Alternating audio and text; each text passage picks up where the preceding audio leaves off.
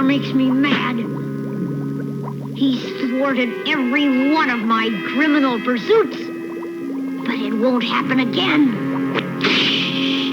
Ha-ha! And that's the end of the Lone Ranger, or at least a dummy of the masked dummy. The world's greatest scientist, me, has created an arsenal of the world's most powerful weapons. One of us has to go, and it won't be me. I hereby challenge you to a duel to decide who shall reign supreme. Signed, Terrible Tiny Tom.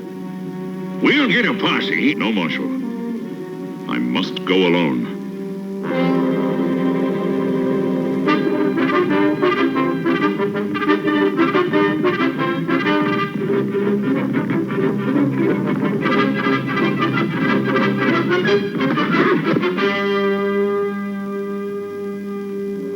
This is it, Lone Ranger.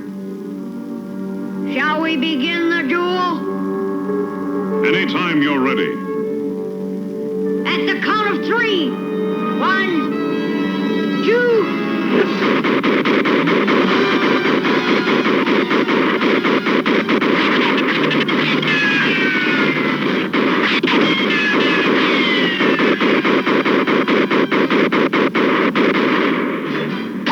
Automatically operated rifles.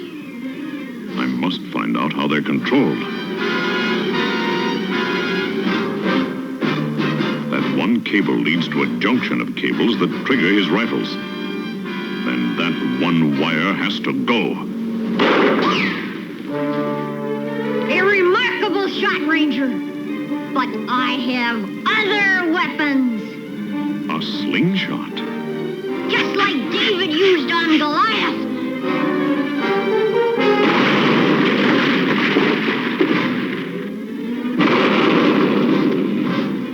Those little pellets.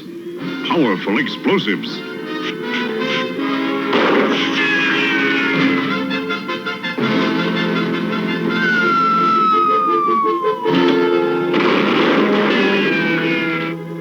I'm out of bombs. But not out of weapons. Aha, my Ranger Wrecker. And its body heat-seeking mechanism will attract it to the masked man like a pin to a magnet.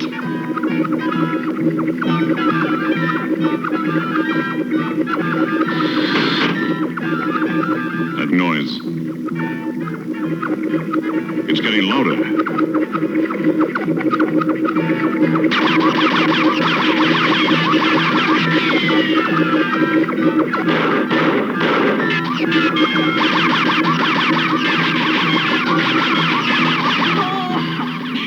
Easiest duel I ever fought. Great Scott, I'm trapped. There may be a way. That overhanging rock.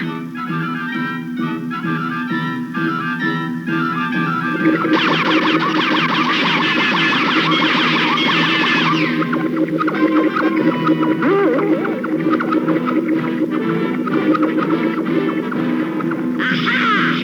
It's returning. Oh, no!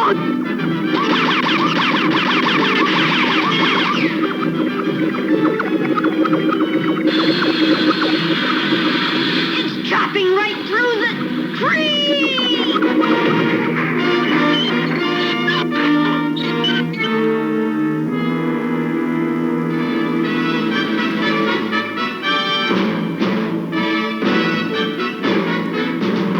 Strange.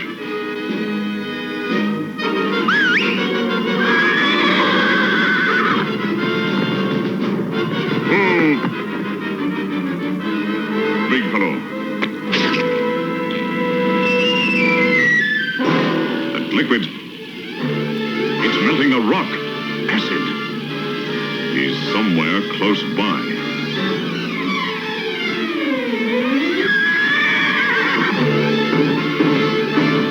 That rock. It moved. Busybody horse.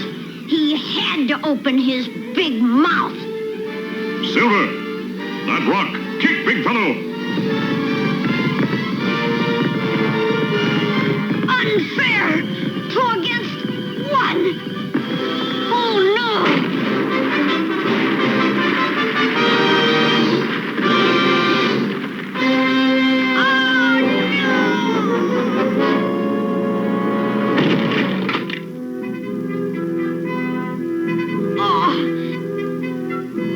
Everything's spinning around. Well, Tiny Tom, I guess this concludes our duel. Yes, you win. All 3 of you.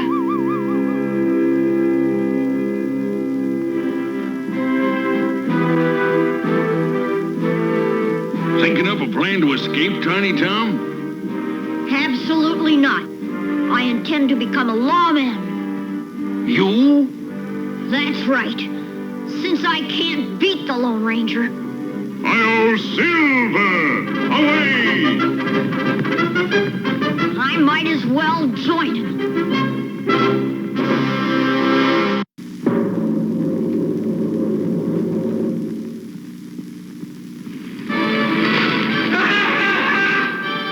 To white guys! No. The Apache and Pimas must not unite. Sakai, shot to eye. White men steal our young men. That mean war. Chief Wisehorse, these kidnappings were done by criminals, not peaceful settlers. Give us time to prove this truth. You have till next moonrise to return our people. Or Pima and Apache ride warpath as brothers.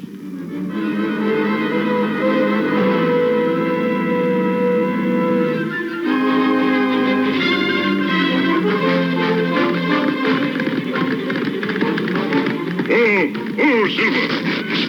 We better ride separate trails. I'll check the ranches. I look in Superstition Mountain.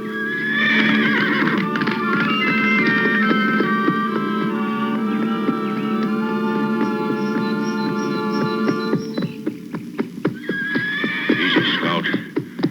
Birds suddenly quiet. If ambush ahead, Tonto let self get captured. Fastest way to find missing braves.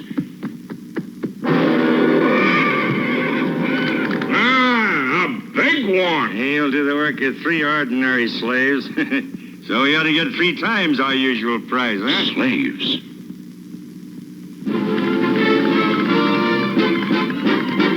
Since these kidnappers must hate Indians, they might welcome an Indian fighter.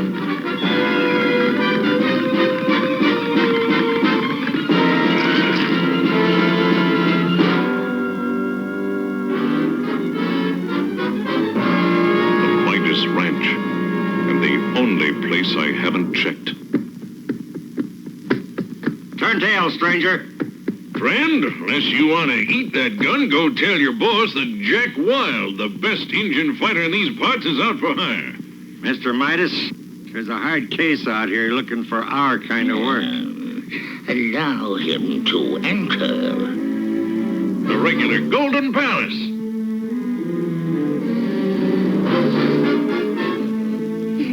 Call it the Midas stunt. I may have need of your talents if you can prove yourself.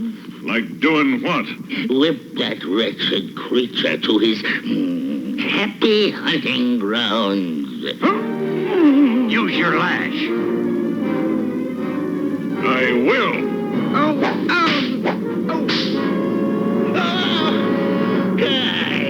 Back off or get blasted. Dispose of him. My pleasure, Mr. Midas.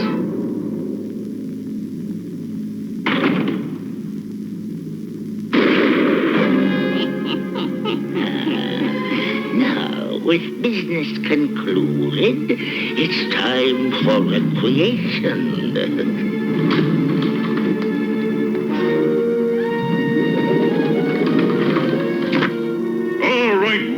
Now he's gone. That loose book. A secret elevator shaft. Lovely, lovely ghouls. My, how it glitters. Good output. Oh, I must have more. Work those slaves till they drop. Yes, sir, Mr. Miles. Lovely, beautiful gold, all right.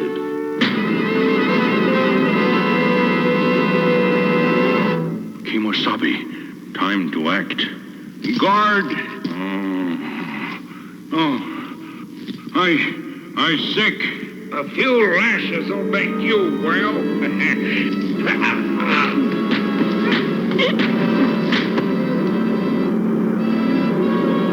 Now to help Kimosabe. Everything I touch turns to gold. Everything you touch turned to death. You meddler, Now you'll pay for your crimes. Gold! I'll give you gold. Here! Guys! Help! Oh, the slaves! Go back! I don't want you! We want you. It's him!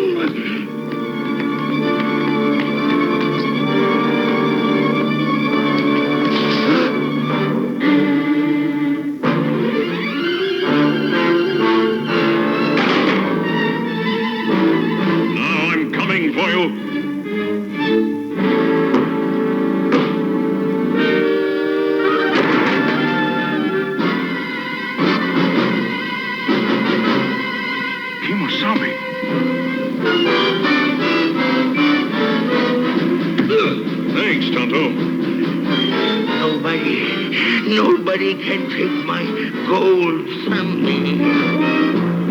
Midas, look out!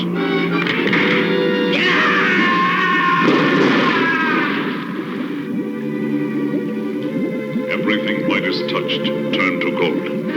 Even himself.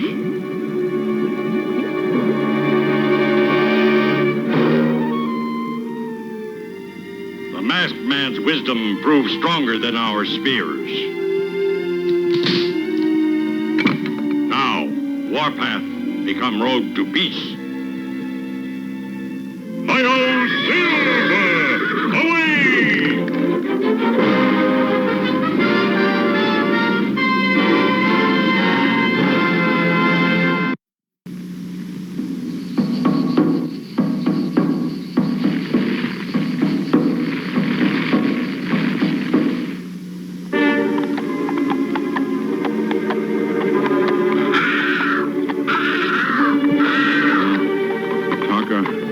Something wrong too, huh? Abandoned mines. Fresh wagon track. Deserted homesteads. Maybe what Dave Beatty wrote true. People frightened off by curse of devil dolls.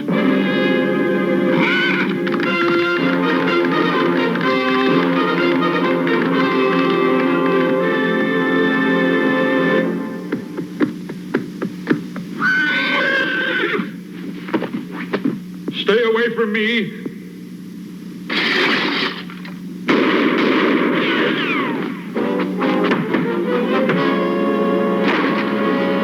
Easy, Dave. Oh, Tonto, I'm sorry. I thought it's the curse. It's on me.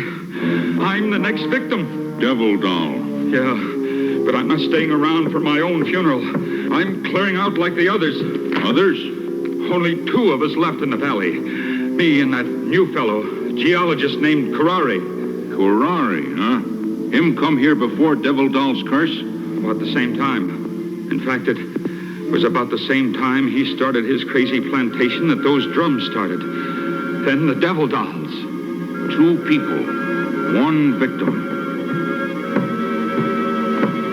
Stay, friend. Maybe Curare no answer to Devil Dolls. Maybe him the answer.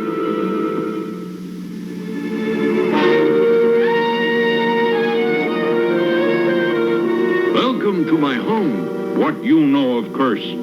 Devil dolls? Oh, super superstitious nonsense, all in people's minds. But not in your mind, Korari. So you not Devil Doll's victim. The land's rich in minerals. Nothing can frighten me away. Nothing or nobody.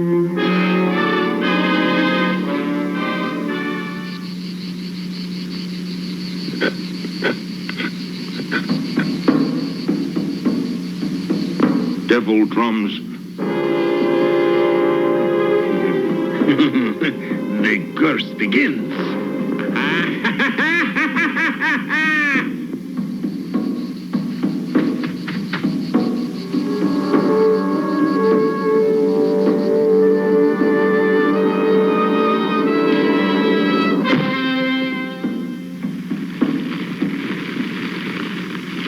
Hey, devil spirits of the dark world, look well on my sacrifice to your black magic powers. Not devil spirits, devil man. Your evil mask not hide true evil.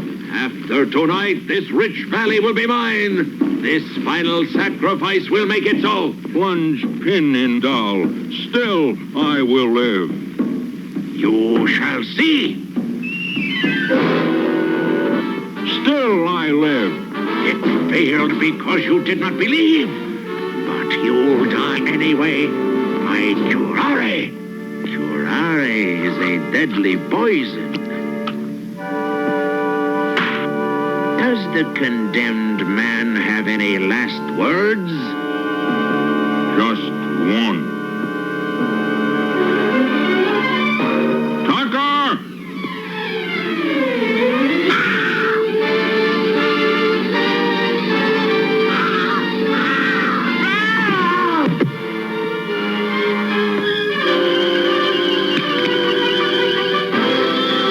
Spread out. Track him down. Kill!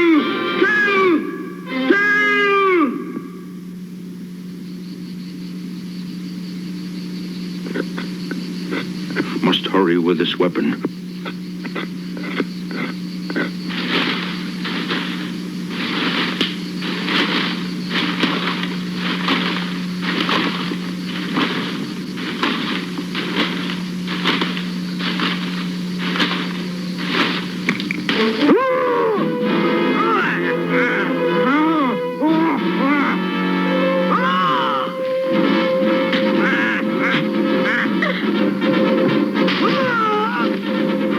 Tonto, turn around and face your death.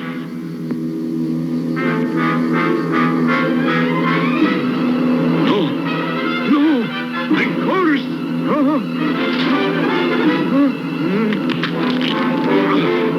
I'm being crushed.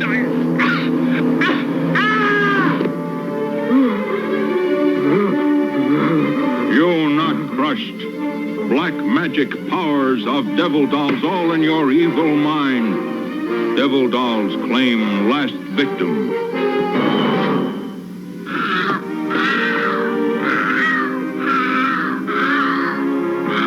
You feel it too, Taka. Valley peaceful. Everything right.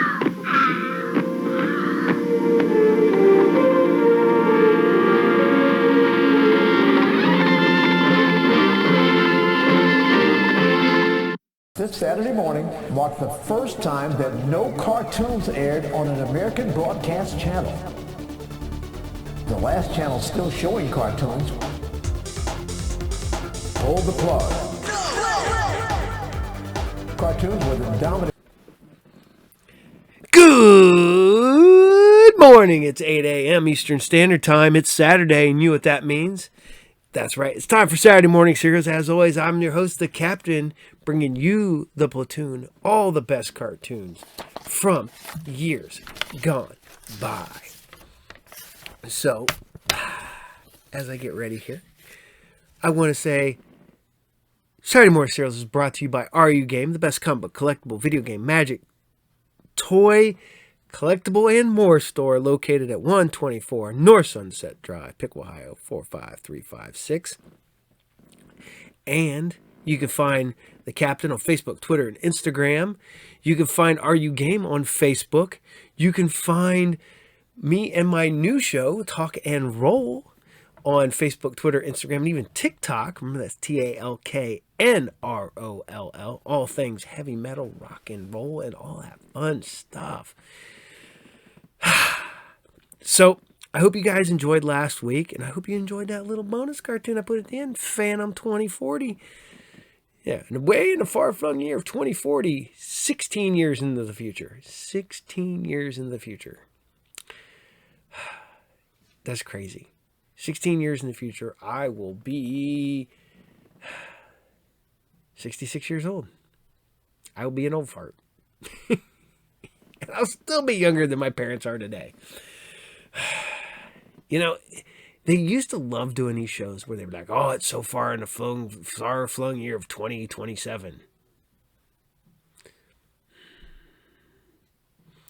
There's a lot of TV shows when you really look at the years, it's all now taking place in the past. Yeah.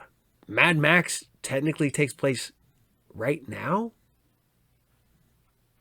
You know, not Mad Max, like Fury Road and all that is taking place, would be right now. Although for the, like, you know, you guys in Australia, that's just what Australia is, right? It's just Mad Max. Right, it's just how you live, right?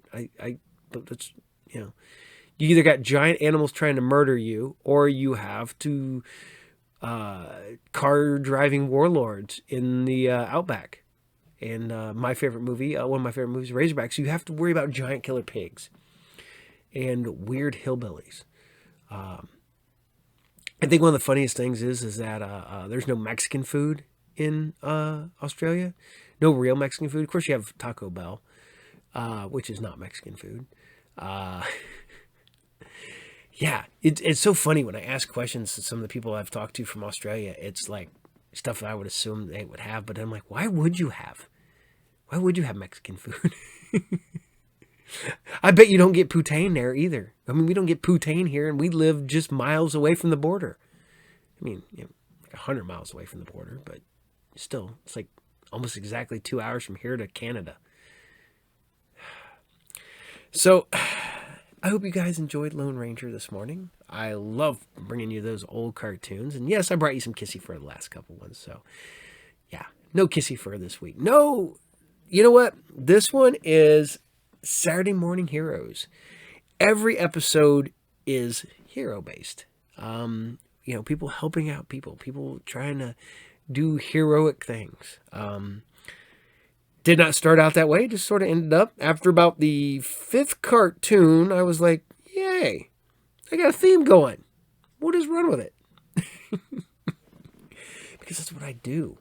I don't plan hardly anything. If I did, these shows would go a lot better. I wouldn't pause as much. And I would have scripts that I would immediately throw out because I couldn't read them. And I would hate them after I've read them. After I wrote them. See, I would screw up things like that. It's because I don't know what I'm going to do from episode to episode. I bring you episode fresh. If you see me rambling, it's because I am legit rambling. It's not that literally, all I have is notes. I don't have a script. I had a script like the first few episodes, and I hated it. I've legit trashed an entire episode. I don't know if I trashed it all the way. It might still be on a hard drive somewhere. And if I find it and I didn't trash it, I will put it on my Patreon. So you guys can go back and watch the disaster that was that episode. But I have fun with it. So, you know, just run with it. Enjoy. So we're going to bring you some Mighty Max. The Mighty Max are awful big for being something this small. Cool toys, but horrible at the same time. When your average figure is like this big, they get lost in a heartbeat. We were sitting there talking about this at the shop. Then we need to design a vacuum cleaner for people who have children, that somehow it would flick the little toys into a tray and not go into the vacuum bag, so you just slide that tray out and dump all the little like guns and little action figure pieces and stuff. and you just slide it back in. No Legos, pennies, whatever. It would just slide and drop into that thing. You'd pour it out, and you'd dump it, and you would have all your little guns and your little swords and pieces and Legos. You would never lose anything again because I would design a vacuum cleaner that would do that. I mean, it's got to be possible, right? I mean, because you get this, yeah. I mean, it's somehow it makes sense. So, all right. So as I go on about how tiny Mighty Maxes are, and then everybody builds those micro machines and stuff. People try to bring those to me all the time, and I'm like, I don't want them. If I buy a collection and I get them in there, yeah, I'll take them. But I do not go out of my way to buy the micro machines or the little tiny play sets because you will have 90% of the pieces will be missing. Almost guaranteed because everybody loses them. So, on that note, here you guys go. This is Mighty Max Episode 5, Let Sleeping Dragons Lie.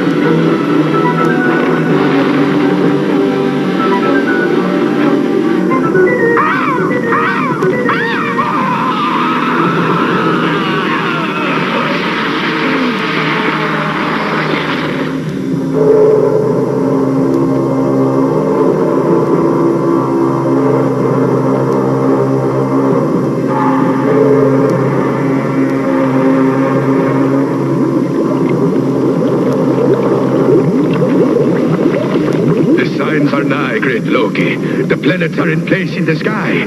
Soon the chains which bind you to the Earth's heart will be burst asunder by the dragon's rousing. Excellent Raven Dark. Work the spell to wake the dragon and shatter this world that holds me captive. And Odin's curse, Dark Lord, will be lifted as well? When next you leave the dragon's mouth, you will not transform into a bird of ill omen, but retain the form of man that you now hold. Oh, to walk the earth as a man again. I will begin the spell at once, Dread Loki.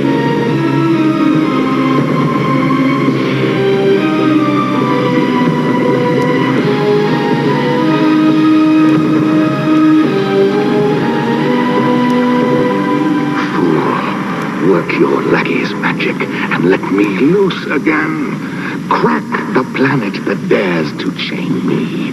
Wake the dragon so that it may set me free.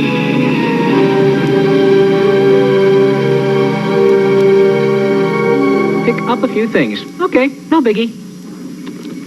Come on, a few things?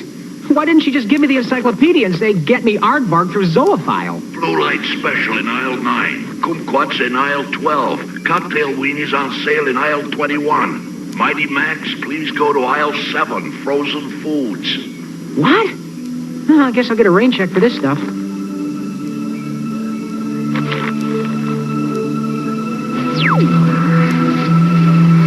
Whew, should have brought a spare.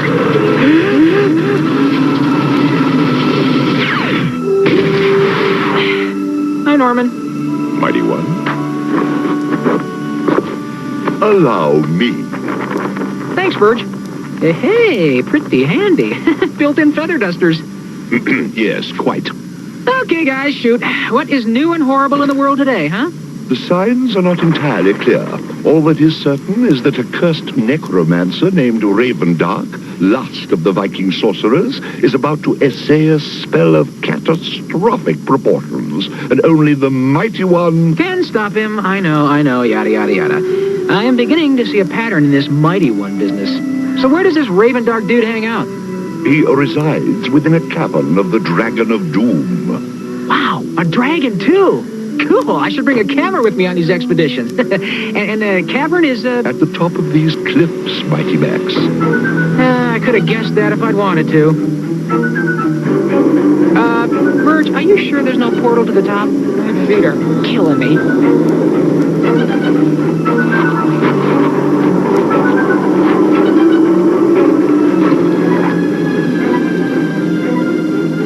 Ah, the Doom Dragon. We meet again, old worm. The years have clothed you in dirt and shrubbery, great lizard. I hardly recognized you. Who's he talking to? Norman is addressing the Doom Dragon, mighty one. You shall fall as always, foul beast. The dragon in the cave? The dragon is the cave, mighty one. The whole cave? I suddenly don't feel very mighty. Norm, you know this guy? Fought him before. They even wrote a song about it. What, Puff the Magic Dragon? Hurry! I sense the sorcerer. The spell nears completion. We must not let that happen, or Earth is in peril. Boy, feels kind of creepy just strolling into a dragon's stomach. It's not something I normally do voluntarily, you understand? The hammer and helmet of Thor. I thought I'd lost these forever. Still fits. Wait a minute. You were Thor? Yes, I served Odin. As you well know, Mighty Max, the powers occasionally contract outside talent to maintain the cosmic balance. From Gnudgagan, where there is no grass. Hurry! To Urgama, where the fires rage. Arise now. Arise, Ori. Ginar commands. Ravendark demands. What's he doing, redecorating? Good heavens, he's waking the Doom Dragon. But that will mean the end of the world. Oh, this must be stopped at once. Allow me. Stop! Foul necromancer!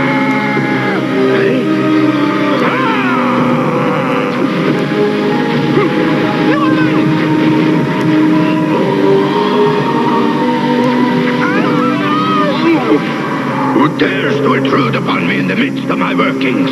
Nobody here but us chickens. You are waking the Doom Dragon. Perceptive.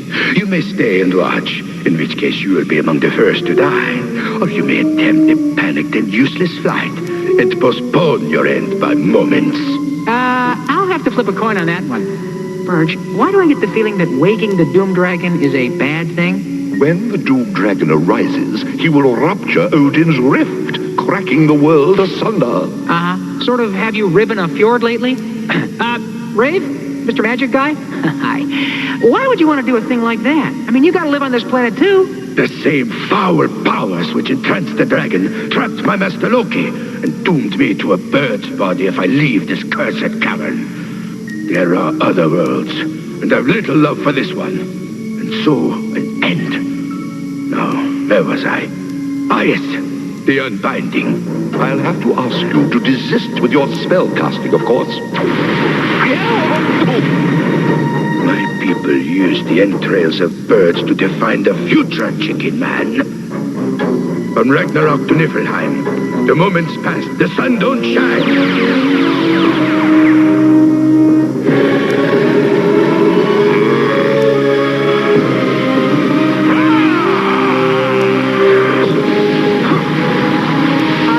Definitely running out of ideas here. And time, mighty one. The spell is almost complete. Ravendark, why is the dragon not awake? What is delaying the fire? A minor annoyance, Dread Loki. I have only a few runes to complete. Finish them. Too more. That voice is familiar. Yeah, I thought so too. Free me! Skullmaster! Hey, Ravy, that's not Loki you've been groveling to. You're getting reamed by a master. Skullmaster! The chosen one. Ravendark, wake the dragon. Now! It is finished.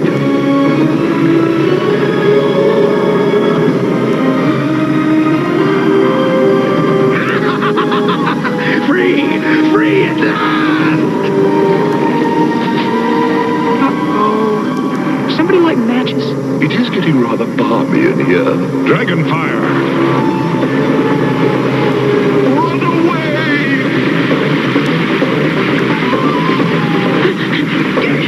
Wait! Virgil! Norman!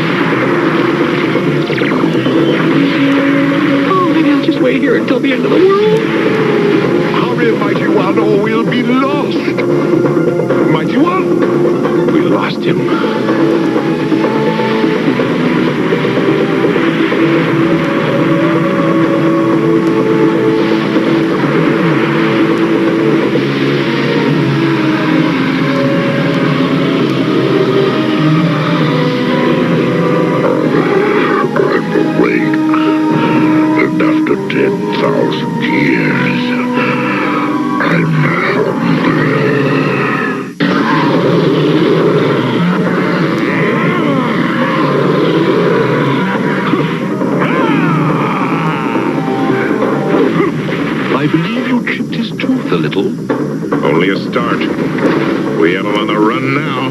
Where are you, Thunderer? We have old business to discuss. Thunderer. Would you test your mettle on me again? What do they call you now? Lancelot? Little John? They call me Norman.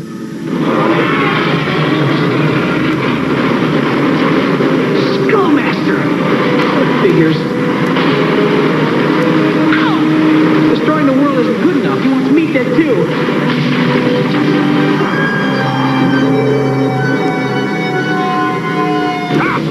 Got you again. I could burn you where you stand, little Thunderer, but I want to hear you squeal as I swallow you whole.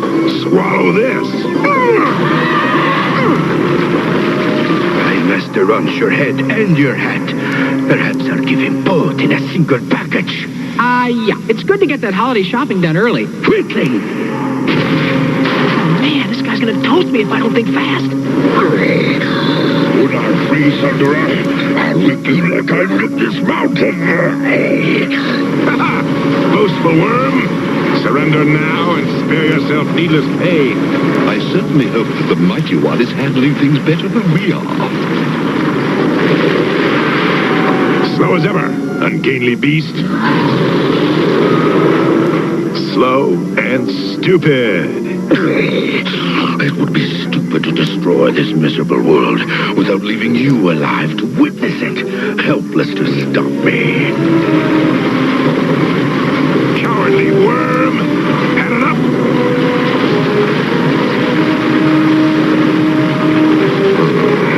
How do I convince him to get out of that hole and try to kill me again? I believe that I can offer a suggestion. Liar! You blaspheme against my master in the midst of his temple! I'm telling you, your master is Skullmaster, and he's a top 10 slimeball who doesn't care a lick about you or your chained god Loki. More lies! My dread lord is grateful to his obedient servants. Oh, cry me a river. Is that why you're the last one in the world, huh? What's your dread lord done for you lately? He has lifted the curse that transforms me when I leave this place. No, he hasn't, and I know just how to prove it.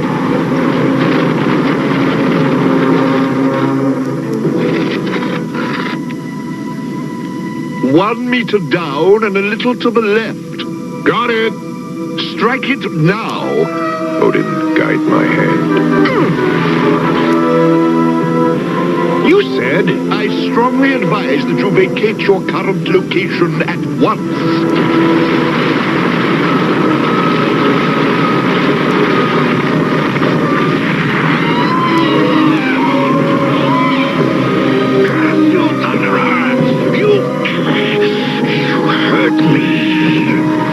Norman. I believe he wishes to kill you again. Thank you, Odin. Come on, Raven Dork. You throw like a girl. I hope this big frisbee does more good for me than it did for you. Woo! Hey! 6 Flags over Reykjavik! This would be fun if I wasn't so scared.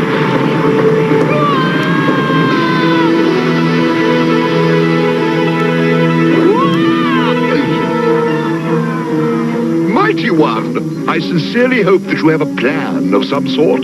Plan? Moi? Come on, you know I just improvise. No, boy. Your time is gone.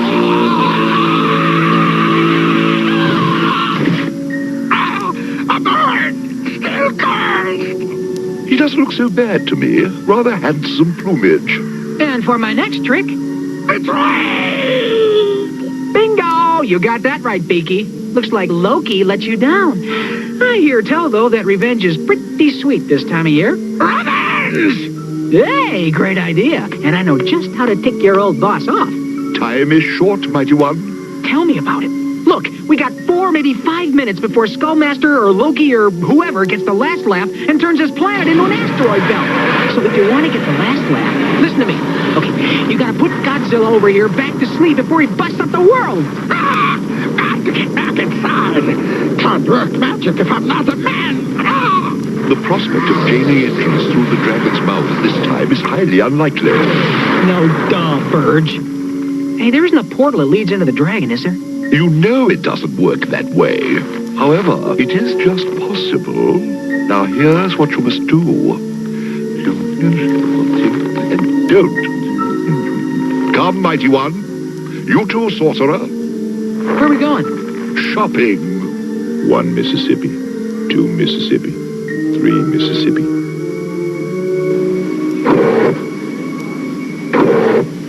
Hey, no pets allowed in the store. Oh, chill, dude, will ya? These are my seeing eye birds. I can't make intelligent purchases without them, okay? Timing will be crucial on this, mighty one. We three must step through this entrance portal here, just as Norman lures the Doom Dragon to the exit portal at the base of the cliff. When the dragon's belly occupies the same space as the exit portal, we will have only seconds to step through into the beast. How will we know when to jump? Norman and I have this entire operation synchronized. We have both been counting down, and if my calculations are correct, and they always are, Norman shall have enticed the dragon into the correct position exactly 37 seconds from now. 72 Mississippi, 73 Mississippi, 74. Oh, great stupid worm! Has your long sleep made you so cumbersome? Ha! Gotcha! 75 Mississippi, 76 Mississippi, 77. Bird insect! Stinking lizard, you made me lose my count. Unless Norman has lost his count, we should be ready to jump in 17 seconds. Rabbits! Ah! Hold that thought. 13 seconds. I always hated math. No more counting, Thunderer. Just as well, since you also have no more time. Time, mighty one. Jump, jump, jump, jump.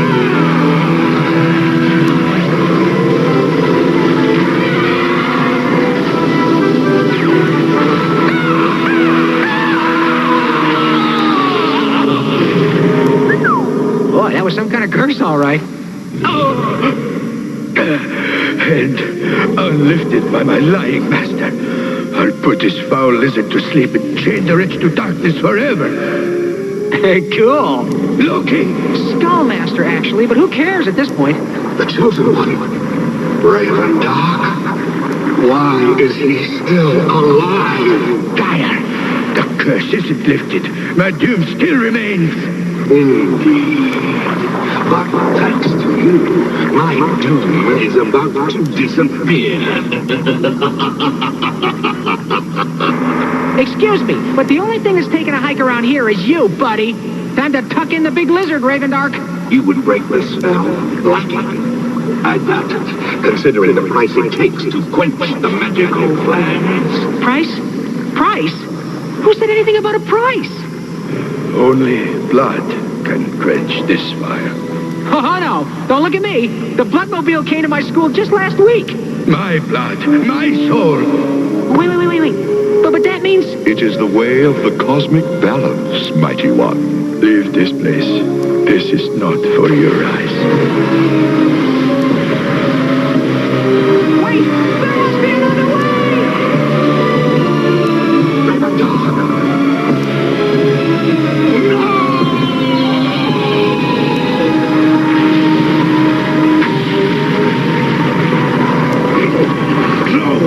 What has happened? I have just woken!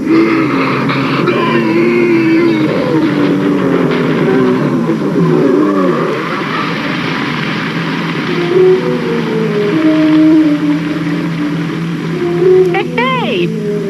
We made it! And no chicken tandoori. Mighty one! Persia! Hey, Normie. You miss me, you big lug? Raven Dark paid the ultimate price for trafficking with evil gods.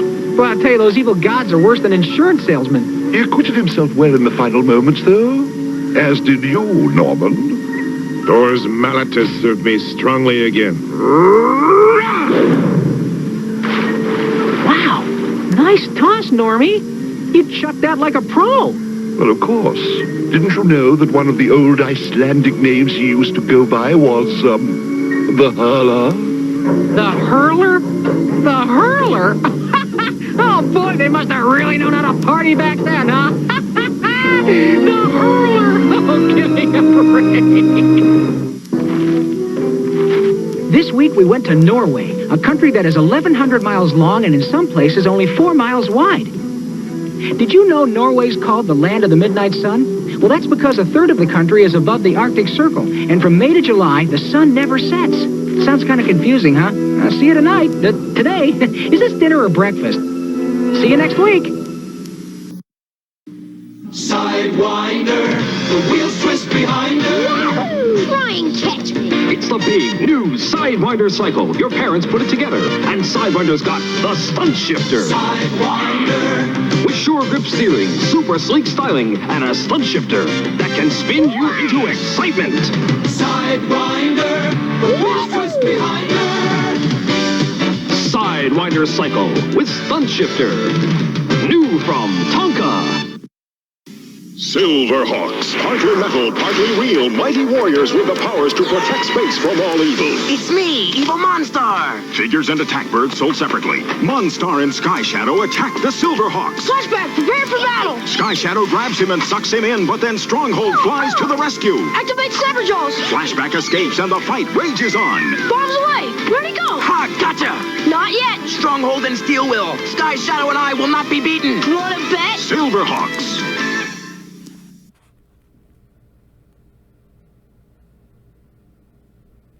You know, I think people freak out a little bit when they come in the shop and I'm legit sitting there reading a comic like this, and they're like, "Are you reading that?" I'm like, "Yeah, well, it's a reader copy. I mean, it's legit falling apart."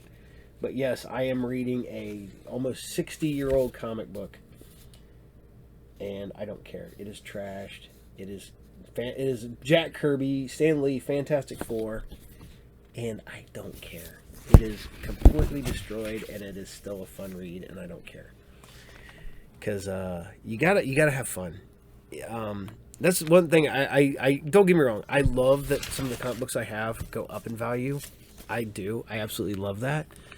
But I also hate it too, because that means I can't really. I shouldn't take it out and read it.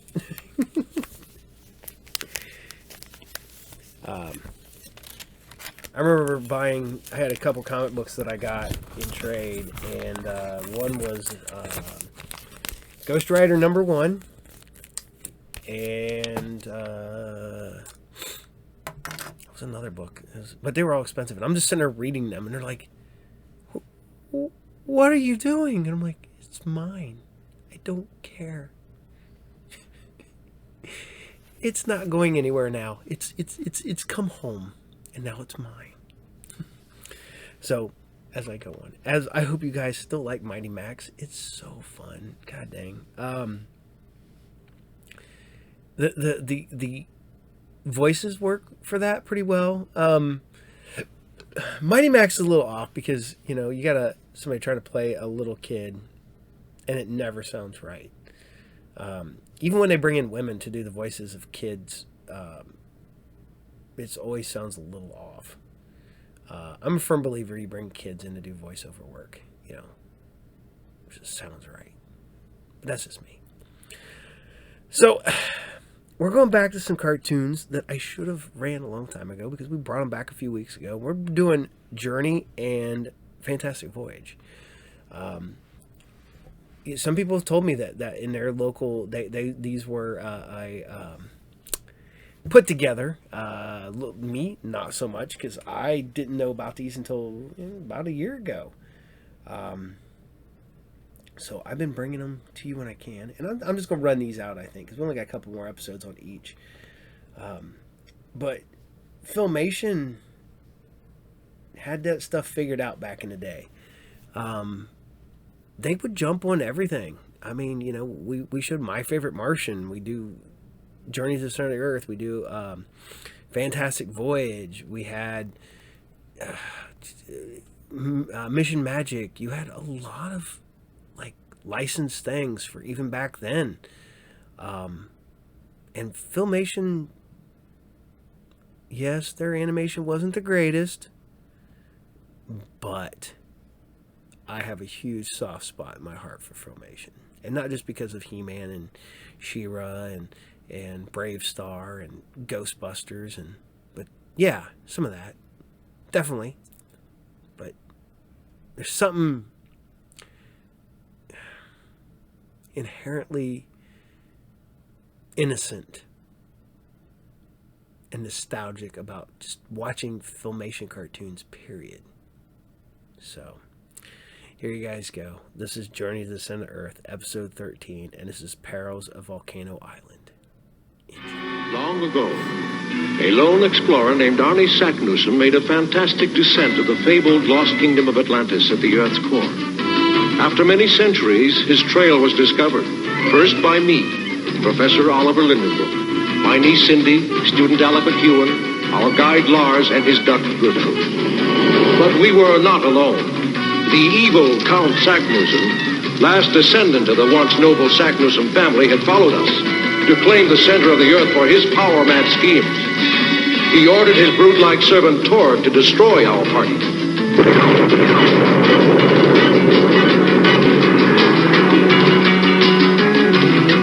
But the plan backfired, sealing the entrance forever. And so for us began a desperate race to the Earth's core to learn the secret of the way back. This is the story of our new journey to the center of the Earth.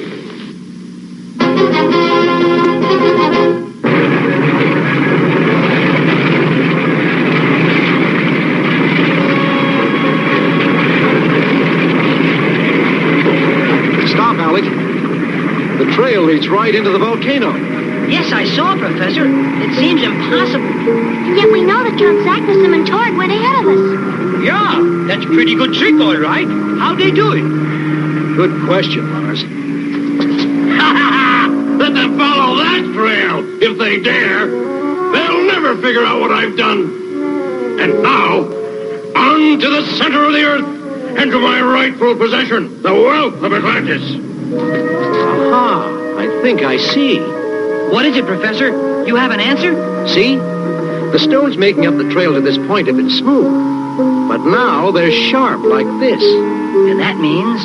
It means that Count Saknussemm and Torg have deliberately hidden the real trail and built this false one to stop us. A fiendish device. But fortunately, we have the means to discover the genuine trail.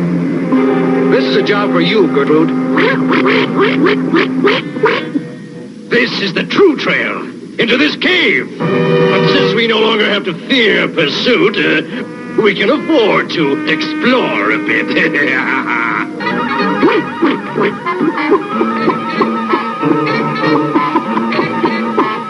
Come on, Gertrude, you can do it.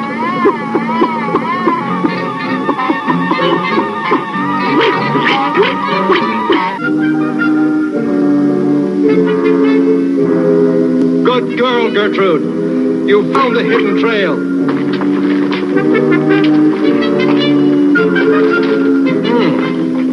Volcanic composition. Means we can expect fireworks.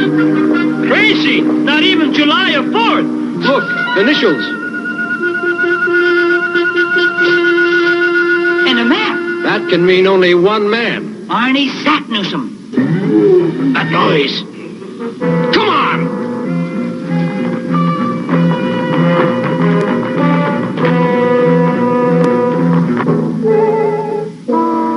There's no doubt that this map will lead us directly to the lost civilization of Atlantis. And keep that nasty Count Saknussemm from following us.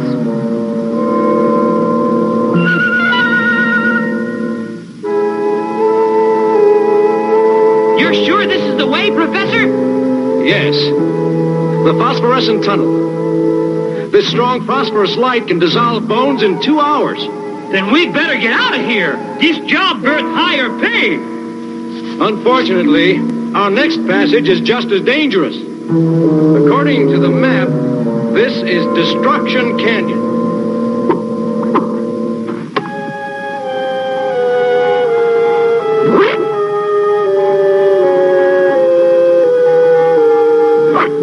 Careful. The path is getting narrower. You're telling me? There should be a bridge soon. A bridge? Civilized men built this bridge. I wonder who they were. And I wonder why it's called Doomsday Bridge. Whatever it's called, we've got to cross it, because Count Saknussemm is certain to be following us. A map! My ancestor left it for me. Lindenbrook must have the rest of it.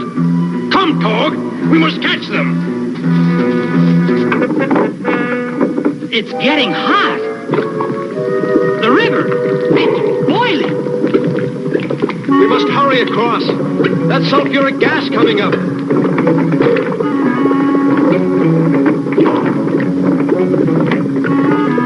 Alec, watch out!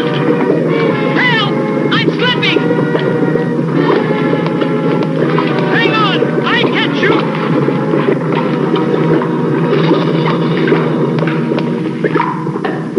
See, Tog?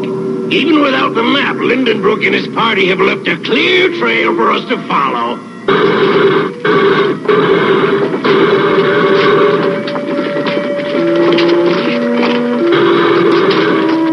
No telling what strange properties this gas may have.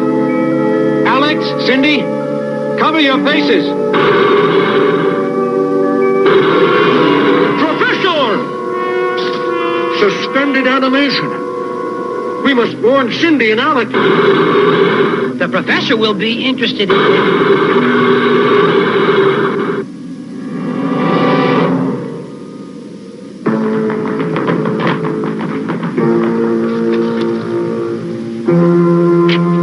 You have my map.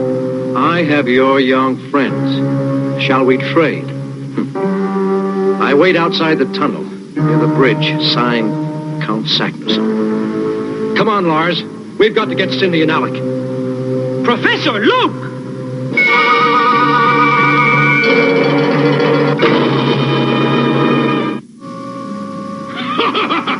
Look at them, Torg.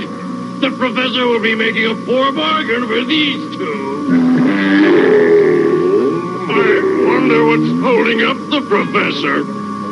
No, like this place. Oh, let's get out of here.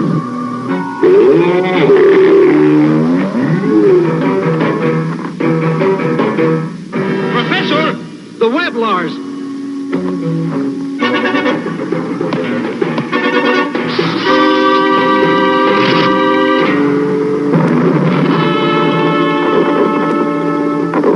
Good rope, that web. We can use. Right. Now to rescue Cindy and Alec. Oh, no! We can't cross the bridge.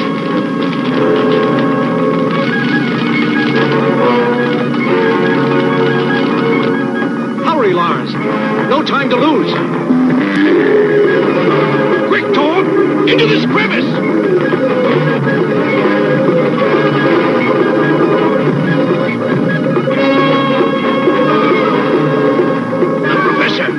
Not a word, Tog.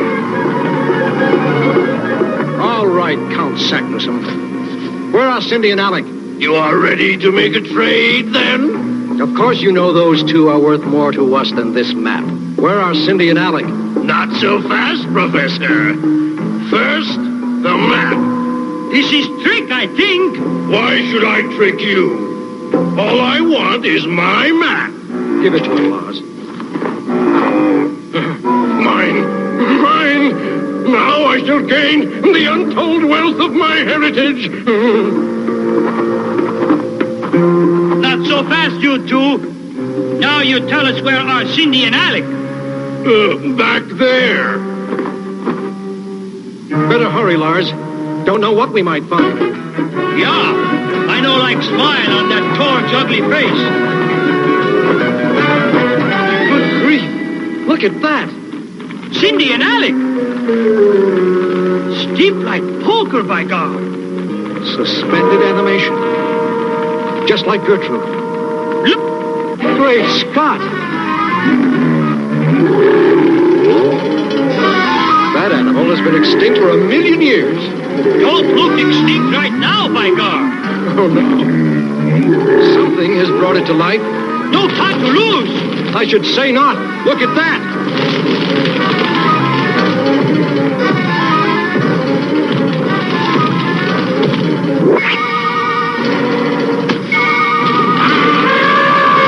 Hurry, Lars. You bet. Here I come.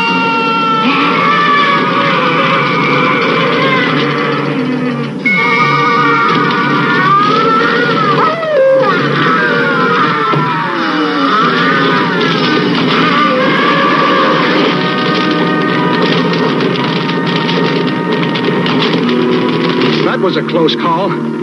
You bet. Lucky only 2 of them. Only 2, yes. But we've got 3 on our hands now, all in a state of deep, suspended animation. And no telling whether we'll ever be able to get them out of it. It was obviously one of those gases that put Cindy, Alec, and Gertrude into this terrible condition. We want to get them out. Right. However, you remember our friend Tyrannus Rex? He's no friend of mine. Poor fellow, he meant no harm. He didn't want to come out of prehistory, but it must have been another gas that brought him to life. Yeah, and if we find it... It can do the same for... Yeah, you pretty smart fella. Now you tell me how to find out which is which. Yes, that's a problem. We can't take a chance and possibly get suspended ourselves.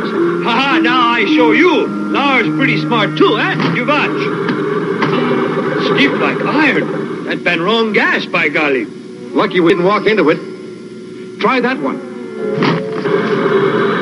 Soft like rope. By golly, good guess, Professor. Mostly luck. But now to revive Gertrude, Cindy, and Alec.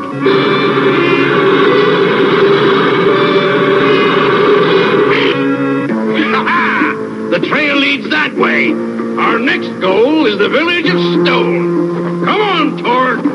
Once we're out of this tunnel, we shall find the village. Ah, the entrance to the village. Let's explore this place, Torg.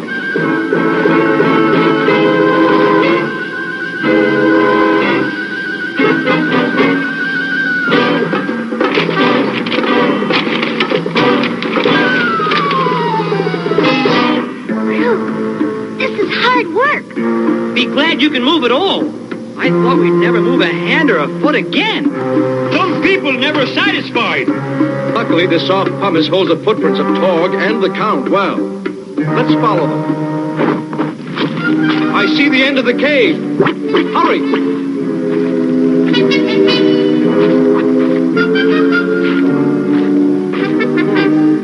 Only a severe earthquake could have shaken this hut down. I wonder where that Count and his ugly Torg are. This place is scary. Nonsense. How could a bunch of old buildings hurt anyone? Oh. It's a message from Arnie Sacknussemm. Call Professor Lindenbrook. Danger from crawling death. Obviously, the inhabitants were forced out by some great danger. I wonder what it was. Uncle Oliver! Lars! I go see what Cindy wants. Volcanic rock. An earthquake! I saved you, Professor! No! Run for your lives! And we wouldn't leave the Professor behind. You bet, by golly. Watch out, Professor! Fungus! Fungus? Catch, Professor!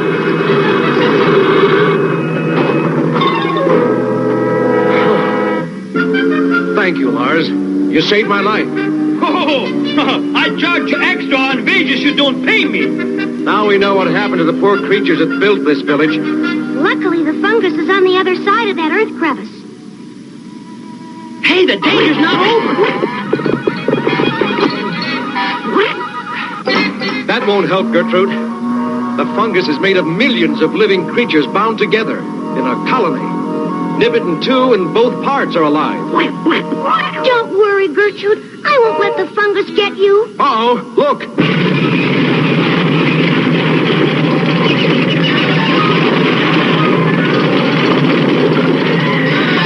We may need someone to save us all before this is over. Our friends have managed to follow us, but I'm happy to say they've come to the end of their trail. Goodbye, Professor! Sorry you can't come along with me. The Count? We'll catch up with you yet. I don't think so. Oh, no! It's coming right at us! Goodbye, Professor! And good riddance. Come Come on, Torg.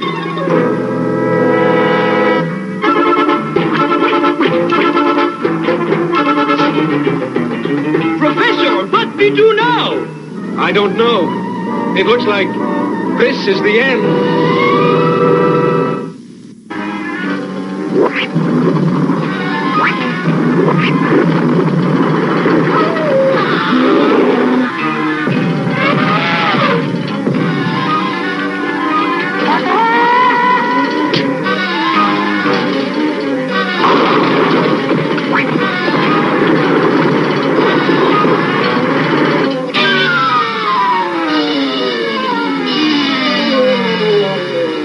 By God, we never been in danger like this one.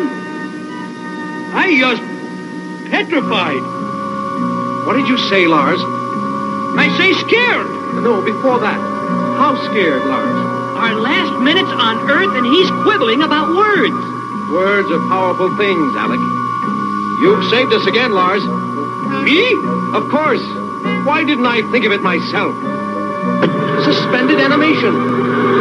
If it works on other living things, why not fungus?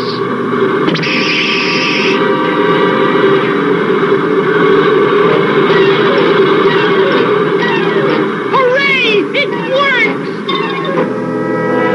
Come on, Torg. We can't slow down now. No telling when that fungus will come this way. Only a little way. There's the lake. We'll soon be off this terrible island. You've got to admit I always keep my promises. Don't let it touch you.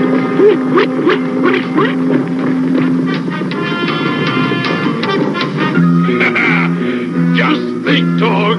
In a little while, we'll take a nice sail on the lake. Very nice, Count. Perhaps we can all escape from this island on your raft. Oh, no, you don't, Professor. You stay right where you are. You don't mean you'd leave us behind to perish? Torg, get the map and we shall off. Where map go? Bashir, now gone. All right, Professor. I know this is your doing. Where did you hide the map? I never touched it. I didn't even see it. I'm going to count to 3, and you'd better talk before then. 1. I'm surprised at you, Professor. A man of honor, I thought. You made a deal with me, and now you treacherously try to deceive me. 2. I assure you. Very well, it's your choice. I can get along without the map. But I doubt if the Lindenbrook expedition can get along without its leader. No! No, little lady. This is your uncle's finish. Stop! I hid the map. You? Where? There. Torg, the axe!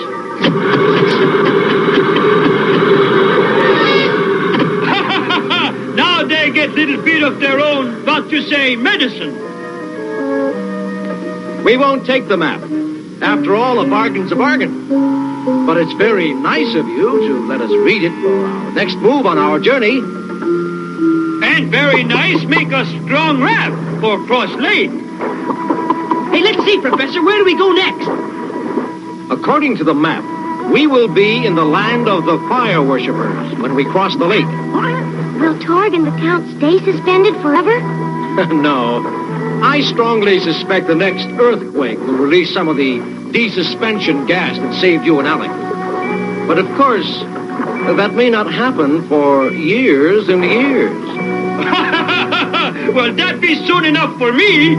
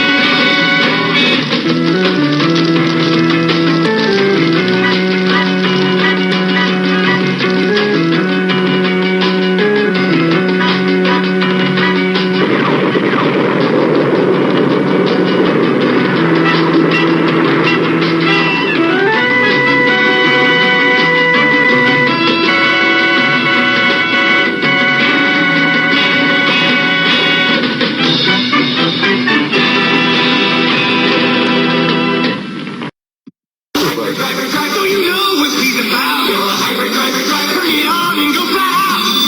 They're fast, fast, fast. Race them at hyper speeds on their high-performance track net. Batteries not included. You're a hyperdriver, driver. Feel those hyper-tire speeds. You're a hyperdriver, driver. You've got the speed to win. Tonka hyperdrivers are hyper-fast, hyper-tough. They're ready to race right out of the box.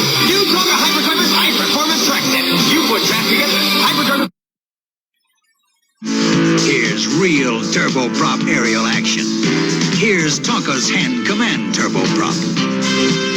You can put an action figure aboard, spin the props, retract the wheels, climb, zoom, and dive. You can pretend to fly anywhere.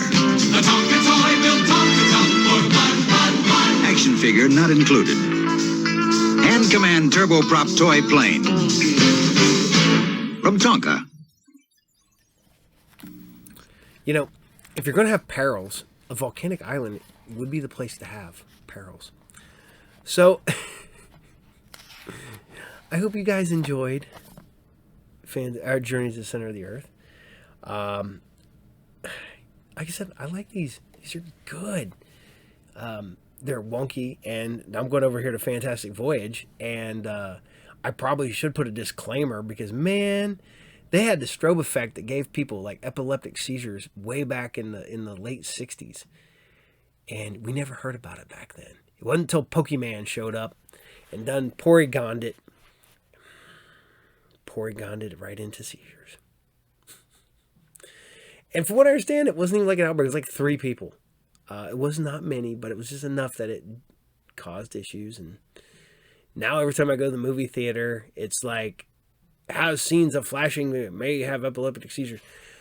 I went to a concert for Dead on a Sunday, and they legit came out and there was flashing lights through this show for those who have sensitivity to lights and could have seizures. You could please leave now, and we will refund you your money. And that's after you've already seen the first 2 bands. They were going to refund all your money and let you leave if you had seizures because of their light show. And that's crazy that you've already been there. You've already watched 2/3 of the show. I mean, yeah, you're not watching the headliner yet, but still, it's crazy. Don't even get it. But man, me and Ross talked about that, and we were laughing about it and having a good time. But he's like, yeah, he goes, I've only had one person come up, get the money, and leave. I was like, wow, holy crap. I was like, did you like autograph something for him or something? But yeah, I mean, yeah, that's the Fantastic Voyage has a lot of that. And I probably should give a disclaimer, but I didn't. But here you guys go. Enjoy Fantastic Voyage. Headquarters.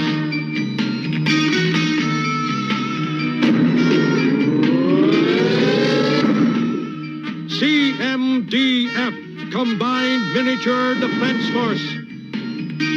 Project Fantastic Voyage. Process miniaturization.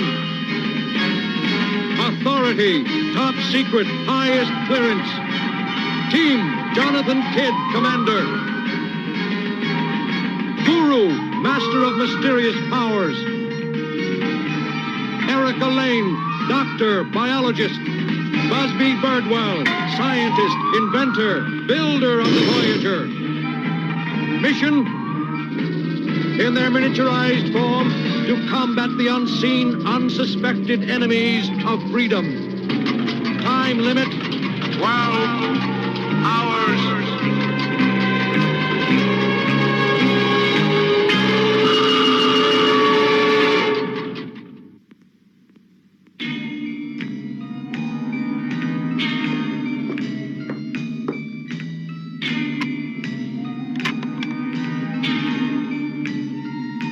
Busby, let's see what your remarkable invention looks like. Very handy if it works.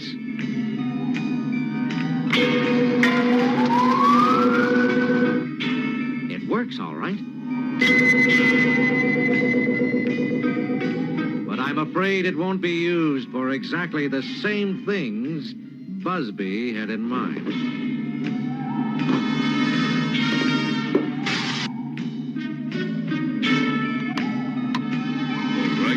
may begin, Busby. Show us your invention. What about Jonathan? Mr. Kidd will not be with us today.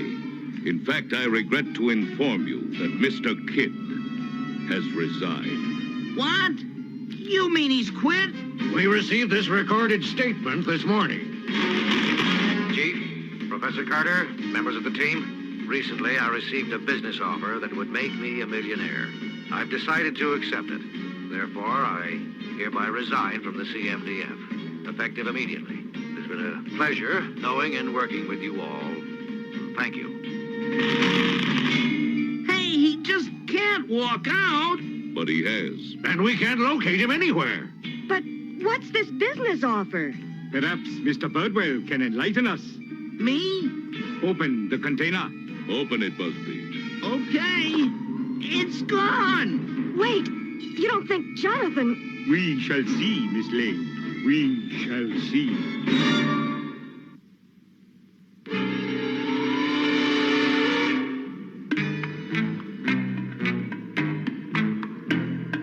Hey, boss. When is this new partner coming? Any moment now. I don't like the whole idea. How do we know it's not a trick? We don't. But if this machine of his can do what he promises... He's here, Mr. Mensa. Oh, good. Send him in. So that's the instrument. Of course, we will need proof you really intend to turn to a life of crime, shall we say? You'll get proof, as long as I get my share. I don't like it. It's too, All right, Mr. Kidd. Show us how your machine works. And be careful.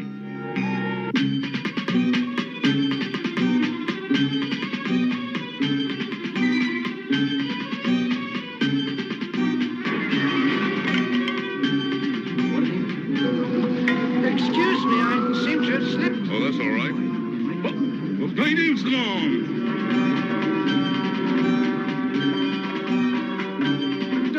Clerk? Yes, sir. I'll be right with you, sir. Take your time. How much did you say? Let me right there, sir. Just a moment. No! It can't be!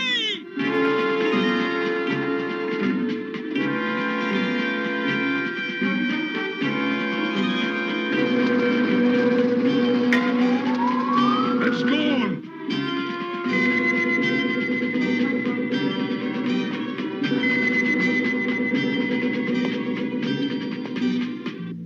Sensational crimes continue.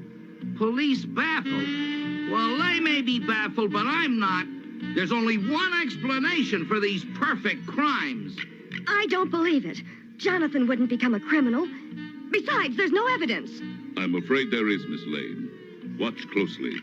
By a lucky chance, a hidden camera took these pictures moments before the money disappeared. I still don't see... It's Jonathan. Exactly. Who's that?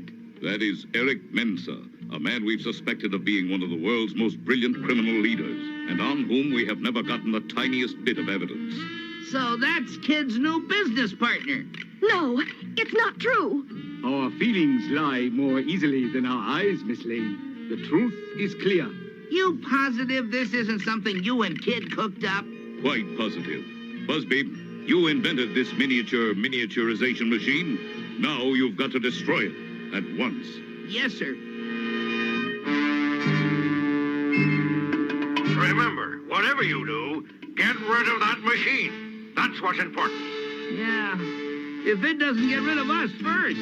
Activate process.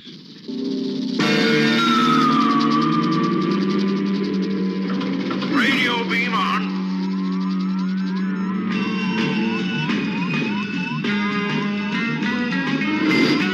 Where are we going? To the Mensa building, that skyscraper over there. Look, in that room. Mr. Kidd. And his business associates. Come on, we gotta get in there fast. Well, gentlemen, I hope this is enough proof for you. I don't know. No doubt, Bruno. Let us say it's a good start, Mr. Kidd. Now, what is this proposition you have for us? It's very simple. Do you know what this is?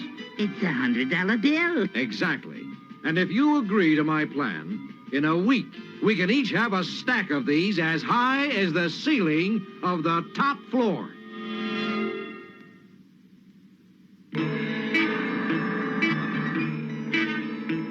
Well, it looks like we got here just in time for the big announcement. This is my proposition. Tonight, we pull off the greatest robbery ever conceived. And what might that be? Tonight, we rob the National Mint. That's crazy. You can't rob the mint. If you rob the mint, there won't be no money. Be quiet, Bruno. Go on, Mr. Kid. We're not taking any money, Bruno. We're taking a whole press. Then we can set up our own private mint and print our own money. Very clever. But how do we get in and out of the mint? There's something about that machine you don't know. Not only can it reduce other things, it can reduce itself at the same time. We take it in, and it takes us out. Hey, no, that part's not tested yet. You can forget about testing it now, Busby. And we can forget about Jonathan. Here's the printing room setup. Let us proceed, Mr. Birdwell. We must destroy the machine. Right. This is the $100 press. Get ready to fire. Wait, something is wrong. We can't wait, Guru. We may not have another chance. Coming in. Don't miss. Hey, that's not my invention. It's a trick. You were right, Mr. Kidd. I knew they'd show up sooner or later. Now let's make sure they don't leave. Hey, what happened? Uh-oh. I'm afraid I know. There it is. I'll get it, boy. Target practice, and we're the target. Stop it, you fools! You'll shoot each other. Mr. Kidd, I believe you have prepared for this possibility. Just leave it to me. Leave what to him? Us. Look. A suction device. Quickly, Mr. Birdwell. Get us under cover. Right. Busby, there's another one. Turn us. It won't go.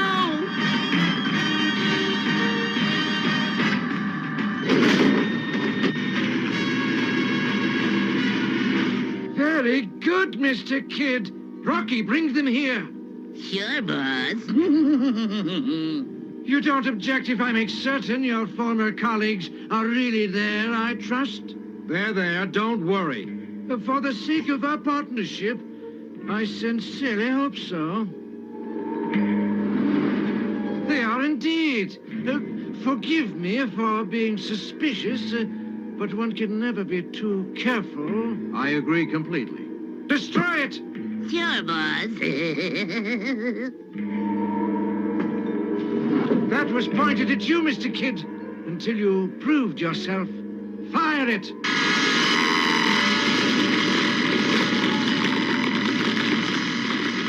Well, that takes care of that.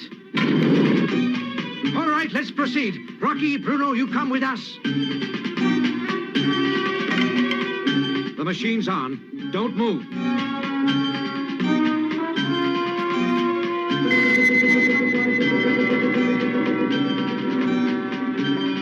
Okay, get moving. We've got to get there before they close up.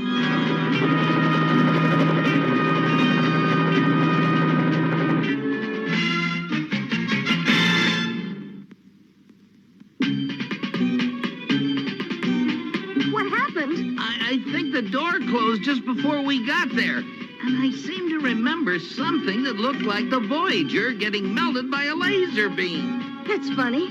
I had the same dream. It was not a dream.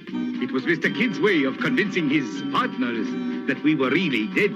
They were models Mr. Kidd had hidden in the compartment. Then Jonathan was fooling them and us all along. I knew it. Well, I didn't. And Enough talk, Mr. Birdwell. We must follow them at once. Right. Now that they think we're out of the way, we'll catch them off guard. Come on, Busby.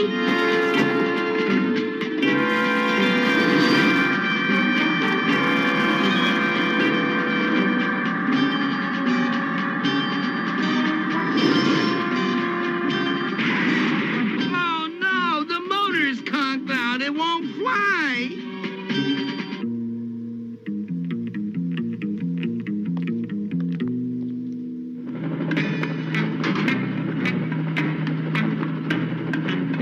only arrived just at closing time, Mr. Kidd. When we're through, they'll wish they'd closed earlier. Look down there. That's what I call money.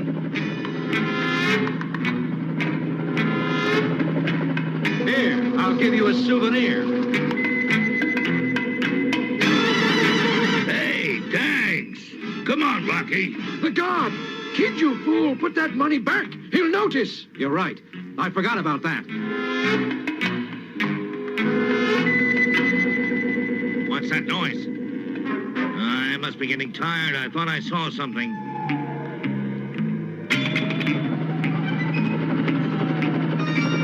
Can we get to business now, kid? Sorry, I wasn't thinking. Is this the printing room? It's not the parking lot. I'm getting out. Come down when I signal you.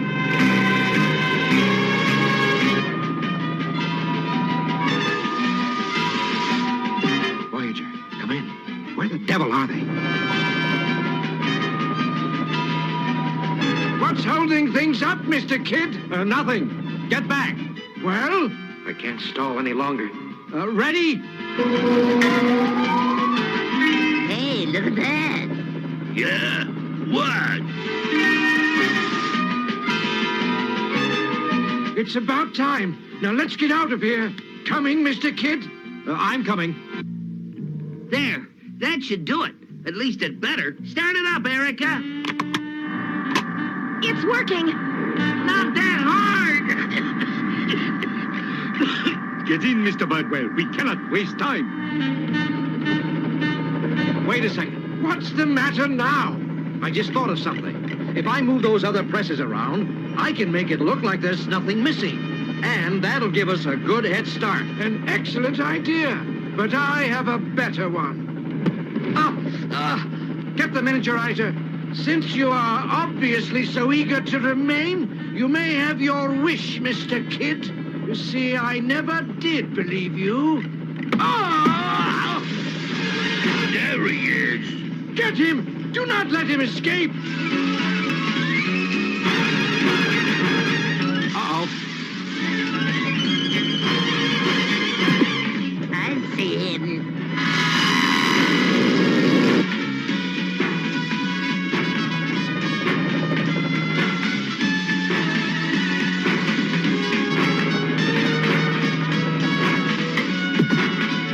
Got to get under cover. Oh! Blast. I'm caught.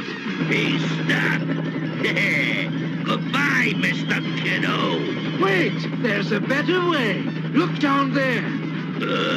What do you mean? You'll see. Just fire. What?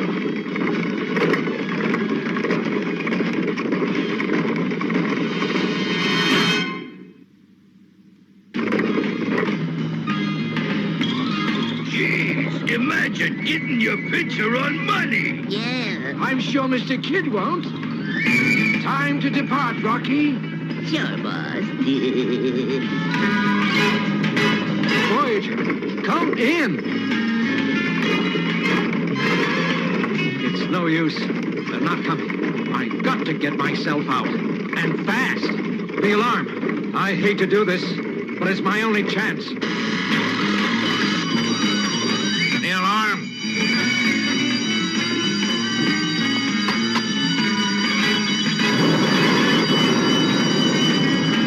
It's the alarm.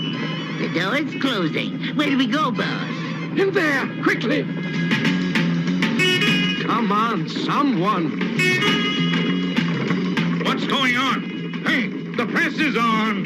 Then why don't you shut it off?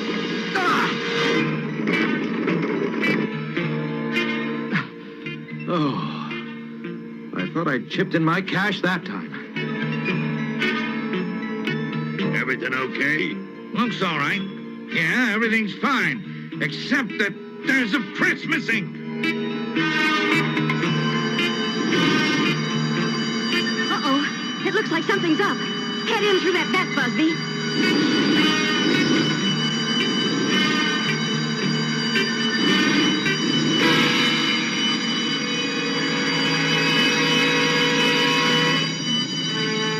The driving me crazy. Think of the money, Bruno. Hey, what's that, boss? It's them! I thought they was dead.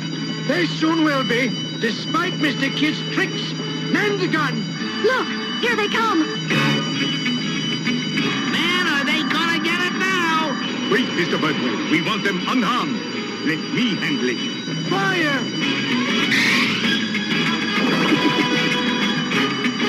Fire at who? Which one? Just fire! We're being attacked. Get down.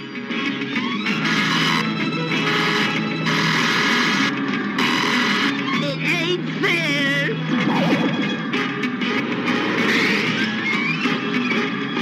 That thing ain't human.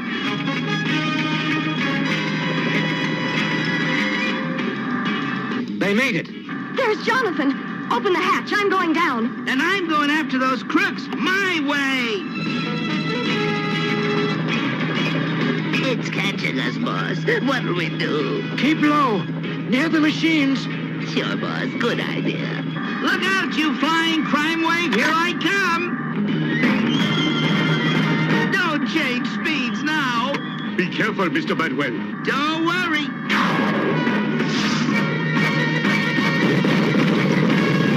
What happened, boss? Hey, he ain't here. He ain't.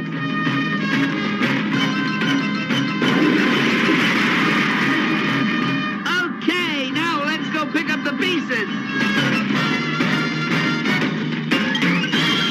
There's something funny going on here.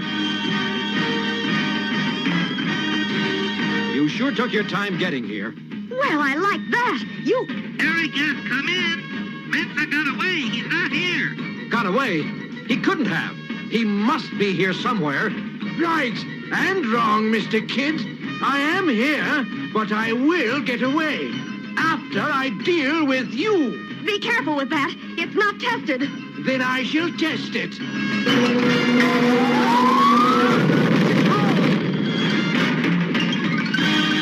What happened? The machine blew up just at the right time. Look. I'm stuck. Blast it on. This is ridiculous. You're under arrest. Don't move. Bah! I can't move. Well, back to the drawing board. I can't figure out what went wrong. I did. Remember? How could we forget? But next time you decide to become a criminal, I wish you'd tip us off. For sure. Listen, there's a gold shipment coming in this afternoon. Yeah? Where? Oh, very funny.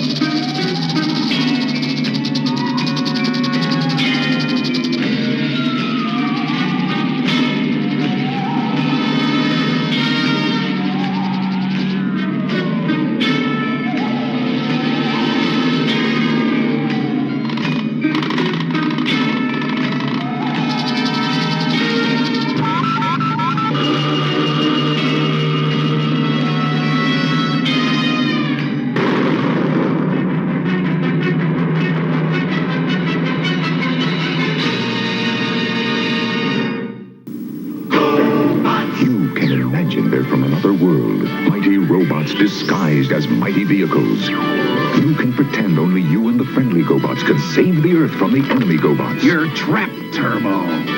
Leader, one to the rescue. They hide among us as earthly vehicles, but you can change them into robots, each sold separately. Take this, Psycho! Now who's trapped? GoBots. Leader 1, Turbo, and Cycle, each sold separately. New from Tonka.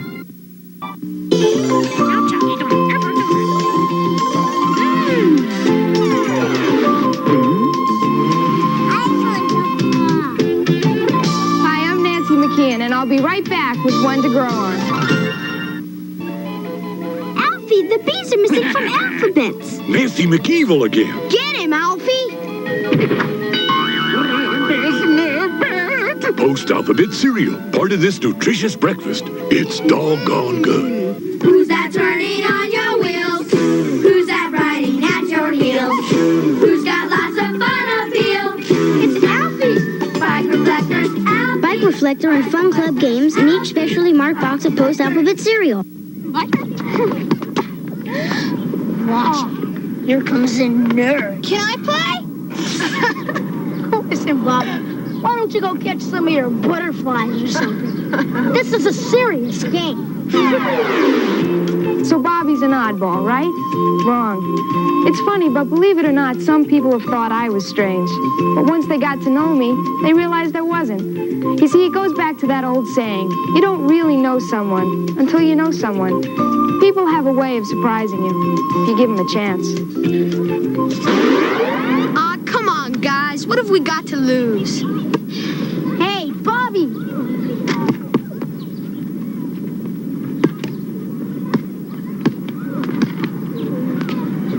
Hey! I didn't know I could shoot like that. And that's One to Grow On. So, talking about Filmation and stuff, remember, I am still giving this away. We're getting ever so closer. 15,000 subscribers. The one lucky subscriber in the United States will get this bad boy. Somebody asked me about this again a while back because I hadn't been talking about it. Look at that. Look at how thick that thing is. And it's heavy. That is a $60 book. You're going to get this. If you win and you're not in the United States, if you have somebody that will here in the United States that I can ship it to, we will make sure that you stay in the drawing. If you live overseas and you don't, that will literally cost me probably $60 to ship overseas. So we'll figure out something. We'll figure out some way to get it to you if you do win overseas. So I want to take everybody off the thing because that would suck so bad. I don't want to do that. But we're going to keep it going. I hope you guys like Fantastic Voyage. I hope none of you guys had seizures. So we're going to a cartoon that's almost done. Literally, I got this one and one more episode. That's Pole Position. Man, I cannot state this enough. Somebody needs the rights to these toys.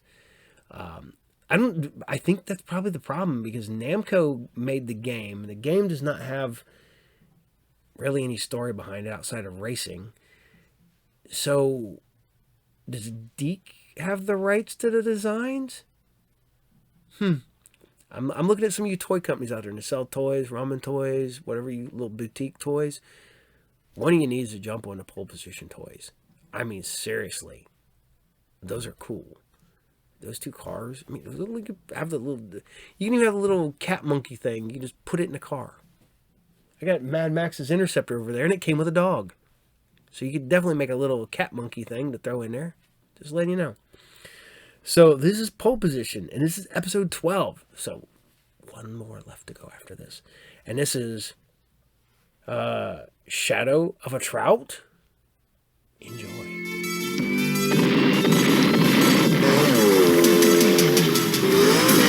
Peel out with the Pole Position team and hug the inside lane as they fall under the shadow of a trout.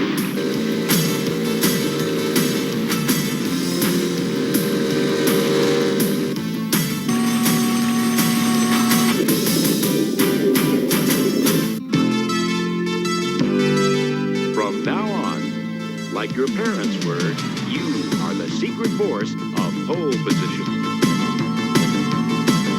They're moving real fast, they're the only ones who can get there on time. Okay, sis. And never too far behind, they're always fighting crime.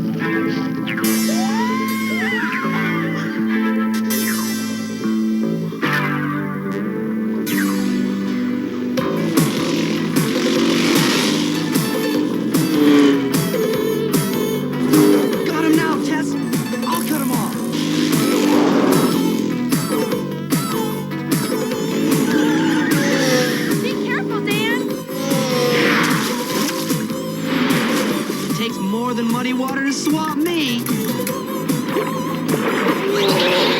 Whoa!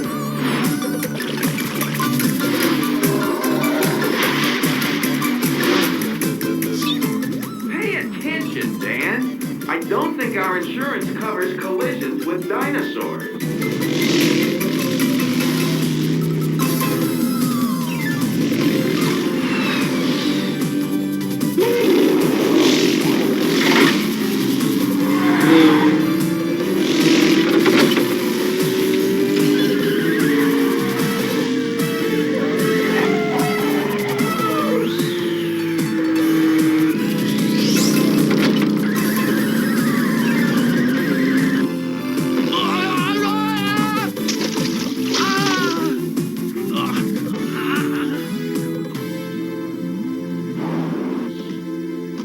Some stunt, huh?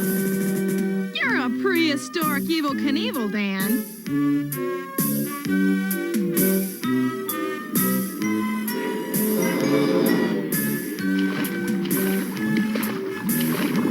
Take this creep to the prison ride. Boy, those dinosaurs look so real. Unfortunately, Daisy, real dinosaurs became extinct 63 million years ago. Which is about how long we've been working on this case.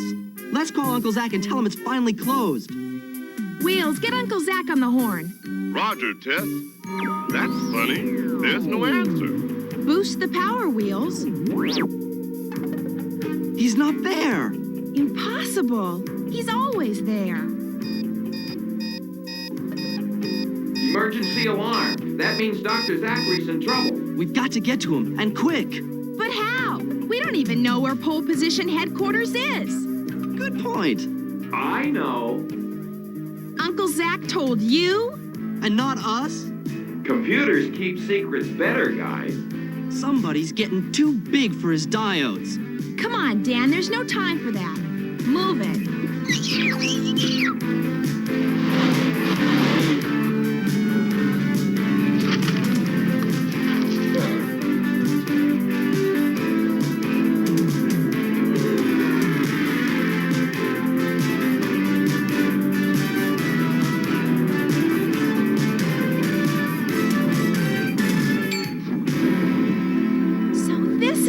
Position headquarters.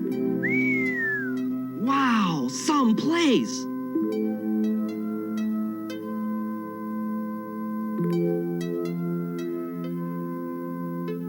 Uncle Zachary, let's look around, but carefully. I like this place. I can reach everything on the shelf.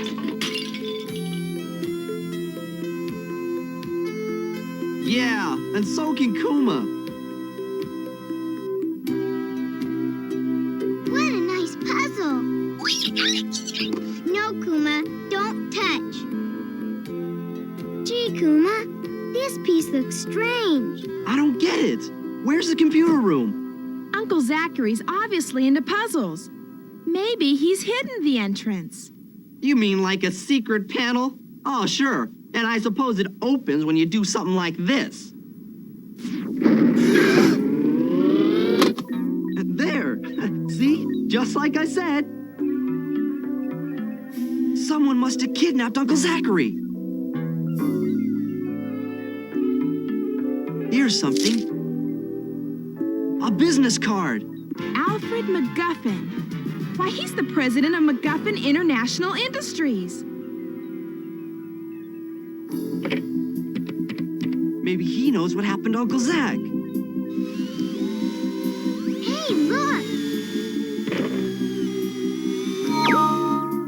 It's Alfred MacGuffin. Yes, that's me. Who are you? Zachary Darrett's our uncle. We stopped by to visit him, but he's not here. We're worried something happened to him. Can you help us? Let me see. I did meet with him today to discuss a project, and come to think of it, he was acting strange. Strange? What do you mean, strange? He wasn't himself. He kept mumbling something about finding the colored fish. Find the what? It didn't make sense to me either, but it looks like it's your only hope of finding your uncle. We'll follow it up, and thanks. Good luck. Come on. What could he mean? Colored fish? Another jigsaw puzzle piece. There's another one, and another. We have to find Uncle Zachary before it's too late.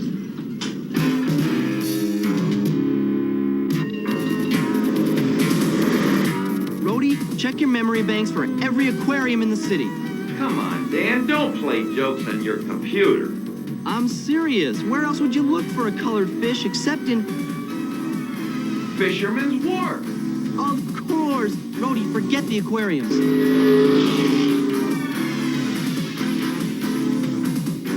Why do I have the feeling we're wasting our time? There it is. That restaurant's called the Red Herring. That's gotta be it.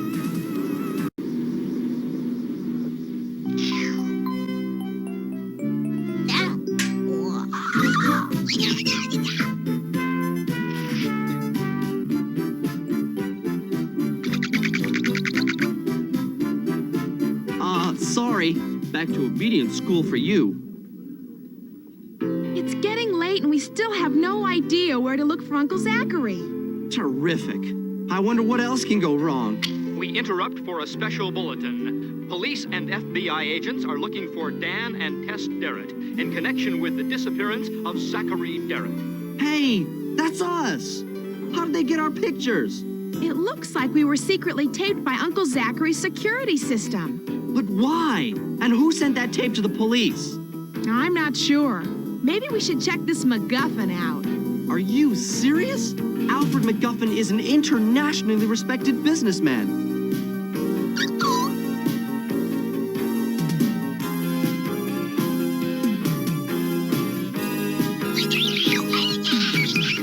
What are we gonna do? I have a suggestion. Run! Stop! Looks like trouble, Wheels. As usual. Stop! I get him! Somebody's always got to be a hero. Let's see if we can tire them out.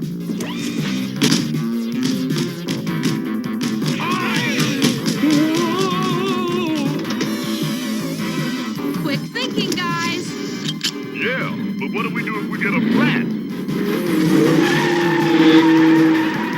We're running out of time. Wheels, I want a list of every fish with a color in its name. Good idea, Tess. Whitefish, yellowtail, red snapper, rainbow trout. Rainbow's a good one. That has all the colors in it. Right, Daisy. Wheels, cross-check for any kind of business or building in San Francisco with rainbow trout in its name. There's a restaurant called the Rainbow Trout in Chinatown.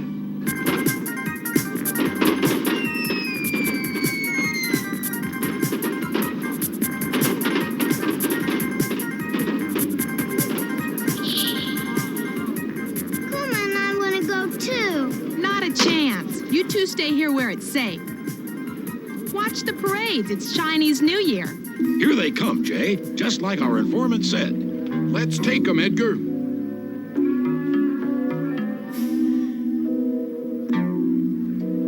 FBI, come with us, please. This just isn't our night.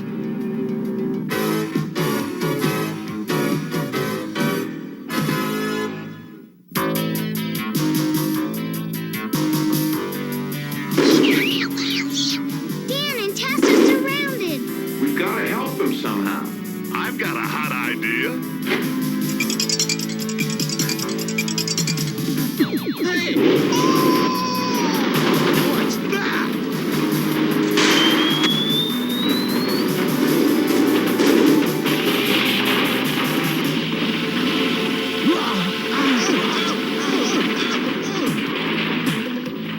Hey! After them!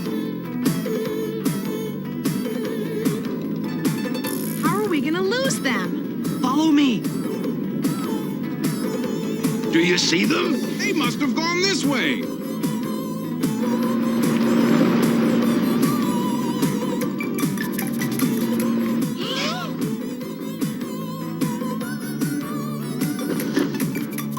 All right.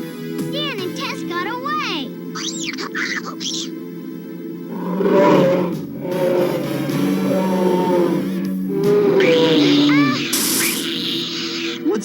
Kuma. Haven't you ever seen a dragon before? That was close. You ask me, I think someone is trying to set us up to get caught. Yeah, I've been thinking the same thing. All these fishy clues are turning out to be traps. Maybe Uncle Zachary had a chance to leave a clue before he was kidnapped.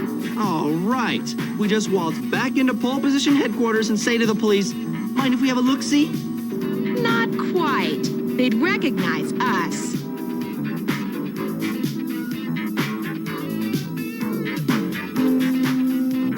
Now don't blow it, Kuma.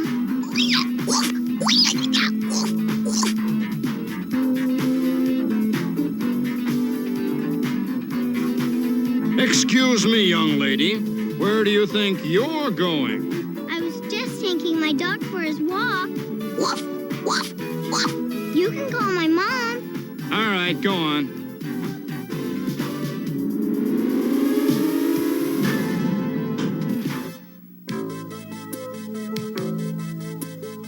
Good. No one's inside. Let's look around. Careful, Kuma.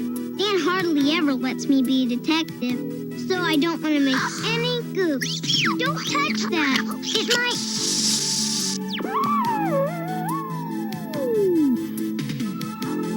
It's a tape of Uncle Zachary working on the jigsaw puzzle. Look, Kuma. The tape must have been shot by that security camera. Ah, Blake O'Connor's. So we meet again. O'Connor's? I thought his name was McGuffin. Let's not waste time. You know what I want. Hand it over. Never. I intend to take it directly to the United Nations. I'm warning you! Threaten all you like. There's nothing you can do that will make me change my mind. We'll see about that. Quick! We gotta tell Tess and Dan.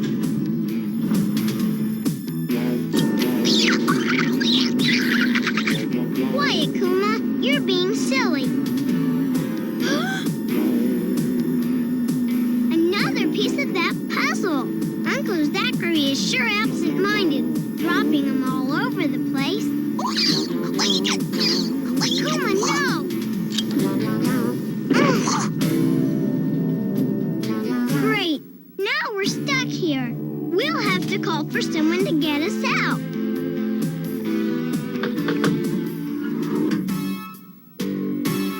Hey, what's this? It's another one of Uncle Zachary's puzzles. You're a first-class detective, Kuma.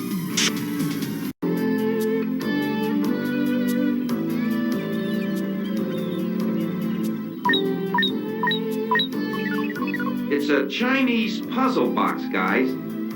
I just wish he'd left instructions on how to open it. Leave it to me. There's always a special way to spring one of these, and I know just the way. Dan, no!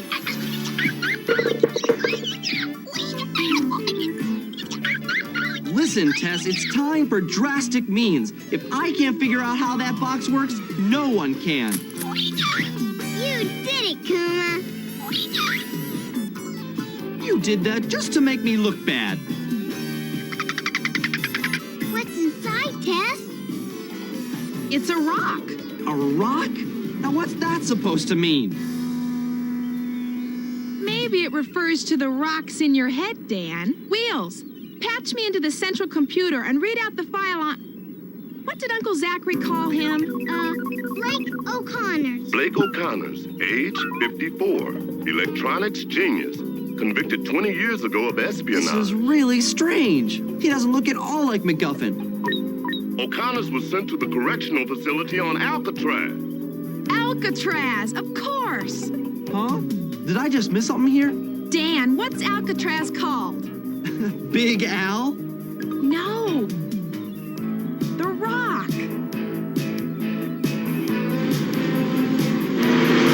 Just what is Alcatraz, Tess? An island in San Francisco Bay, Daisy. Until it was closed down, it was used as a prison. Looks like someone's still doing time. Let her rip, guys. Yeah.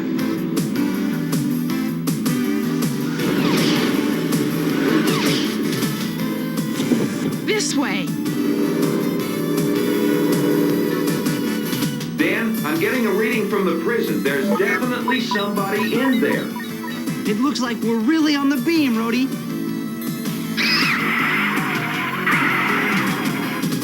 Unfortunately, so is somebody else. I can't see. Take it out, Wheels. No problem. Just take some oil. You were great, Wheels. I aim to please. Prison dead ahead. Do your stuff, Rhodey. Keep it up, Rhodey.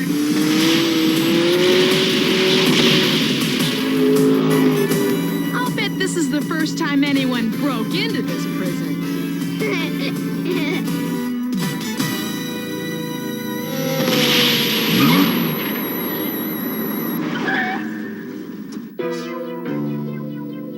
What was that? It looks like pieces from a jigsaw puzzle. Look, someone's throwing them out of the window of that cell door. Dan, Tess! It's Uncle Zachary. He's up there.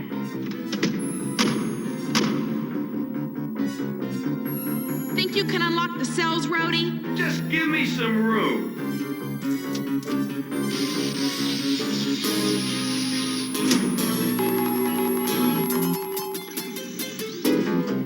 That did it. Come on.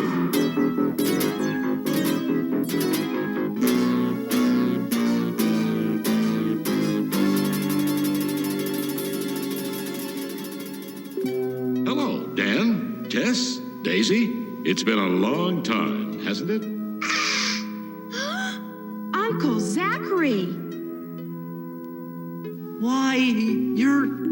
That's right, Dan. Which is why you and Tess have acted as my legs. But why didn't you tell us? We could have done more. Thanks, I'm quite capable of taking care of myself. Until now, that is. O'Connor's, or if you prefer, MacGuffin, short-circuited the headquarters security system and got the drop on me. Oh, boy. Another piece of the pretty puzzle. Can I have it? I'm afraid not, Daisy. You see, this is an extremely... The puzzle! So that was it. I'll take that. You okay? I'm fine, but stop O'Connor's. Dan, no! Tess, what are you doing? Don't you understand? But he's getting away. He's electrified the walkway so we can't follow him. If any of us step on it. Don't say it. You can't step out, but I can roll out. Uncle Zach! I've got to get back that puzzle.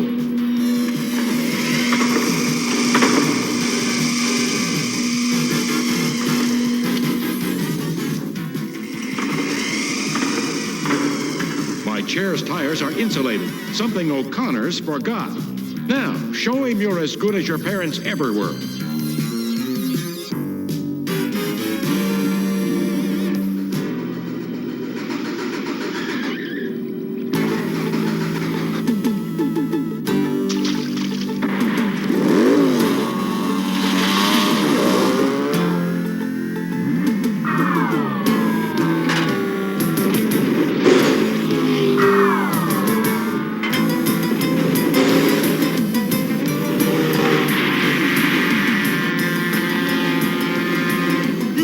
like it, Rhodey. Everything under control.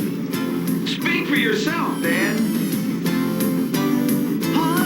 Yikes!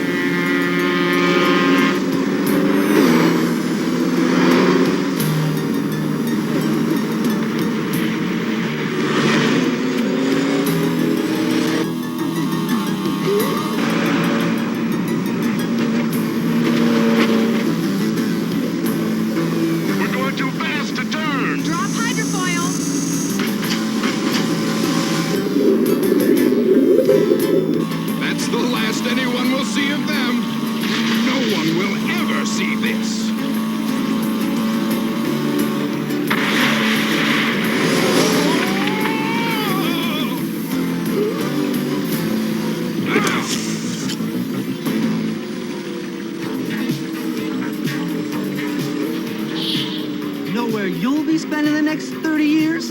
I'll give you a clue. Look for the vertical bars.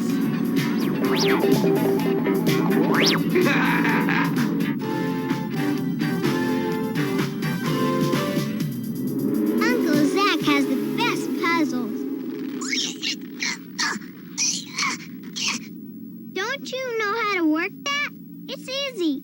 I'll show you. Imagine having a double identity all these years. An international spy and a respected businessman. MacGuffin would stop at nothing when he found out I discovered evidence that he was really O'Connor's. You know, you were pretty clever hiding the microfilm in the puzzle and leaving a trail to help us find you.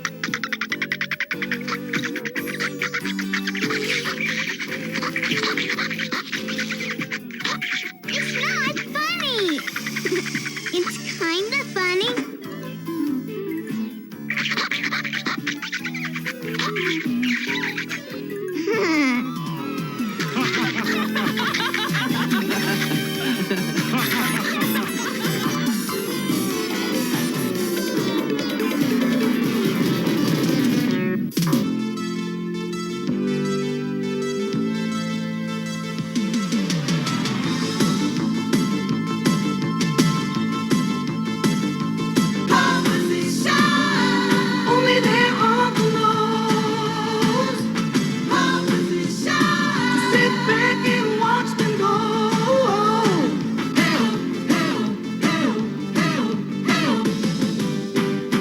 Giant crane, a tough train, steel hauler with a powerful locomotive hauling a long line of cars, steel hauler, and a giant crane that you control.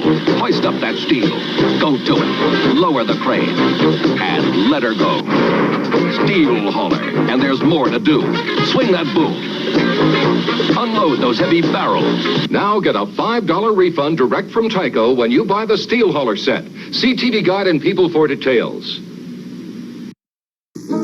Here comes fun on wheels. Tyco Turbo Hoppers. These sons of guns pack turbocharged engines. With you at the radio controls, there ain't no place they can't go. Turn them and they slip under, over, around the darndest places. Send them cannonballing off a cliff. Yahoo! There's no stopping them. Want more speed? Give it a blast of turbo power. If it's the one and only Tyco Turbo Hopper, it's a winner. Get the real Turbo Hoppers, only from Tyco RC. All right. So I just got this book yesterday. Yesterday for me recording it. It's a book about the superhero movies, of the old superhero movies. I am a sucker for the old superhero movies. Because everybody likes to talk about the new ones and how bad some of them are. I was like, dude, just you don't understand. I grew up with the 70s Captain America and Spider-Man and Hulk and the Batman and Superman shows and Wonder Woman with their limited budgets, the made-for-TV Hulk movies, Flash Gordon, the really bad, which I still love, Dredd movie with Stallone. I even have the movie poster from that, so I do like Dredd. Judge Dredd. I love Dredd. I like Judge Dredd. Carl Urban is phenomenal as Judge Dredd. Oh, man, that is one of the things that people need to get on. Is he still needs to come back and do Judge Dredd 3 or 2? I know they were going to take it to Netflix and do Mega City 1, which would have him sporadically in it, but whatever. But this embraces all those early ones. Like there's, HeMan, Masters of the Universe, Dredd, Judge Dredd, Batman, the Christopher Reeve, Spawn, the Spider-Man stuff. See, a lot of people forgot there was a live-action Spider-Man TV series. It only lasted one season. We were supposed to have the crossover with the Hulk, but that never came to fruition because they were on two different networks. And Spider-Man was canceled before we got the crossover, unfortunately. So, there you go. But I hope you guys still dig Pole Position. Because like you said, you only got one left to go. And then you're out of Cat Monkey. But we're going to bring you the second episode to a show that we brought last week for their bonus cartoon. And that is Phantom 2040. Phantom is one of them oddball characters that he started out as pulp radio plays, became comic books later. And the fact that he's huge in Africa. There's tribes who have like the Phantom on their shields and on their weapons. And I'm like, that's craziness. That's not even the best character from King's Features. But I like the concept that there's always one.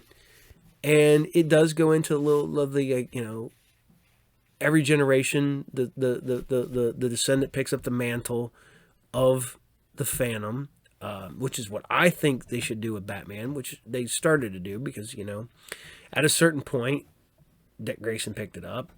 In one possible future, Tim Drake picks it up. And in another possible future, Damian picks it up. Yeah, I mean, you can see a lot of likeness. And then they had the cool Billy Zane movie, which a lot of people hated, but I legit own on VHS, DVD, and Laserdisc.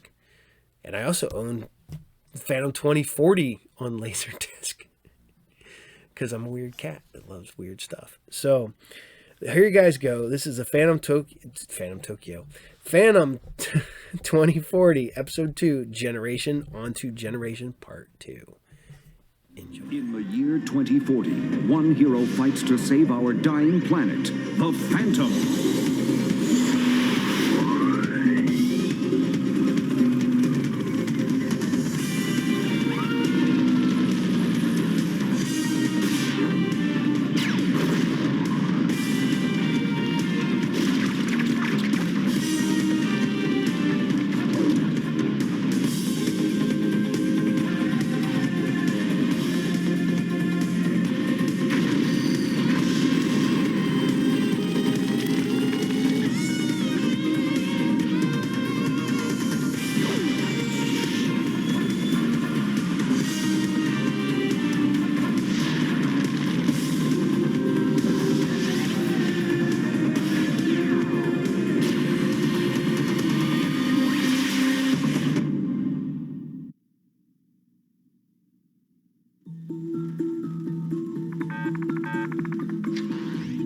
I did not want to leave the jungle of Vanguard, but the decision was not mine to make, for it was my duty to train the next Phantom, the first in his line whose destiny lay beyond Africa, in a world where technology is the measure of civilization. But civilization exists wherever human hearts reach out to each other, and the technology of Metropia was no measure of its citizens' compassion. And in the summer of 2040, it soon became clear that the jungle I had left had been far more civilized than was this new jungle of polycrete and steel.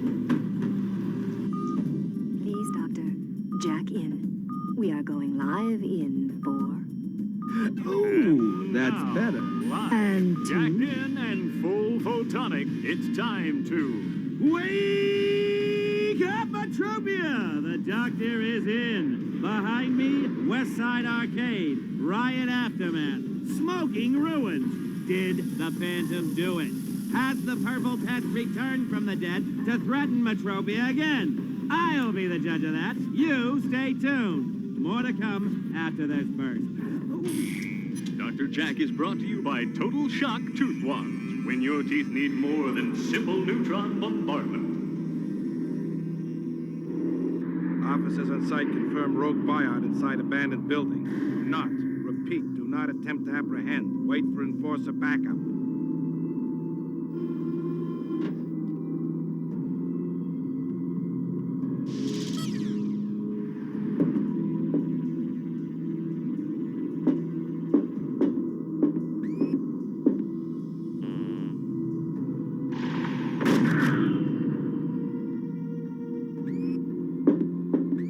DVL, access tracking mode.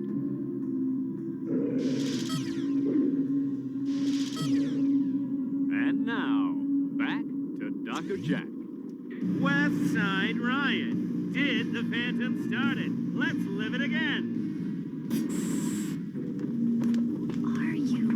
Jenna, I'm the How Phantom. could this be the one and only Phantom? Back after 16 years? Less. Locate, terminate, Phantom.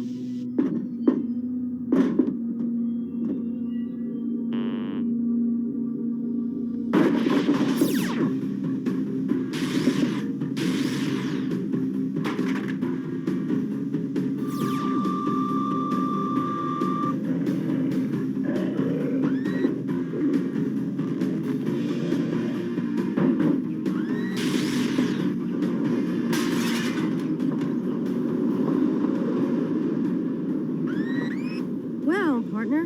At least we got something to hang on the wall. So, Metropia, that's my bite and nothing but.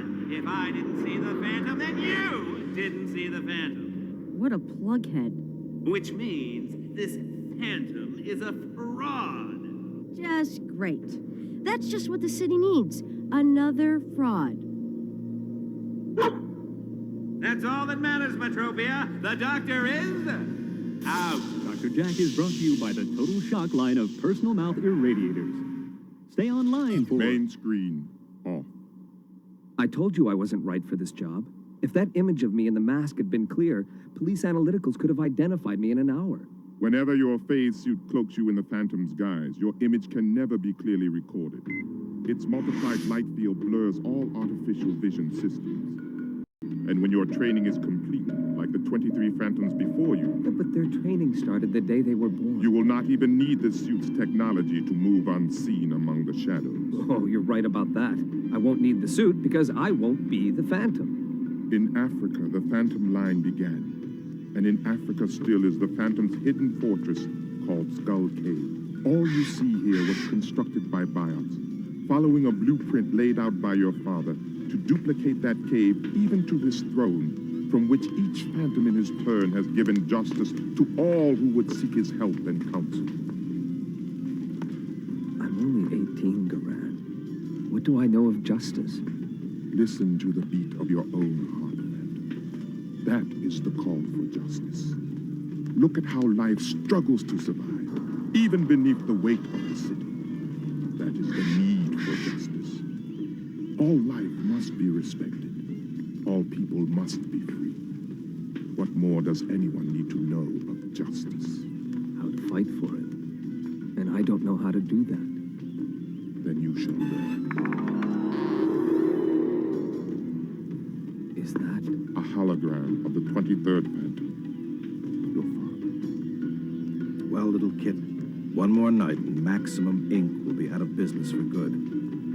I only wish your mother were alive to see this, and that you were old enough to understand what I'm about to do.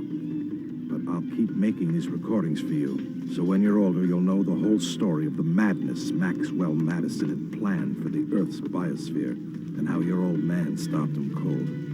For now, just remember that I love you, son. And no matter what happens tonight, I will come back for you. That's a promise. Your father recorded that when you were only 2 years old. It was his final message. What happened to him, Garan? What was Maxwell Madison going to do to the biosphere? I do not know. On the night your father made that recording, Maxwell Madison died. Some say the Phantom killed him, though the Phantom's way is never to kill. Some say Maxwell Madison died when he killed the Phantom, though your father's body was never found. Whatever happened, the secrets of that night can lie in only one place. One of the buyouts we sent after Garan got away last night. But it's damaged. I can't track it. And the police analyticals refuse to tell me where the buyout attack took place. I pay good credits to make sure the police don't report rogue buyouts to anyone. It's bad for business. So what do you expect me to do? Give me more riots tonight so I can force City Council to approve the Cyberville proposal. The Phantom stopped last night's riot. He stopped one riot. Tonight, you'll give me 10. What should I do about the missing rogue? Nothing. It's programmed to be extremely resourceful. If the rogue finds the Phantom, it will destroy him. It's a long shot. My husband was a genius, Graft. How can you, of all people, underestimate his work? Considering you're such a fine example of it.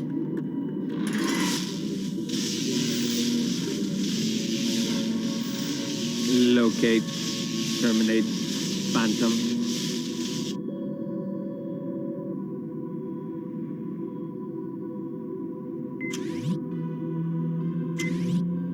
Hey, Kit! Over here!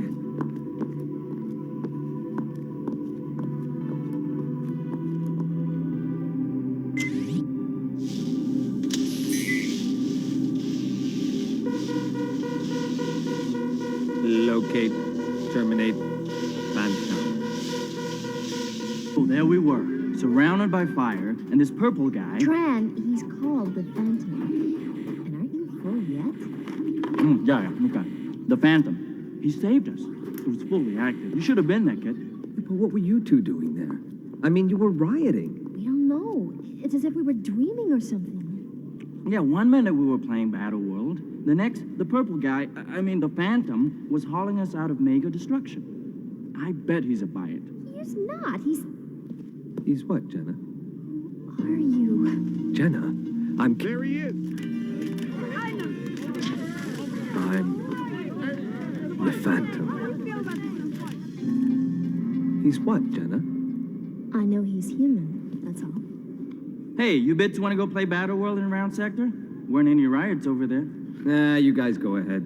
I've got to go check on my aunt. Come on, Jenna. 2 trains coming. Scan you later, kid. Yeah, scan you later.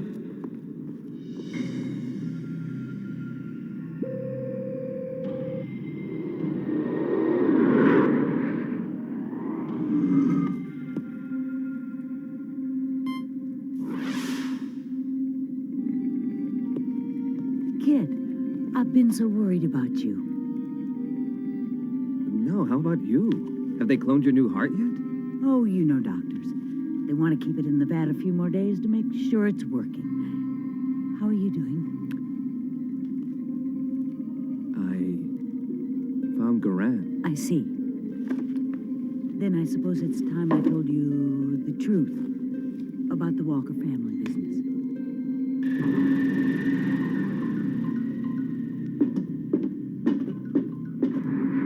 Forza 12, surveillance analyticals report positive contact rogue Biot. Location west side, Sector General Hospital. Hang on, partner. We're gonna get the rest of that clanker.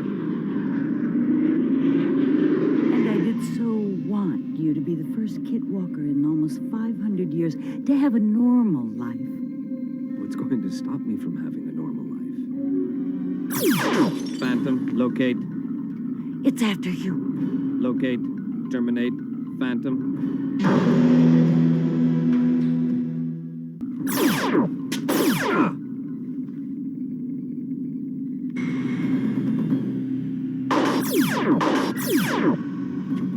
If you don't know how to use your gun, give it to me.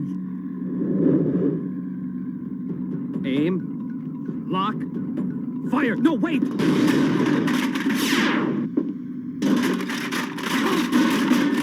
Should ask around to give you the manual for that thing. The Biot's out of shells. I have to help the Enforcer. No, kid. The officer is armored. And what you did was an honest mistake. People today have forgotten the Phantom. Make use of that ignorance. Stay in the shadows to do whatever you must to finish what your father started. That's Garan's job, not mine. I'll help for now, but this has got to stop. I want my life back.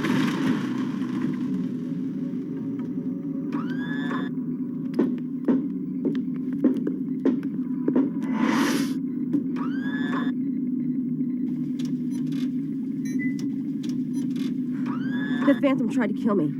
Where is he? Nonsense. The Phantom never kills. Where is he? What is it, partner? Do you see something? Watch out! That's a genetically engineered attack animal. And you didn't see anything, did you, DVL? You didn't see anything.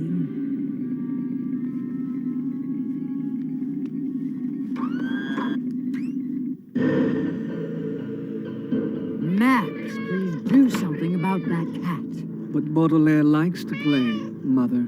This is serious. No, it isn't. Cyberville is just another of your games. You say you want to establish a Biot-only sector, but what you really want is a training camp for your own personal Biot army. You've read your father's projections for ecological and social disaster, Max. Floods, famine, governments collapsing. In 5 years, Cyberville will be our only chance to preserve civilized life. It is our duty to begin its construction at once. Oh, Baudelaire says you will fail.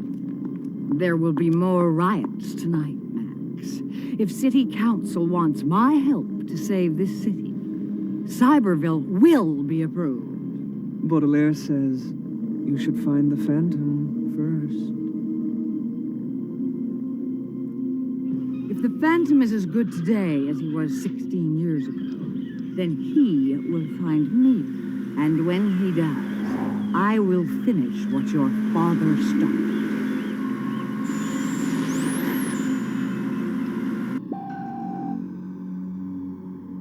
Activate photonic circuit trace.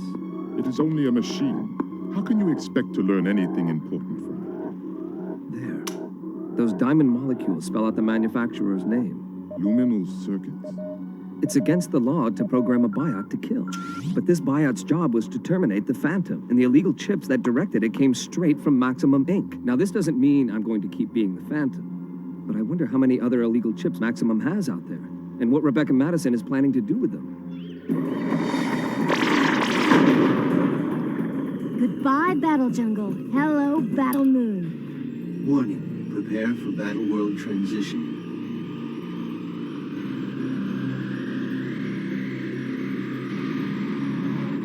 Hey, this isn't supposed to be... Wake up, Metropia! The Doctor is in. Oh!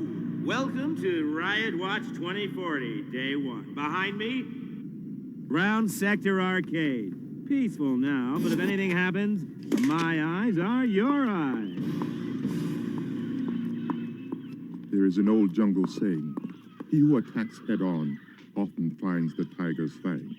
Look, you're the one who told me my father disappeared fighting Maximum Inc. And now Maximum is trying to destroy me? That means Rebecca Madison is still afraid of the Phantom. And if I can find out why, maybe I can find out what happened to my father. Aren't you coming? I am unfamiliar with these devices. Then it's a good thing I'm familiar with remote control.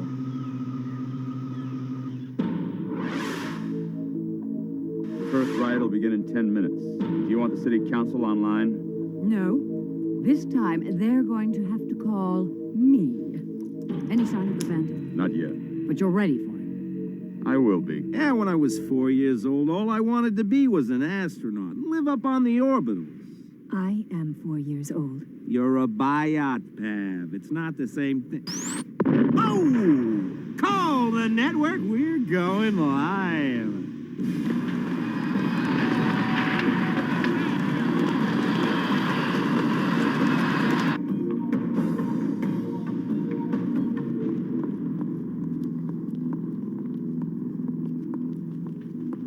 She was right. You are good, but I'm better.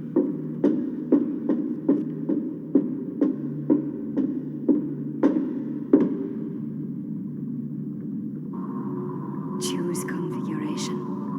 I choose Urban Combat, Mark III.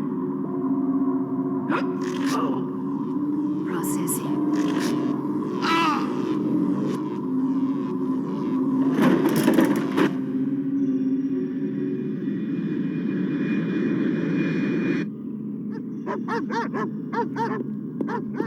I'm dropping you two on the round sector riot.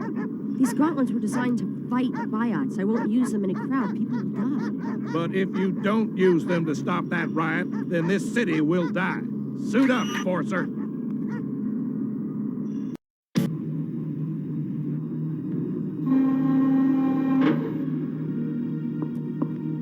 Our entry was too smooth. Hey, maybe I'm a natural at this.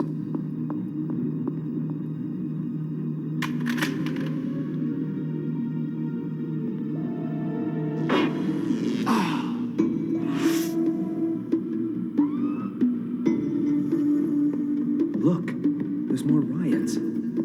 Things fall apart. Injustice is everywhere. What's this doing here? They're images from a virtual reality game. A game? On a security console? Yeah, I played it myself. The police are outnumbered. An enforcer transport is on the way. Stay online for more entertainment. At the arcade. That's the connection, Garand. Players who get to the higher levels in Battleworld are being brainwashed into rioting. How do you know it is only the higher levels that affect the players? Because each time I played, I stayed in the jungle on level 2, and that saved me. Until now.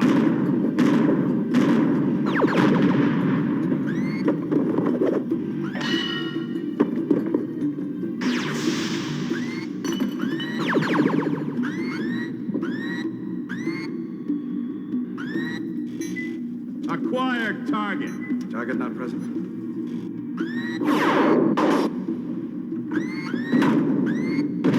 Acquire target. Ah!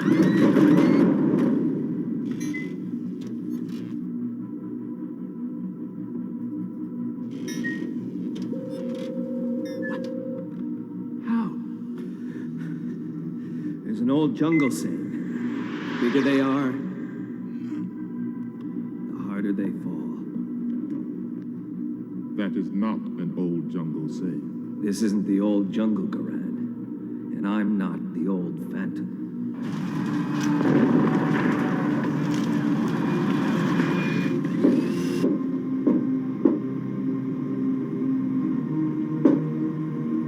The enforcers are here. It's gonna get vicious. Call the kitties. There. That should do it.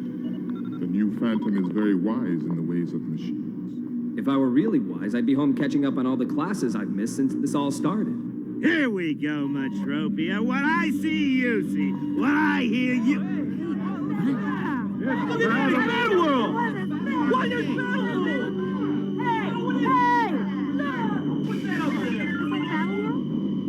That's what made us do it. That will stop the riots. That will make people stop and think. And thinking will stop the riots. Now we can get back to hunting real criminals, like the Phantom. Subliminal messages in an arcade game. The riots are a fraud, just like the Phantom. Further proof that he was the mastermind. You have done well, but we must go. Not yet. I want to leave a message of my own. Scan you later. Graft, where are you?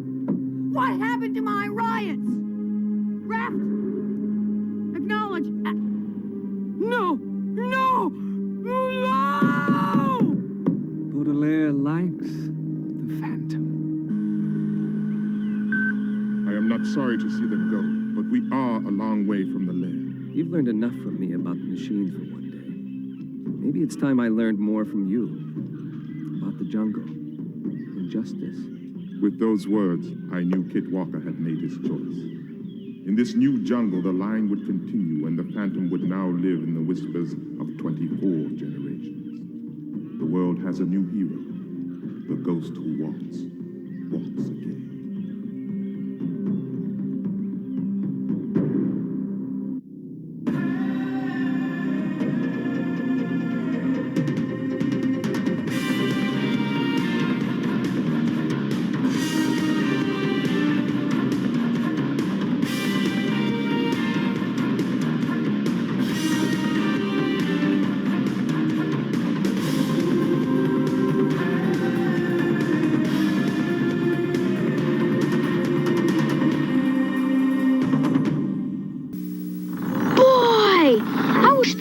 Treasure was mine. You can win $1,000 of it. $1,000? Just check the treasure chest and specially marked boxes of Captain Crunch cereal for a coin that says you win. I won. I'll give you $1,000 to save, or buy something special, or treat your family. I'll get it. For free treasure coins, write Treasure Hunt, Box 789, Young America, Minnesota 55399. Chance to win is about 1 in 56,000. Nice tip there. The Force is back. The rebels won't tire till they see the last of the Empire. And Kenner's there with Star Wars Return of the Jedi Collection. Now for a quick escape on a speeder bike. New speeder bike. You have to put it together. Action figures each sold separately. Meow. I've got you now. Open speed flaps and meow. I'm gonna crash. Biker Scout, you're not all you're cracked up to be. New speeder bike. Action figures sold separately from Kenner's Star Wars Return of the Jedi Collection. You know, if this isn't one of the most iconic X-Men covers of all time, man, Mark Silvestri at this time was on the top of his game. Claremont was writing some great stuff. It wasn't weird for the sake of being weird like it is now, which I still collect X-Men because I've been collecting it for so long I don't know to stop. But check this out. Get set for some radical action. Mega Man 2 and Strider for your Nintendo Entertainment System. Nintendo. Power to the people. Then you get the Acclaim. It presents Kid Remote in The Power to Move, when you could have your cordless controller for your Nintendo, which was god-awful, horrible, and didn't work worth a damn. So, hope you guys dig Phantom 2040. Like I said, I like Phantom, but I'm not really into Phantom. I do have some of the comics. A lot of different people have had the rights to the Phantom forever. He ends up joining the Defenders of the Earth with Flash Gordon and Mandrake the Magician. But Phantom's pretty fun. So I hope you enjoyed. But we're going to scoot on over to some Martin Mysteries. Probably one of my current favorite cartoons that's not even really that. I mean, I say it's not really that old. It's 20 years old. This is like watching G.I. Joe in the early 2000s when it was only 20 years old. Like, it's so long ago in the 80s. You asked me to look, it's like, man, go find you a car that's 20 years old. I don't think of a car that came out in like 04. I don't even think of a car that came out in 94. I think of a car that came out in 84. I have literally a 40-year-old car parked out in front of my house right now. I own a 1985 Crown Vic that I call the Queen. And that thing, it's hard to wrap my head around the fact that that car is almost 40 years old. And it's almost, I was like, it's not a daily driver, but I drive it a few times a week.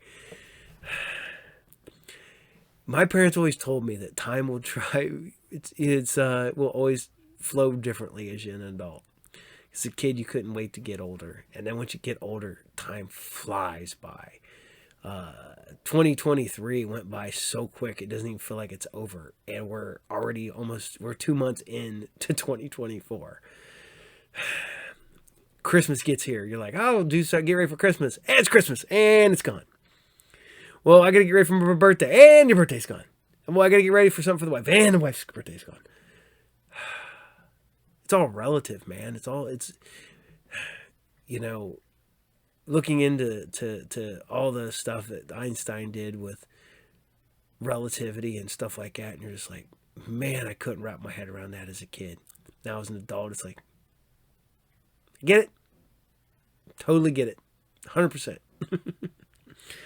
So, I can't say too much about Martin Mysteries. I hope you like Martin Mysteries. This is episode 23, season 1, and this is the sewer thing. Enjoy.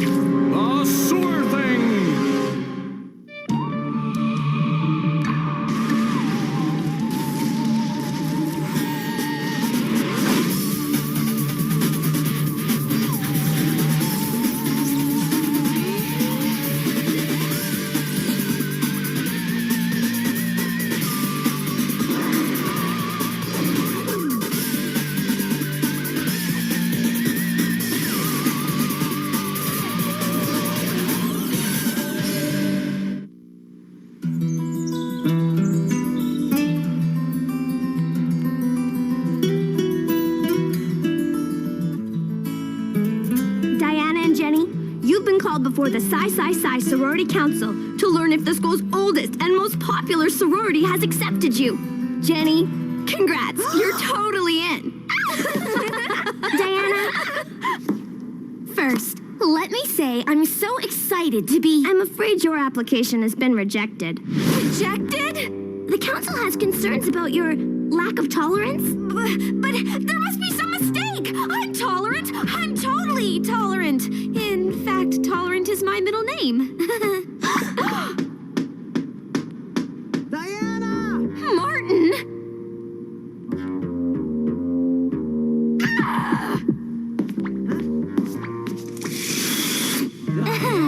Just ignore the geek behind the curtain. As I was saying, I can tolerate anyone, even Martin. Huh? Look, Di, we're prepared to offer you a deal. If you can tolerate a free spirit like your stepbrother, we'll reconsider your rejection. What? You've got to be kidding! I mean, what a wonderful idea. Great. You've got 24 hours. Now go out there and show us how tolerant you can be. You got it. Martin, what are you doing out here? Remind me never to pick you as my charades partner. I was trying to tell you that the center is beeping us. Huh. The fountain. Blast in rotten egg.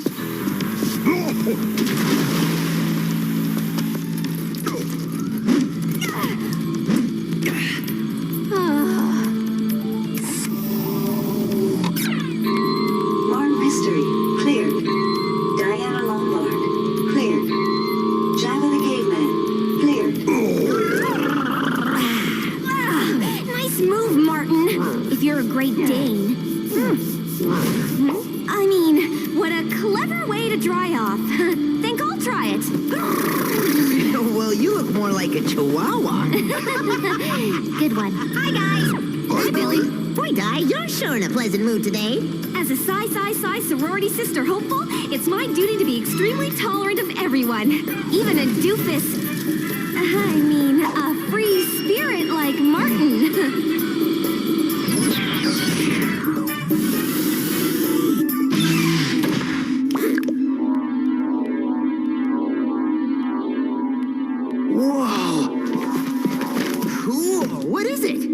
Telekinetic device, the hot toy for Christmas on Gaia 1 and 2. Can I try? No. And now for your assignment. Last night a man, Dr. Trevor Sindler, disappeared from a train platform outside Ottawa. The same train platform where there have been reports of a mysterious being. Go check it out. Train platform? Mysterious being? This has albino alligator written all over it. Yeah, they live in the sewers and come out at night to stalk their prey. Oh, please. That is the most outrageous... Careful with your words, Ms. Sorority Sister Hopeful. Outrageously creative idea I've heard in a long time. Hey, Mom, can you move something else? Yes, I can.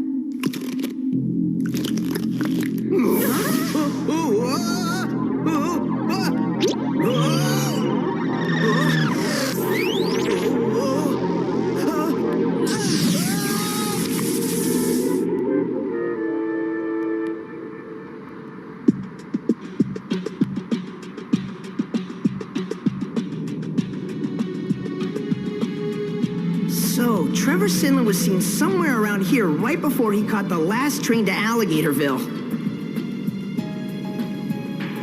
Look! Good eye, Joff. Primetime slime. And good use of rhyme scheme, Martin. It's simply amazing how witty you can be in the middle of a serious investigation. What can I say? I'm a poet and I didn't even know it. Pre-launch activated. Slime scan selected.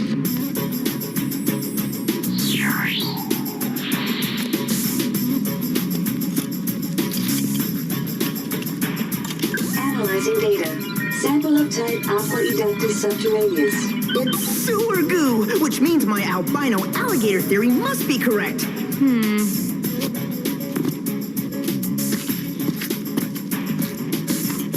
As you can see, he dragged the slime up from down there. Martin, can I ask one little question? If albino alligators live in the sewers, why hasn't anyone ever seen one? Because they're covered in goo. Hey, check it out. It's Trevor's cell phone. Looks like he made a phone call before he disappeared. Who'd he call? Roberta Frisk. Well, maybe she can tell us something.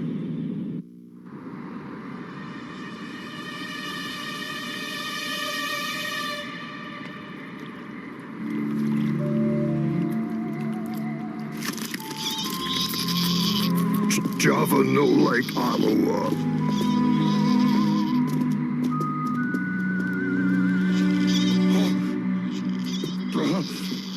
C. Jones, M. Muncie, P. Nowak, R. Frisk. Oh, that's gotta be it, Roberta Frisk. Let's see if she's home.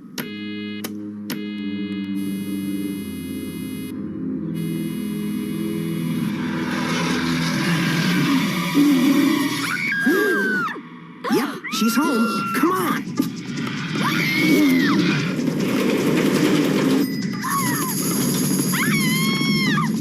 Java no see. There,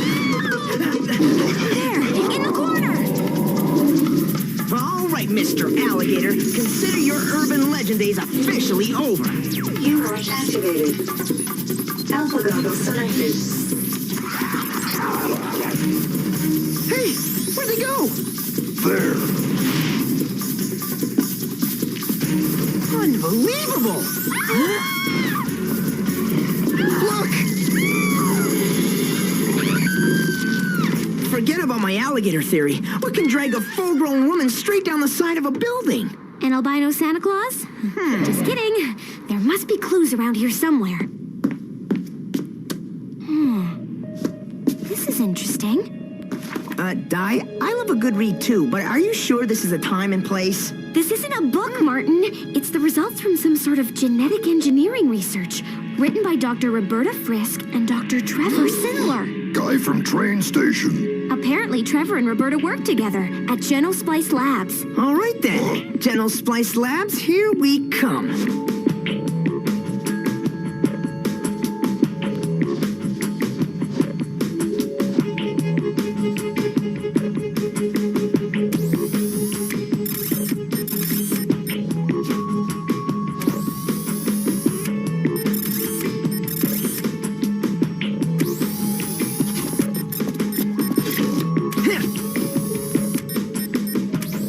Stay down.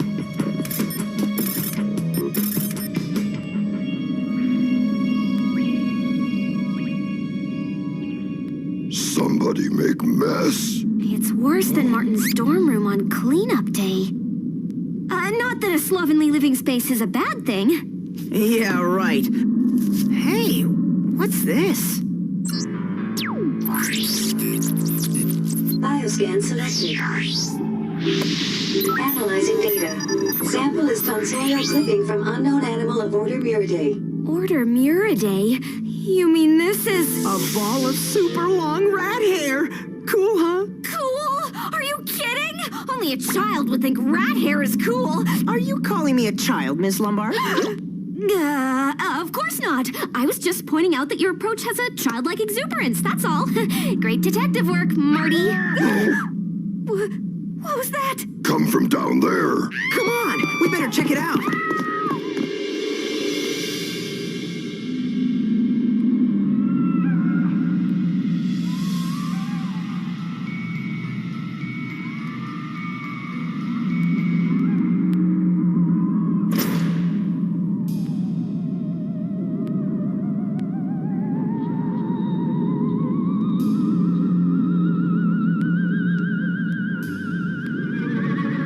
It's some kind of humongous rat's nest.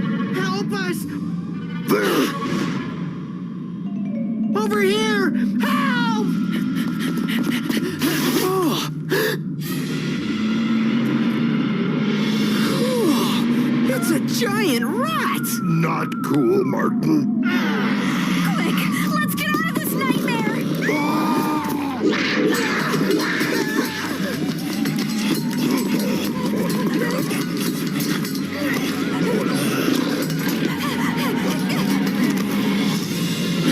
Not quick enough.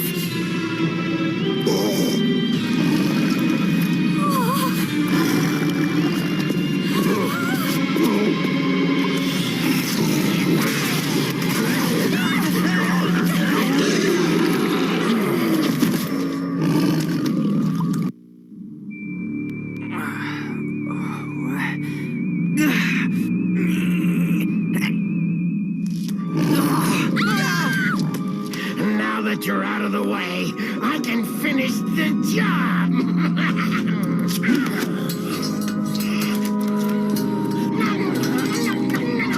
Either he's planning to knock over the local cheese shop, or he's out for revenge. What's wrong, Jav?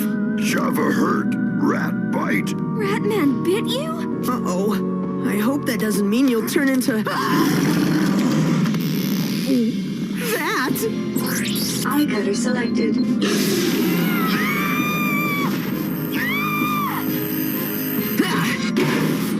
Java, quick!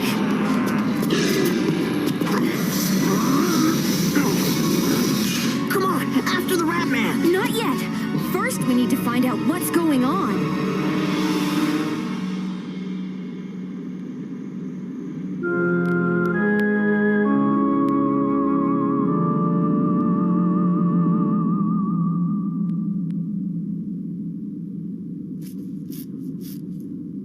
Good thing the security cameras were recording when the lab was trashed.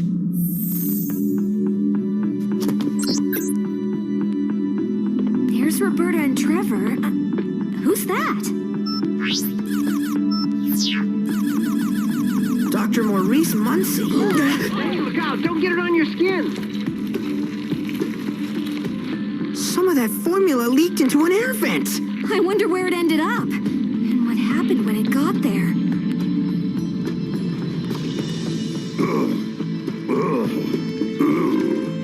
It came in through there. Land here. Nothing worse than sleeping in slime. Look! Al Rizzo, the Genosplice janitor. Good old Al looks a lot like... Man.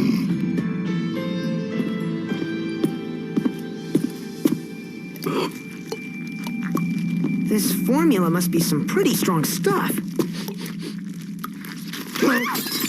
Oh, you're as clumsy as an ox. That is, a smart, friendly, clever clumsy ox. Right. Anyway, the formula must be some sort of nanomolecule that combines rat and human DNA. And Ratman, I mean Al, must blame those freaky scientists for turning him into a nasty, nappy furball. That would explain why he dragged the other two here and turned them into rats. And now he must be going after Dr. Muncie to finish the job. Let's go up to the lab and try to find Dr. Muncie's address. No need. My super sleuthing sense will tell me exactly where Muncie lives. Super sleuthing sense? Get real. I mean, I'd love to hear how... I saw his name on Roberta's apartment building.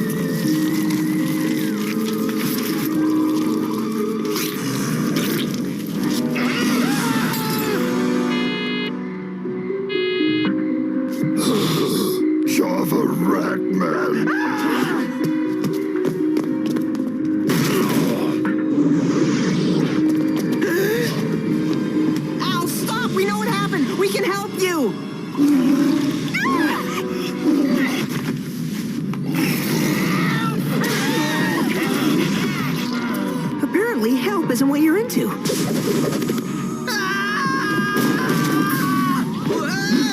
Easy there, buddy. This is my favorite shirt.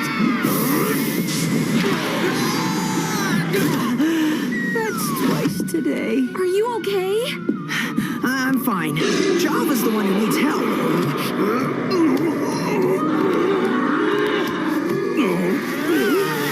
How'd he do that? He must have a collapsible skeleton just like a regular rat. And regular rats have super sensitive hearing. How do you know? I saw it on the When Rodents Attack special on the Wild Animal Channel.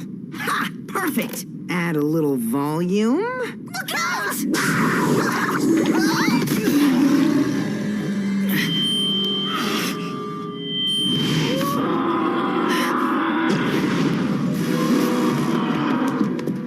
That ought to hold our rambunctious rodent.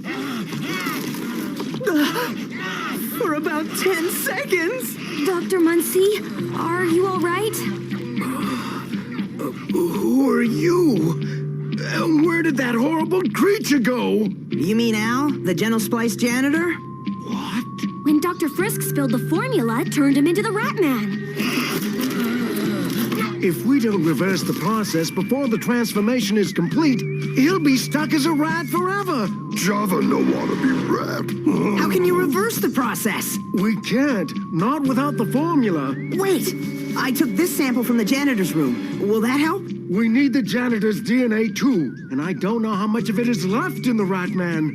Al had black curly hair, and as grody as it is, I can see that there's still a few left. Excellent thought, Diana. We just need to get a strand. Excellent thought, Martin. You better hurry.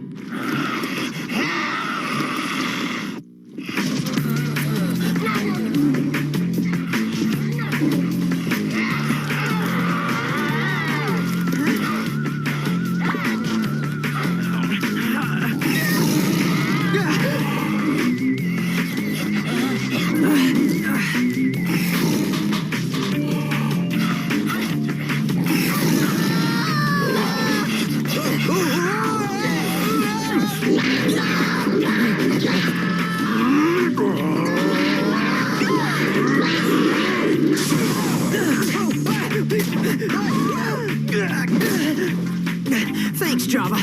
Doctor, your order of janitor DNA is ready. Now, we just need a stove to heat up the beaker and extract Al's DNA. Great idea. If you haven't been paying any attention to what's going on. I mean, hello! Ratman's in the kitchen! Aha! You watch! Eye cutter selected.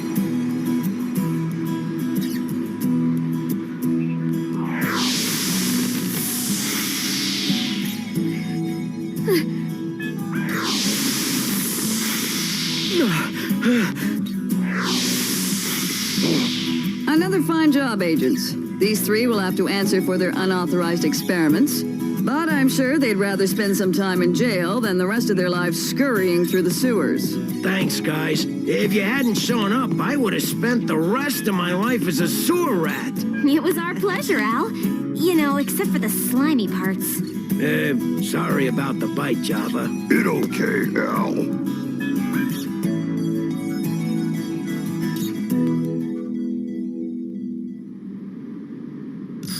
Well, Di, I must say, I'm very proud of you. Good work, Ando.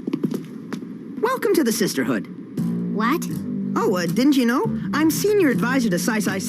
I told the girls if you could be nice to me, you could be nice to anyone. You did great, and with my recommendation, you'll be in. No sweat. You mean being nice to you was your idea? Yep. So I've been slimed and gooped and rat-haired because of you? That's right. Martin Mystery, I can't stand being near you! You're completely and utterly... intolerable! Oh, and with only a couple of hours to go. Oh well, we can try again tomorrow, and the day after that, and the day after that. Till you get it right. Sorry.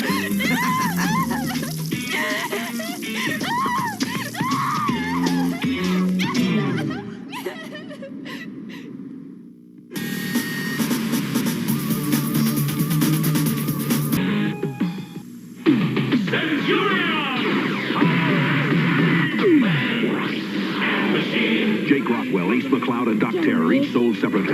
Trouble up rubber, Jake! Energize the assault mode! Let's do it! I name this Doc Terror down! Centurions, take this! Energize the power mode! Bombs away! Fire! Now Doc Terror falls! Right, Jake? Right, Ace! New Centurions, Jake Rockwell, Ace McCloud, and Doc Terror come as shown, each sold separately. It's breakfast, all right. I'll go spark it. Can nothing stop these doggies? Crunch Power can. It locks delicious sweet taste in. So it's tough to suck out. You got the point. Captain Crunch is a crunchy part of a balanced breakfast. I got a free Nestle Crunch from Captain Crunch. Now in specially marked boxes of Captain Crunch cereal, a coupon for one of 5 Nestle's candy bars. All right. Now from Captain Crunch. We now return to Alvin and the Chipmunks. Alvin and the Chipmunks will return after these messages. It's fabulous Dreamglow Barbie. Dreamglow Kindles separately. We use special fabric for TV. Girls have got a secret glow. Right, Barbie? Dreamglow Barbie. Ruffles and lace to wear any place. And when the lights go low, what a glow. We girls can do anything. Right, Barbie? Dreamglow Barbie doll comes with this glow-in-the-dark gown and stole. Dreamglow Kindle sold separately. New from Mattel. So I'm looking through this. This whole thing is, man, Double Dragon game for Tiger. You come here, you get your Mega Man, Strider, a couple more pages, you get Acclaim, the remote. A couple more pages, you get the Nintendo Sears catalog. 2 more pages, you get Bionic Commando from Capcom. You go a couple more pages. Actually, there's Mr. Bubbles, so there's the outlier. Star Trek 5, the Final Frontier figures. And can anybody tell me why Final Frontier has anything that's good in it? The only thing that's fun about that movie is the Catwoman. And why? Yet again, Konami, more Nintendo. But there we go, D&D. I still have all that. But I have it in the, when they finally released it in the hardback. You know, Second Ed. For those who don't know, I've grown up with D&D. I've played from 1st to 5th. I will not be playing 6th. I have told myself no more. I'm ending buying D&D stuff with 6th edition. There doesn't need to be a 6th edition. Just saying. People still love 5th edition. People still buy 5th edition. I don't understand why you got to make 6th edition. Just saying. Hasbro, I'm looking at you. Stop. Stop doing it with Magic, too. So, I hope you guys still dig Martin Mysteries. Because I love Martin Mysteries. And we're going to keep it going with some HeMan and the Masters of the Universe. As a sucker of the HeMan, which you could totally need to get this book so you can tell what these figures are, what set they're from, what weapons, make sure the weapons go with the right guy. That's all I'm saying. You need to get that. But this is HeMan. This is episode 26, and this is Beastly Shadow. Enjoy. And the Masters of the Universe. I am Adam, Prince of Eternia, defender of the secrets of Castle Grayskull. This is Cringer, my fearless friend. Fabulous secret powers were revealed to me the day I held aloft my magic sword and said, "By the power of Grayskull!"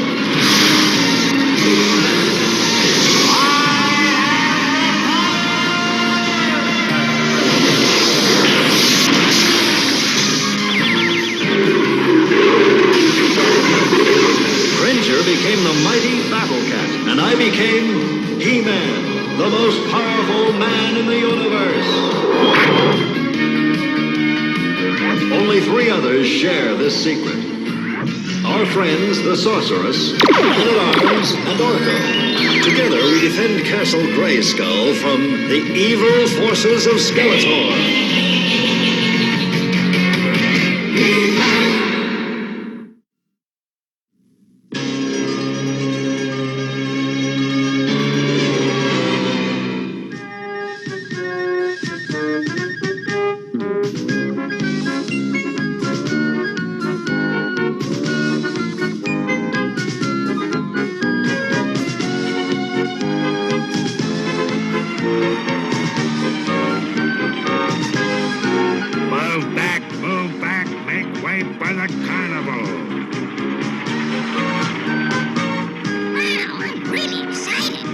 too, Orko. It's gonna be some carnival.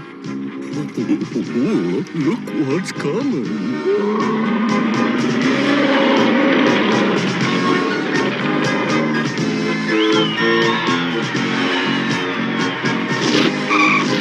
Go on, step up and have a look.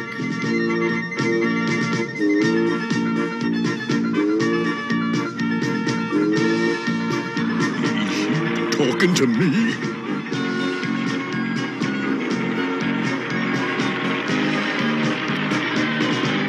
Hey, she seems to really like you, Cringer. Too bad she has to be in a cage. I wonder what she's doing after the show.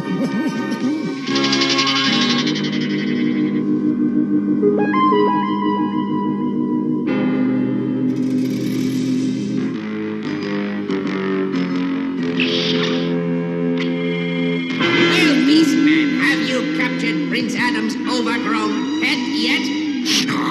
Not yet, Skeletor. But What about your power to control animals? Use it on the creature. I tried, Skeletor. There's something different about this animal. But don't worry. Pretty Kitty has already captured his interest. I will not fail. You better not, Furbrain. Once I have his pet, then Prince Adam will follow. And when I have him, HeMan will come to their rescue. And you'll have him. Exactly.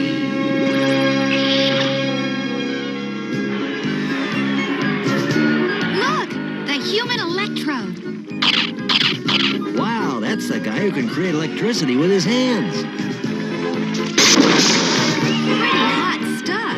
I can do that. Watch. It looks dangerous, Orko. You might catch fire. This black powder will help me. It's ancient magic from the planet Earth, called pepper. How about letting me try? Yikes! Magic pepper better work. It didn't put it out.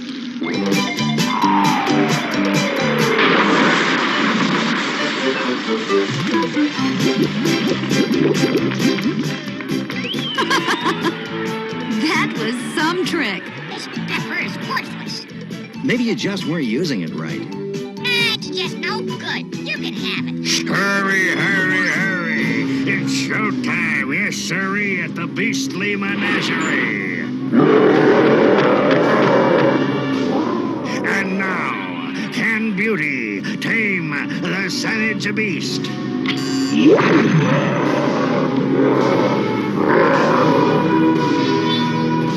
Father, no!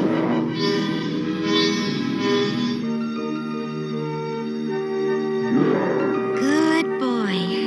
You know I'm your friend, so please put me down, okay?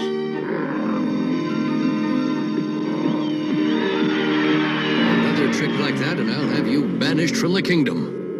As you wish, sir. And now, the most fearsome beastie of all, Pretty Kitty.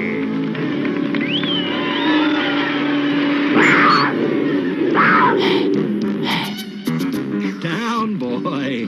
A loving creature, if you know how to tame her. If not...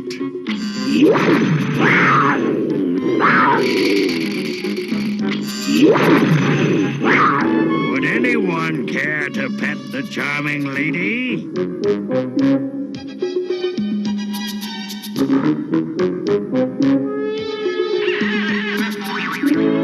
Let's go, Cringer.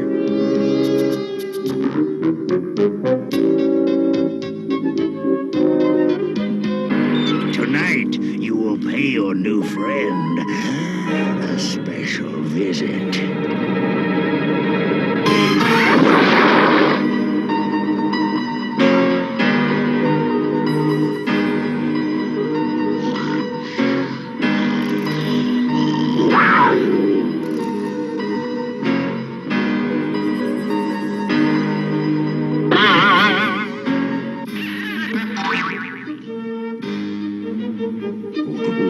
Adam's not gonna like this. And I'm not gonna like this.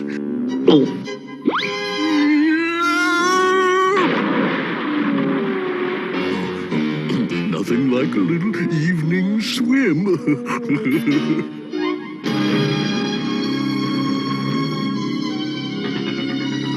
Why, pretty kitty, you've brought your friend back.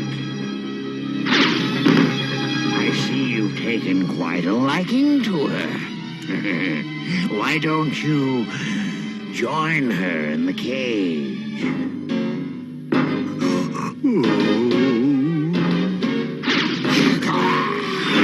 Welcome to the carnival.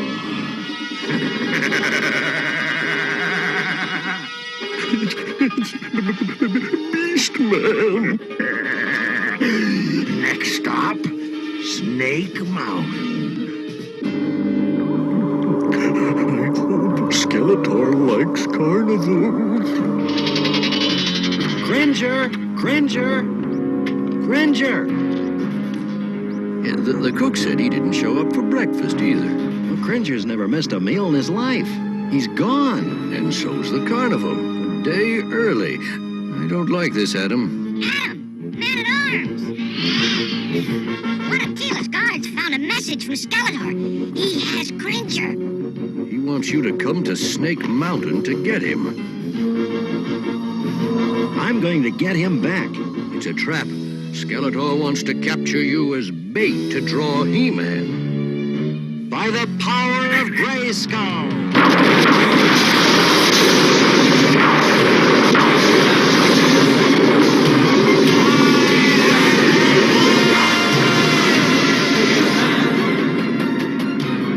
If it's HeMan Skeletor wants, it's HeMan he'll get.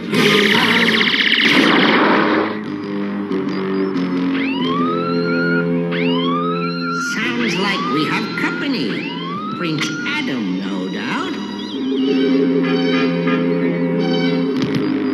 HeMan! He's come after the creature himself. Our plan is working better than we thought. My plan, Furface. Don't you forget it. Is it time to show him Prince Adam's tiger? Not yet. I want him closer. Then we will spring our trap. And you mean to tell me Adam went after Cringer by himself? Honest, Teela, he'll be all right. Well, someone has to go after him. I don't know if it's such a good idea. He wanted to go alone. Orko, it's my sworn duty to protect Prince Adam, and that's what I intend to do. Be careful, Teela.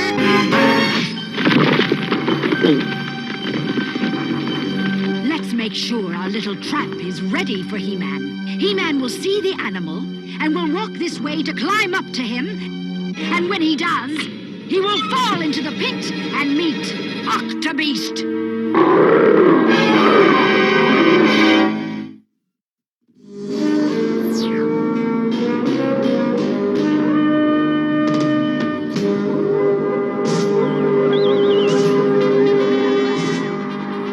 Now is the time. Release the Shadow Beast.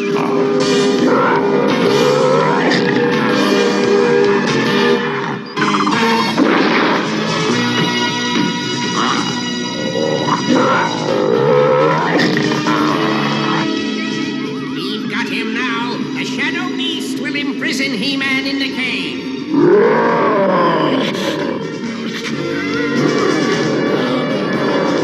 Remember me?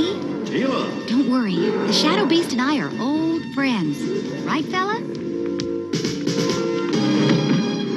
That's it.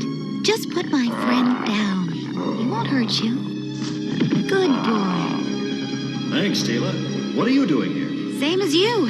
Looking for Prince Adam and Cringer. Cringer must be up there. I'll get him. I'll wait here in case Adam shows up.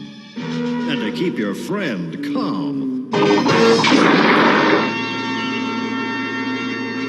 Look!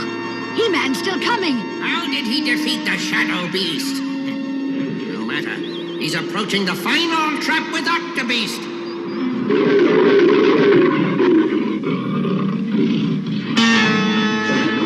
Cringer! There you are. Oh, trap. He can't hear me. Don't worry, Cringer. I'll get you out. Only one more step and He-Man will fall into the pit. Oh, there's only one way to save He-Man now.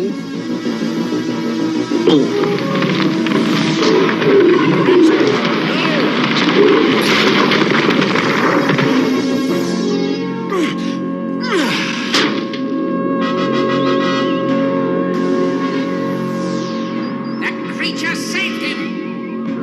It's all your fault, you flea bag. I'll have your hide for this.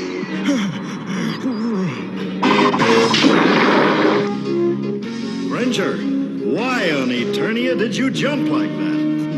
There was no other way to warn you. You were about to step into a trap. You risked your life to warn me. I did, didn't I? I wonder what came over me. Well, I think it's called courage.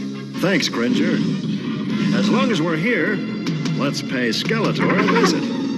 Oh, come on, He-Man. Haven't I been through enough for one day? You'll feel better after this.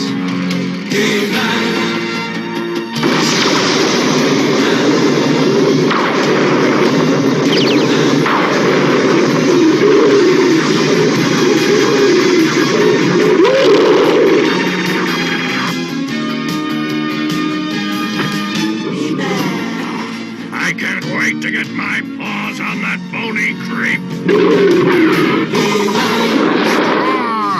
But Skeletor, it wasn't my fault. I did everything you told me, and... Skeletor, the alarm! Someone else is on Snake Mountain. It's Teela, head of the Royal Guard. We may have some new bait for He-Man. He-Man! He-Man, help! No! He-Man! Excellent! Beastman, communicate with Octobeast. Have him bring the woman to the south entrance.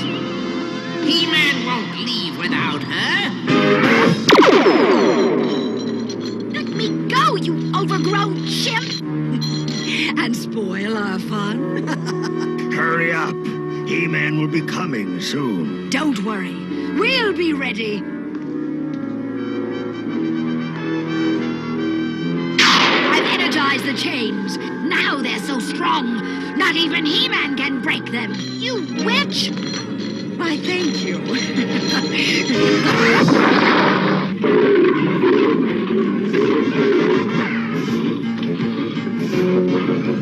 We made it, Cat. The top of Snake Mountain. Now let's find Skeletor.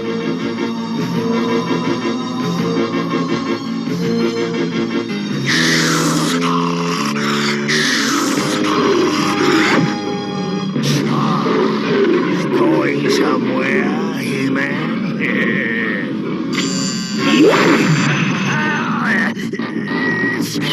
You've been working too hard, Beastman. A little trap would do you good. Put me down! If you insist.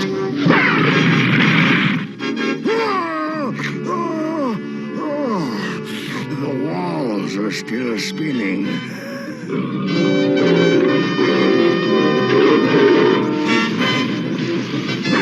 Let's see how you like being in a glass cage.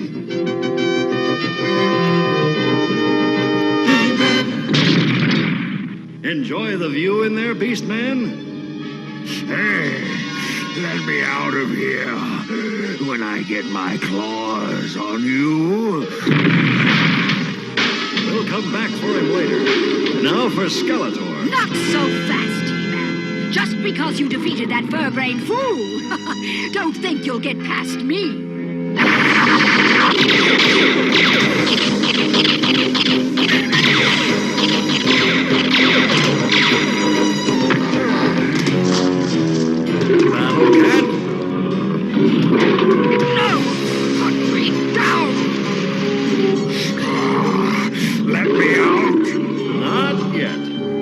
there's a visitor. Unhand me, you big cat! Beastman, this is all your fault! My fault? You're the one who said... Beastman, this is all your fault! Two down! And Skeletor yet to come. Welcome, He-Man. You said you wanted to talk. Of course, He-Man. Just as soon as you escort me into Castle Grayskull. Never. Give me that magic staff of yours.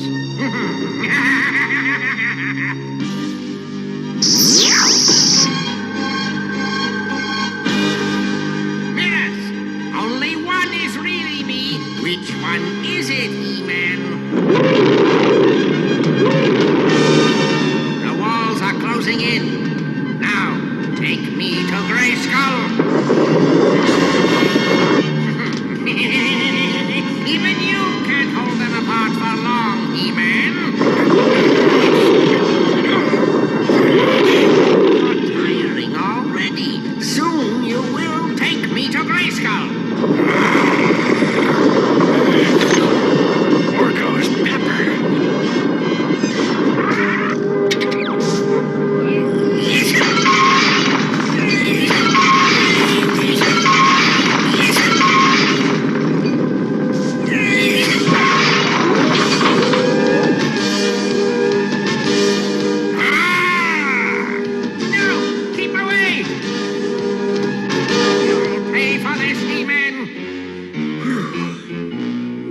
Find Tila.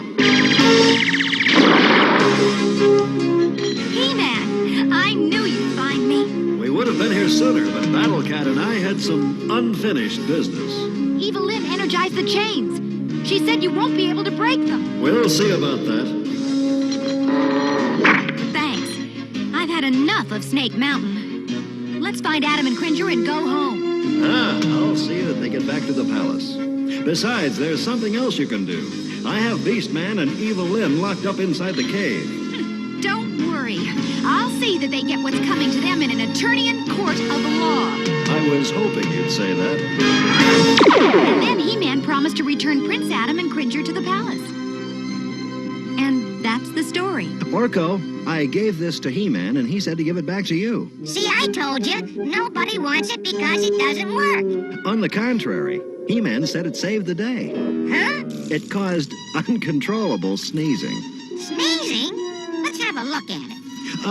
I don't think you want to open that. Hey, I'm a magician. This stuff won't work on me. Besides,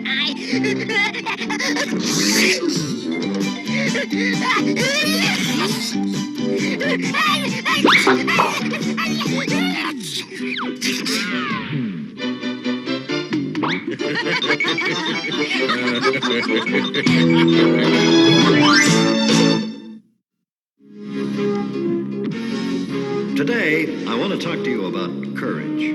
Now, courage not only means being brave in the face of danger, it also means having the strength to say no when your friends are trying to talk you into doing something you know is wrong.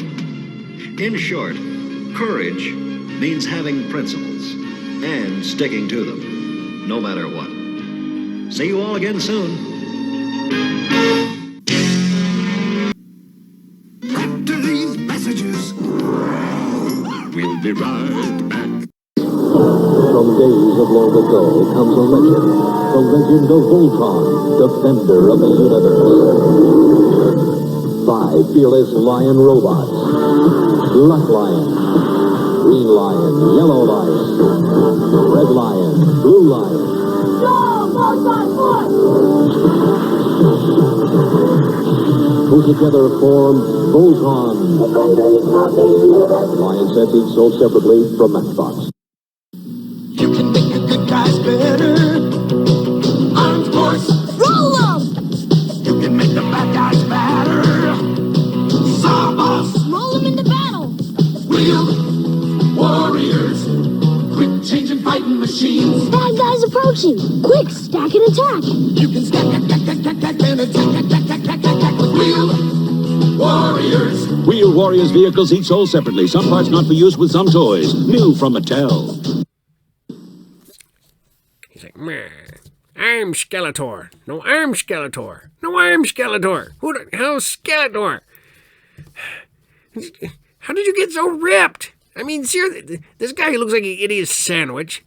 You're like short, jacked wrestler guy. You are like, yeah, you're like, CrossFit guy over here.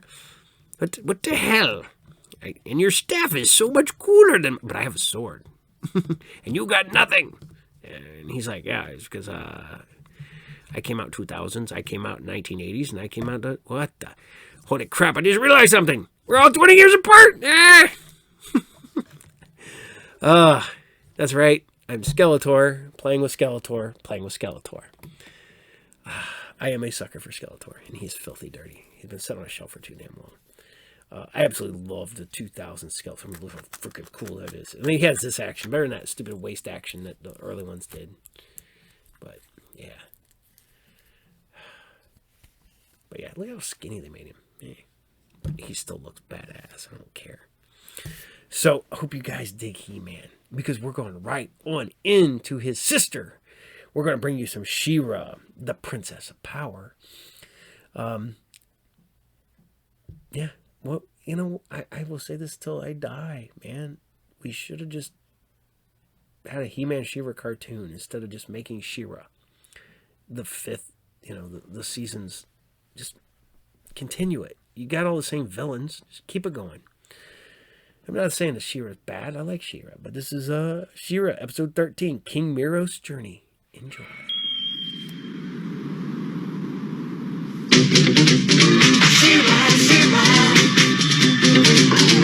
I am Adora, He-Man's twin sister and defender of the Crystal Castle. This is Spirit, my beloved steed. Fabulous secrets were revealed to me the day I held aloft my sword and said, "For the honor of Grayskull!"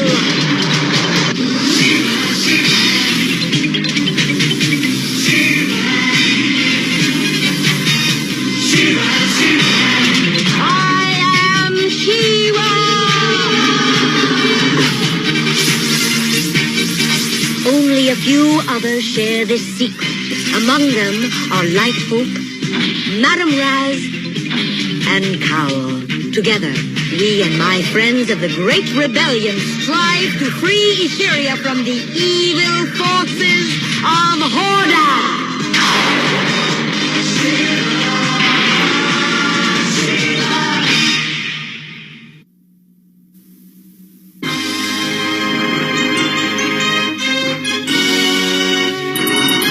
Over here, we have the Hall of Kings.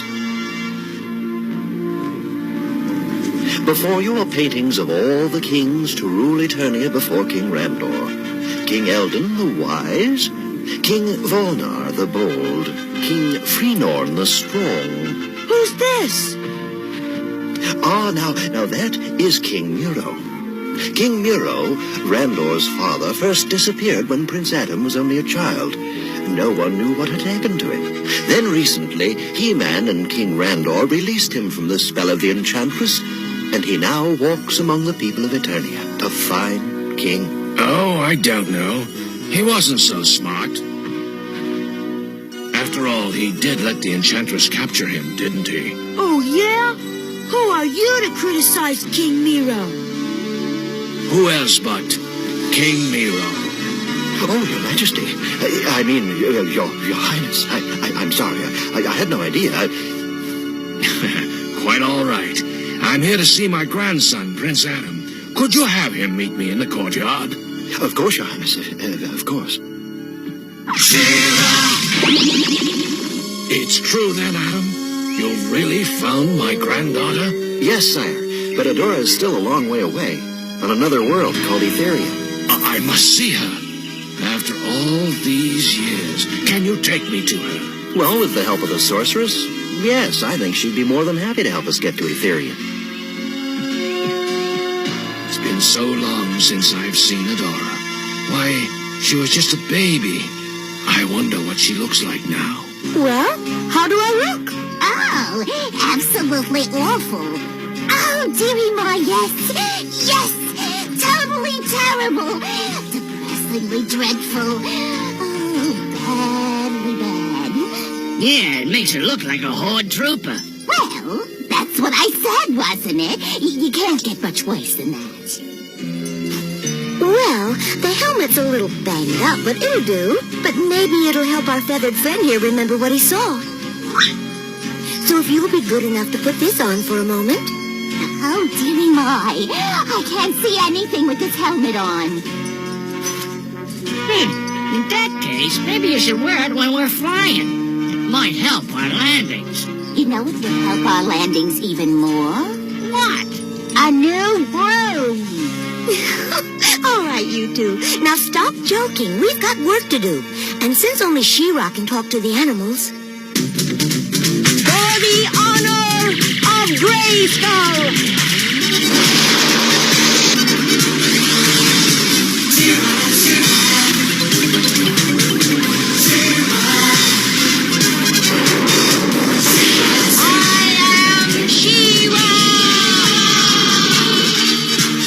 I think we're ready. Come on, little friend. Let's see if you can understand me now. Now, to concentrate. Now then, is that what you saw? Yes! Yes, it was! And there was another with him! Big! Evil! Mean! Oh! That would be Hordak. Yes! They said that an important visitor would come from far away soon! And they must be ready! All right, little friend. You can go now. And thanks. Well, did you find out much? Plenty. An inspector is arriving from Horde Prime to see what the problem is, meaning us rebels. Oh, dearie my. Then we should prepare a nice warm welcome for our visitor from Horde Prime.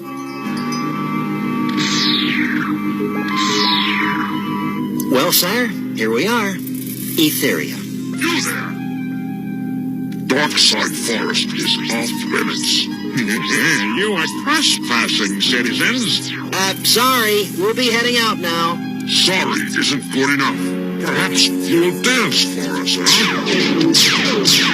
I am afraid I'll have to turn down your request for a dance. Then you will kneel before me. King Miro kneels before no one. King Miro, is it? Never heard of him. You will now.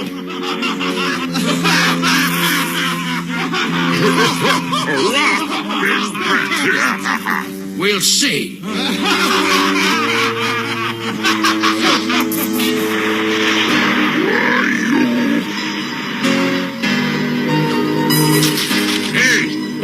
Get them!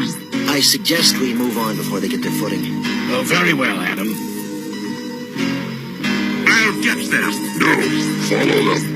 Tell me where they go. I'm just glad that Hordak can't see this. Don't count on it.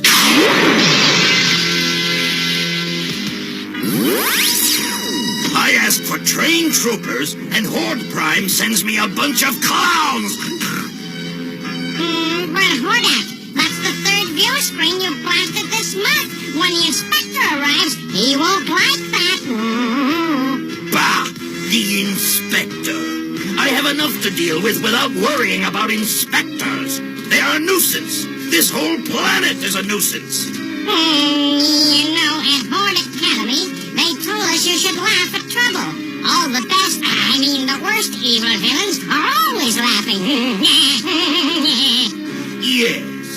Perhaps it would be easier if I could laugh at this. And since it was your idea, you can be responsible for it. Don't argue with me. So, Mantenna, go ahead. Make me laugh. Not funny. Perhaps if you moved a little to your left.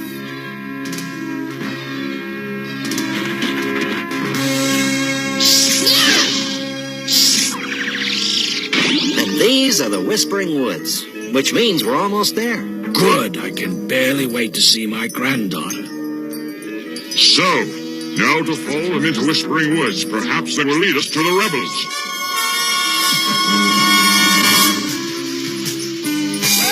Oh, dearie my! The inspector's here! I saw a ship!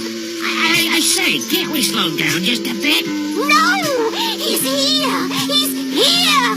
We have to tell the others! All right, and then we'll... Raz alert! Raz alert! Bang!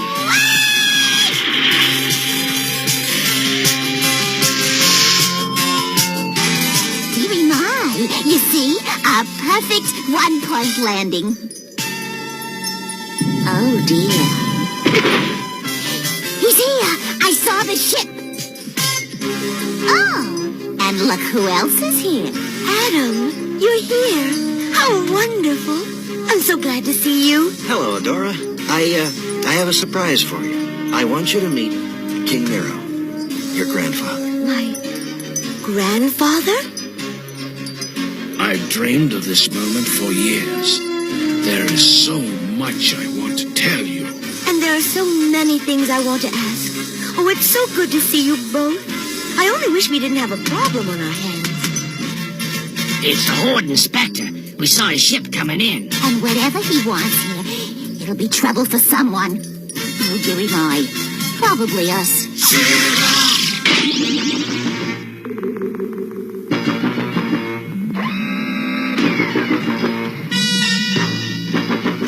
Horde Inspector Darkney, so good to see you. Your excellence, your powerfulness, your... That's enough, Hordak. Save it for the Horde Prime. Yes, Inspector. I bring a message from Horde Prime. The rebel forces on Etheria have become a problem. They are to be taken care of once and for all. Immediately. It will be done.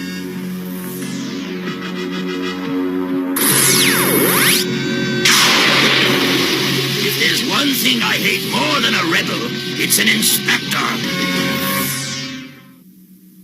And what might this place be, Hordak? The slime room, Inspector Darkney. Here we've assembled some of the creatures we may use in further conquering Etheria and subduing the rebels, bog waddlers, slime scrapers, swamp crawlers, howlers, creepers, and screamers. Turn a few of these loose on the rebels, and then we'll see. We even have some artificial creatures created by our scientists, designed to be horrible beyond words. Like that one. Disgusting, isn't it?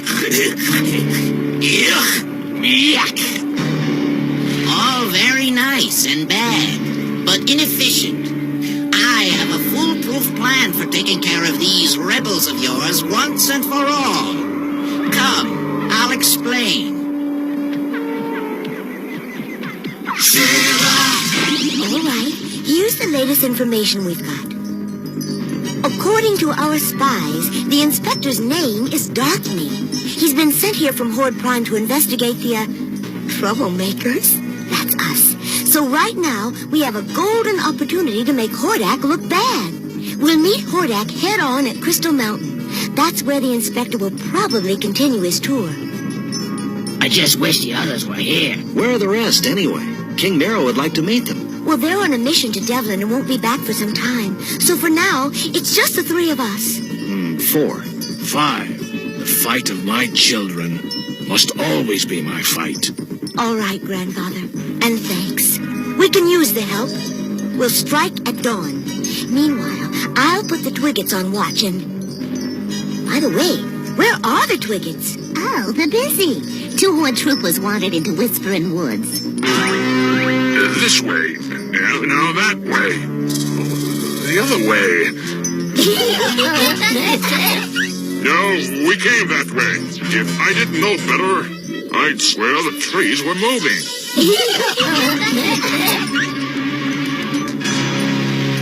This way.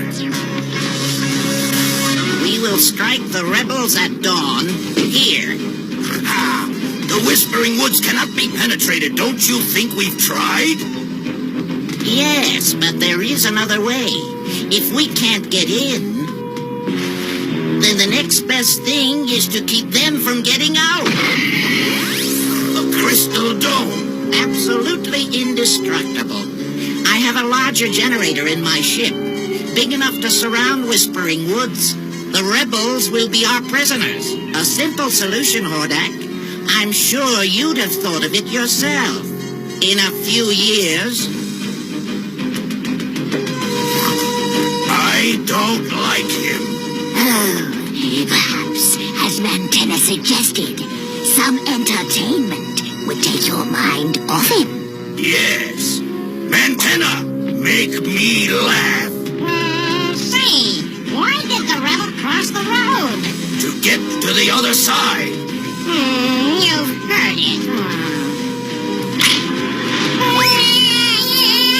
Now that is funny.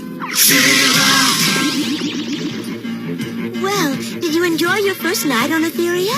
Yes, I had a splendid night's sleep. Yeah, and a good thing, too. We've got a long day ahead of us. Longer than you think, Adam. Hordak and that inspector, they've surrounded Whispering Woods. All right. Madam, Broom, you take the North Forest path with Miro. Adam and I will take the South Road. Right! You two keep an eye out. Report if you see anything else. Well, sister, shall we, After you, brother. By the power of Grayskull! For the honor of Grayskull!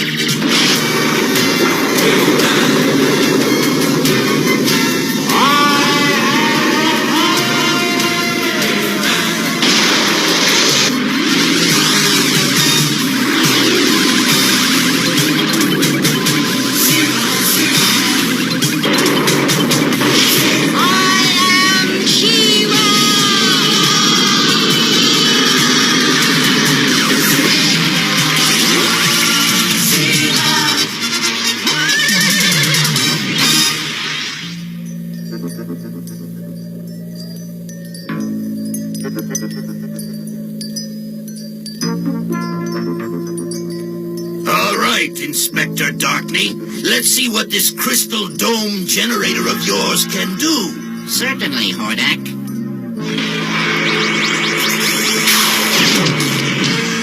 There, Hordak. The rebels have been effectively trapped within Whispering Woods. I don't think so, villain. This crystal dome will not hold us for long. And who are you? I am King Miro.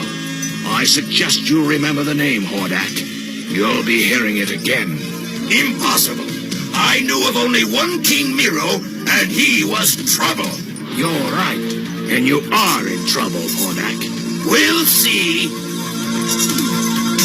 Who's in trouble here?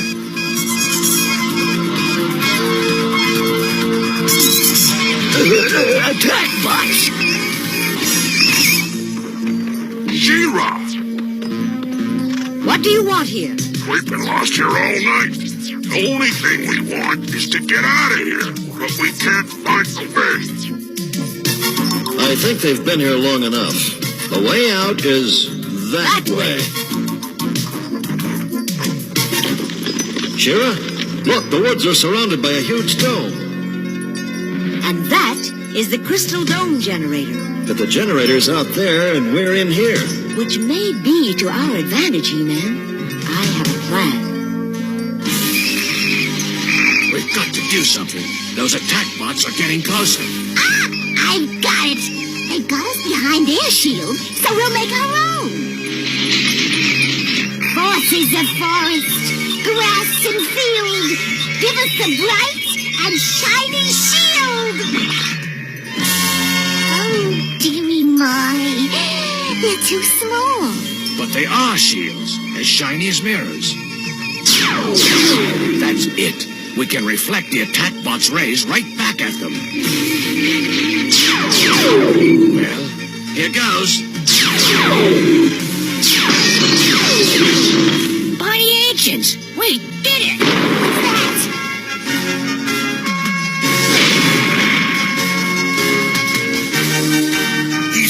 blowing up the base of the crystal dome. It won't do them any good. The dome is indestructible. They can't do anything, can they? One thing I've learned, Dockney, never trust a rebel. All right, Shera, it's all yours. And lift! They're lifting the dome. I don't believe it. I do.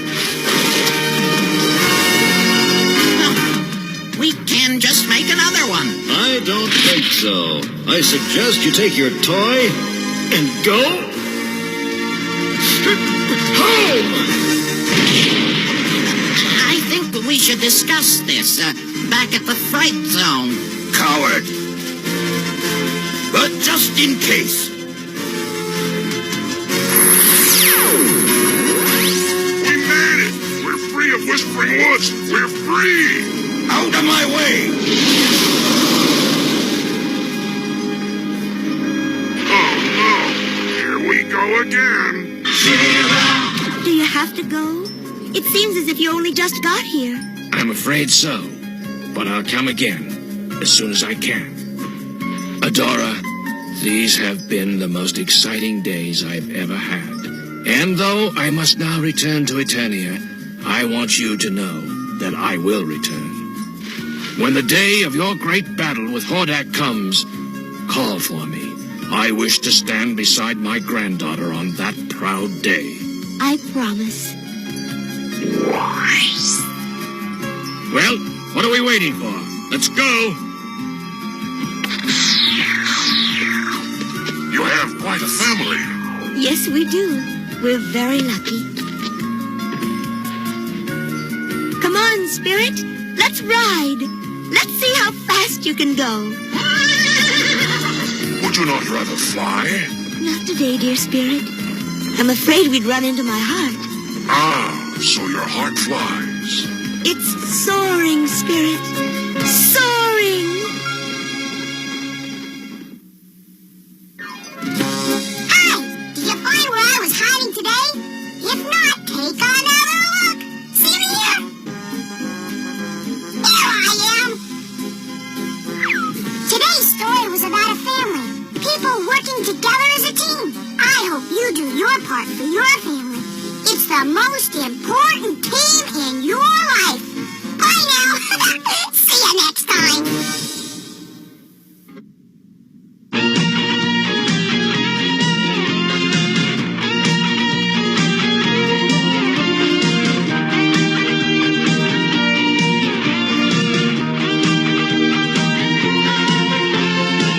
For the honor of love, we have the power, so can you.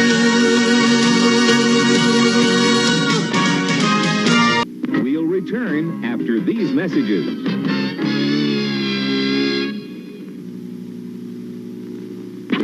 Hi there, time for timer, your roving reporter. I'm talking to you from inside a fantastic factory, your digestive system. You know what we build here? You! Not out of wood or metal, but out of food. You see, you are what you eat from your head down to your feet. Things like meat and eggs and fish you need to build up muscle tissue. Uh-oh. Hello, appetite control, more protein. We need energy. Playing tennis today, you know. Whoops. All these motors in your body need a lot of fuel to go on, like carbohydrates, fats, and proteins, vitamins, and so on. What's left over forms the building blocks you need, indeed, to grow on. Yes, you are what you swallow, so that next time you feel hollow, don't just fill your face with any old kind of treat.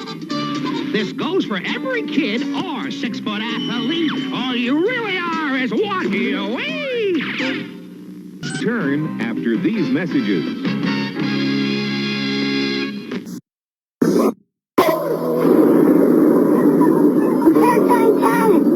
New command patrol, flagship of Max Steel's Roboforce. Max Steel, the leader, and Sentinel, the protector, sold separately. Police robot Nestor! Roboforce Station! We're using the secret chamber for laying a trap. The mass patroller? Attack! The Roboforce Command Patroller comes with secret chambers and wheel-mounted pretend lasers. Robots sold separately, new from ID. to Ronald McDonald.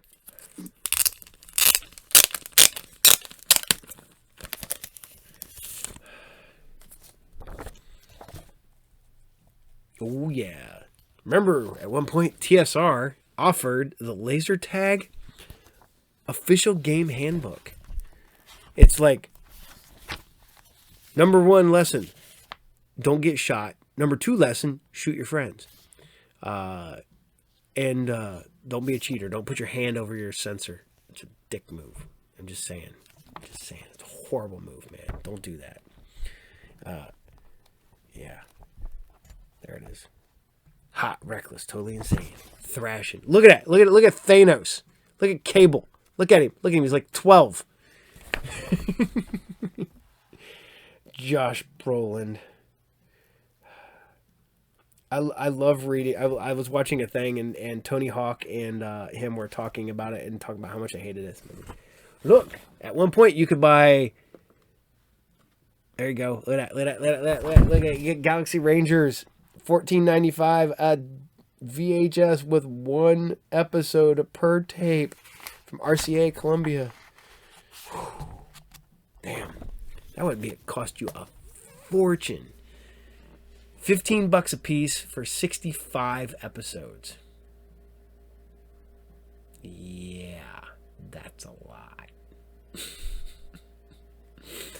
So I hope you guys enjoy Shera, because man, we're going over here. Let's go to the calculator.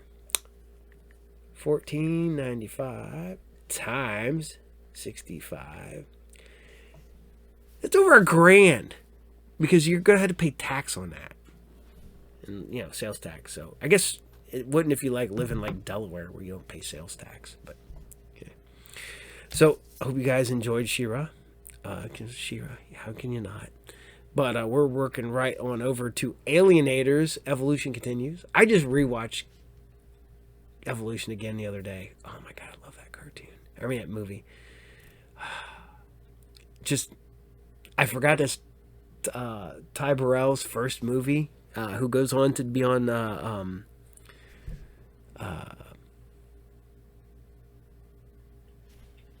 Modern Family. I couldn't think of it there for a minute. Modern Family. He goes on to be one of the big stars of that, and you have Buffalo Bill from Silence of the Lambs, and then you have the woman who becomes Clarice Sterling in the second in Hannibal. You don't get Jodie Foster as Clarice Starling. A lot of people, that was a decisive role. I'll get into that later, but a lot of people did not like her in that role, but I did. I don't think it was bad. So here you guys go, man. Alienators, episode 3, survival part 3. Enjoy. Some giant slug comes from under your rug. Say hello to evolution. Some alien cell starts to mutate and swell. Say hello to evolution.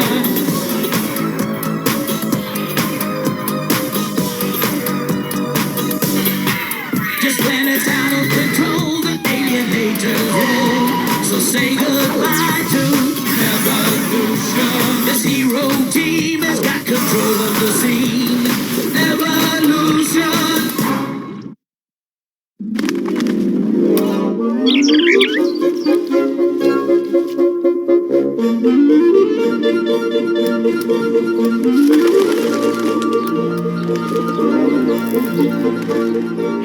It's crazy in this town. Monsters wrecking houses. Not even safe to take a bath anymore. But you won't hurt me. No, not you cute little birdies.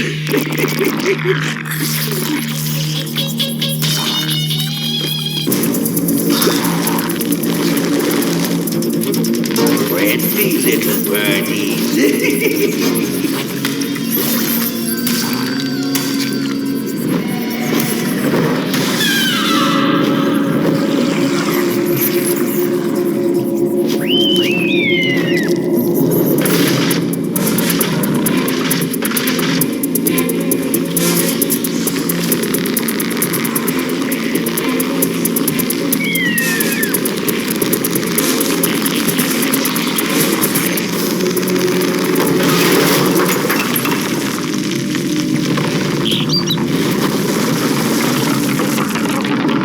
It's some kind of earthquake. Ah, what in darnation?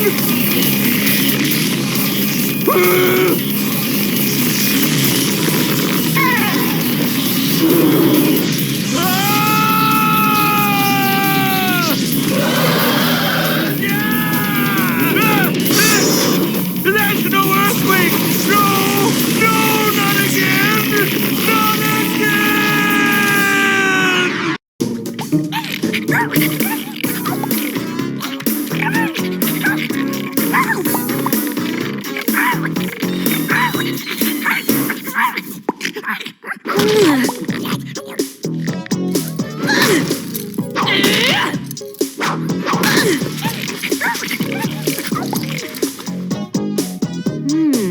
That last return proves this to be the finest game these Miami fans have ever seen. Here's the final play, and...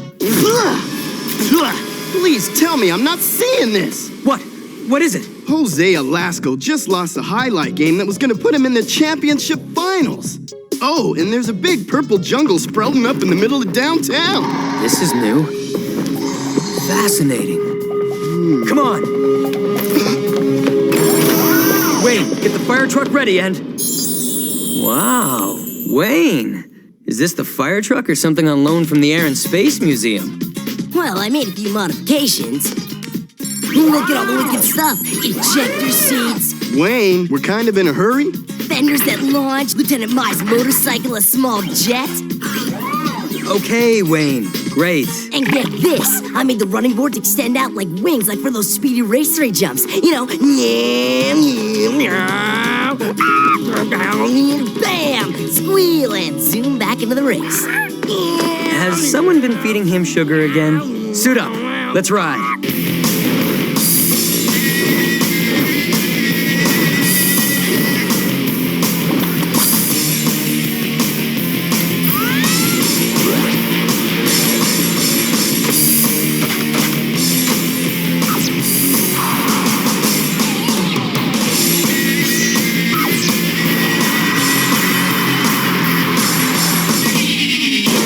I just had the truck washed. Maybe we shouldn't park it under a tree? The truck's fine. It's us I'm worried about. The Genus racked up a whole lot of points in the first quarter. Hold the stink, Gassy.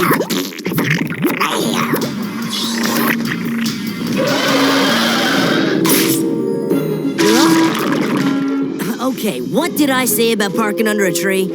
Protocol dictates we should report genus activity immediately to the CID. Well, Proto call me crazy, but I think that's a good idea, Lucy. That's Lieutenant? All right, I agree completely, Lieutenant, Lucy. Let's just call it in, before I forget who the enemy is. Well, I'll be happy to place that call for you, Lieutenant. Gee, all the comforts of home. If home were a high-tech fire truck tricked out with fancy gear and loaded with 500 gallons of blue goo. General Woodman here. Lieutenant Mai reporting in, sir. Are you receiving this, sir? Affirmative. I see it, and I'm prepared to take drastic measures to ensure that the genus doesn't spread any further. General, let Ira and his team have a chance to stop it first, okay? All right. Even though it's against my better judgment. Kane, you've got 1 hour. Then we do it my way. I have a responsibility to protect this great country. I'm the first and last defense. Even if it means that a few will have to suffer to save the many. Excuse me, General, is this part of the hour, or do I get extra time for your speech making? He's just kidding, General. Ira, the clock's ticking. Don't worry. We'll have this under control long before that. I hope so. I've isolated the unique heat signature of the genus and commandeered a tracking satellite to locate the genus. The satellite feeds heat signature images to the receiving device. I messengered it over yesterday. I didn't receive any... Well, yeah, actually you did, Dr. Kane. It was this wicked satellite link that looked so good on the console of the fire truck that I just couldn't help myself. It's got GPS, global barometric pressures, and I can get over 402 radio stations from all over the world. Want to hear Radio Free Mongolia? Because I can... I've got it. Don't worry. Let's recap. We've got a huge genus outbreak, a man that's itching to blast you all to Kingdom Come, and you're using my new satellite tracking system as a car radio. Why should I worry? Hey, Ira. The purple is the genus. What's that green thing in the middle? That's not genus. I'll magnify the image. That old man's trapped in there. It gets worse. The genus has evolved an atmosphere of chlorine gas. It's poisonous to humans. That old man doesn't have long. Masks on, everybody, and saddle up. We gotta save him. Well, you know what they say. The best offense is a good offense. Not the cleverest of sayings, but it works for me.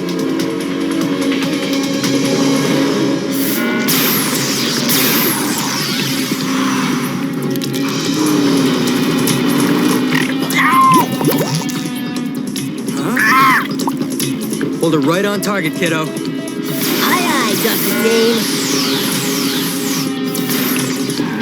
We're heading straight for him.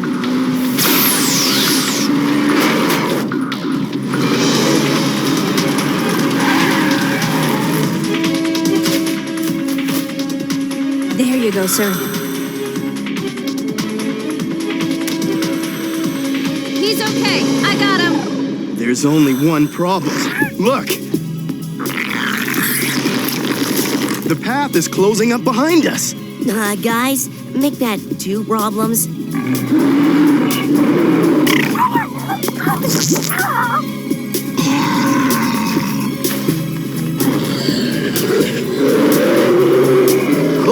Look! They're primates! The genus is well into its 3rd stage of evolution, the Cenozoic array. If that Cenozoic array is the 3rd stage, what's the 4th? Ellie time. The genus would evolve to a form so advanced that it would be unstoppable. Isn't that amazing? No. Guys, who's Ellie? ELE means extinction level event. Our extinction.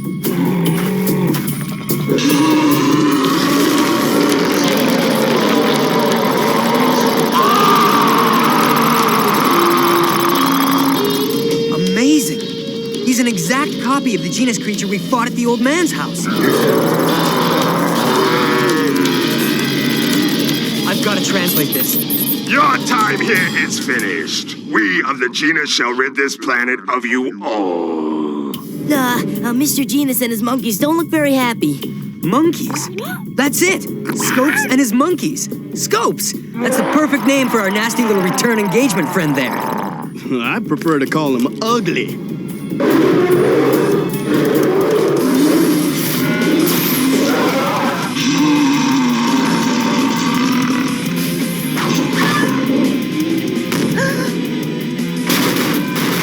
Doc, I think the irate primate and his pals want in.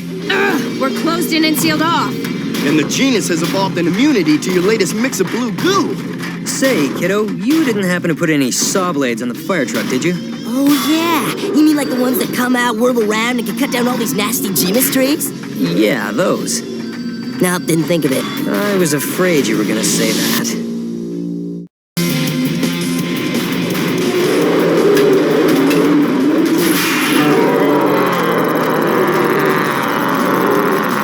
Breathe your last.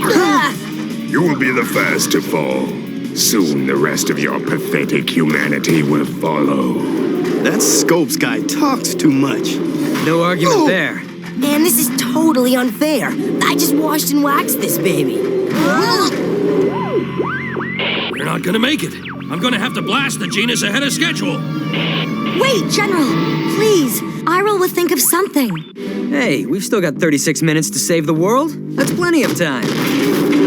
Ira, they got us trapped between 2nd and 3rd base. 2 outs, bottom of the 9th? Oh, it's game over. Game over? Aw, and I never even got to finish my new fireman's axe. I was gonna change the world of firefighting forever. Let me see that. Wait a minute. First, get rid of this thing.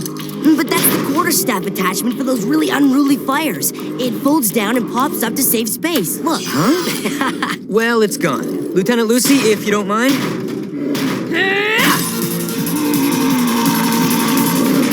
Now, Doc, if you don't mind. Okay, Genus, let's dance. I'm outnumbered. I like that.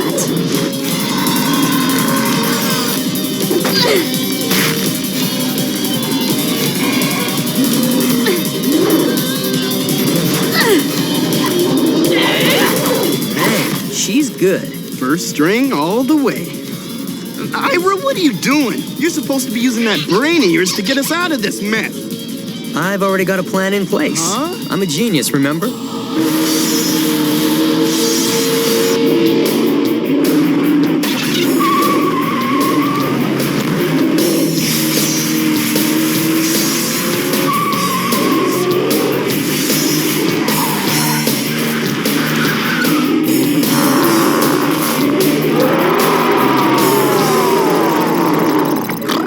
Dr. Kane, why aren't they following us? It's the chlorine gas the pod generated. It's their atmosphere. They need it to survive. They can't get too far away from the center, which means if we knock out the pod in 25 minutes or less, the entire outbreak will wither and die. And if that doesn't work? Then General Woodman will complete the mission with extreme prejudice. We're talking the Big Bang. Fire in the sky, da bomb, go boom. Here, Genus, Genus, Genus.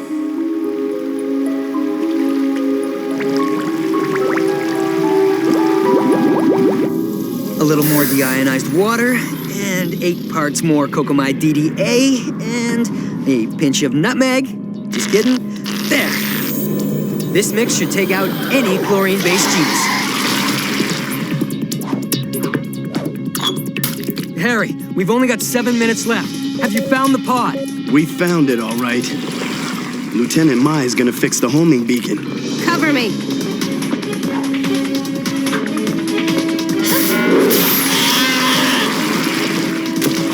Ira, the old mix is still working on this isolated genus colony. Homing beacon in place, Dr. Kane. I'm on my way.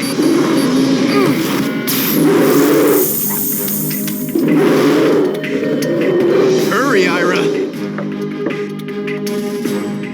Please, Ira, hurry.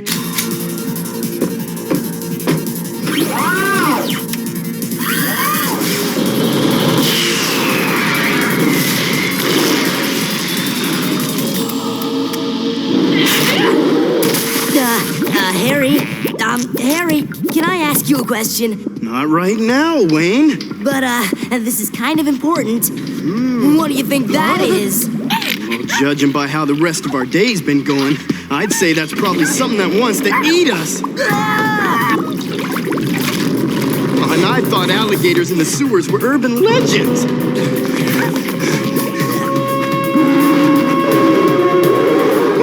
Oh, good alligator.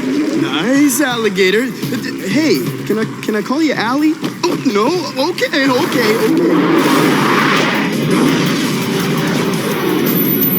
Got the signal. I'm coming in. All right, Four Eyes, come and get me. Huh?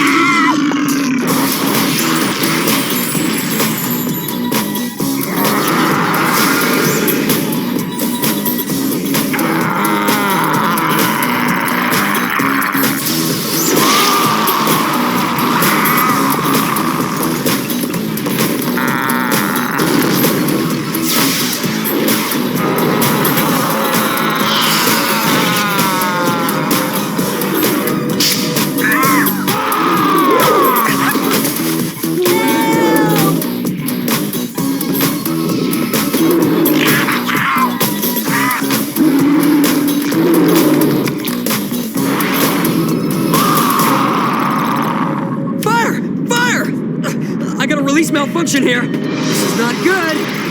Your folly will not finish this. Nothing you can do will defeat us.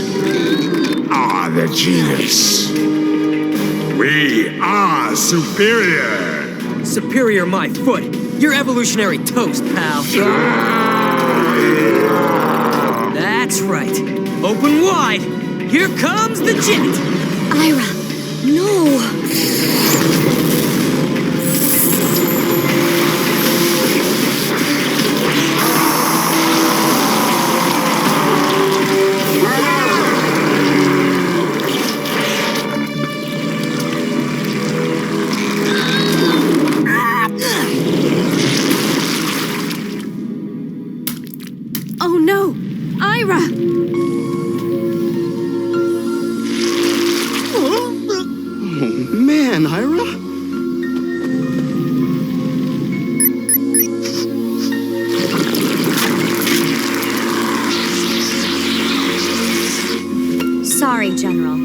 today. Mr. President, I've done it, Mr. President. I've saved the day. The genus is wiped out, but I think we lost Ira.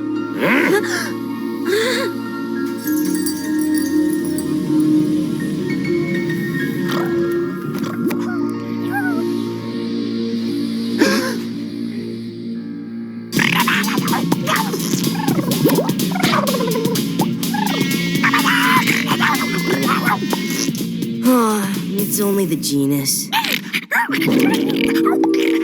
Woo! Now that was one heck of a ride. I'm sorry, Dr. Kane. I was just... Glad to see you too, Lieutenant. Come on, let's go home. I have never seen teamwork like that which was exhibited this day. There's no doubt, ladies and gentlemen, we are a team. We think like a team, we act like a team.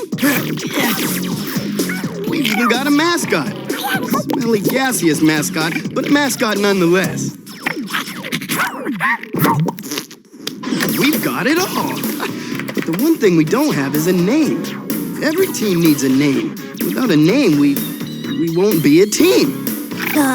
How about stink bombs or the stink meisters? It should be a real name like Bravo Force. No, it should be something more scientific, like... I've got it. The Anti-Genus Research and Containment Team. Huh? What? What? I think it's catchy. No, we need something good. Something... We're the Alienators. That's what we do. That's what we are. The Alienators. What a team.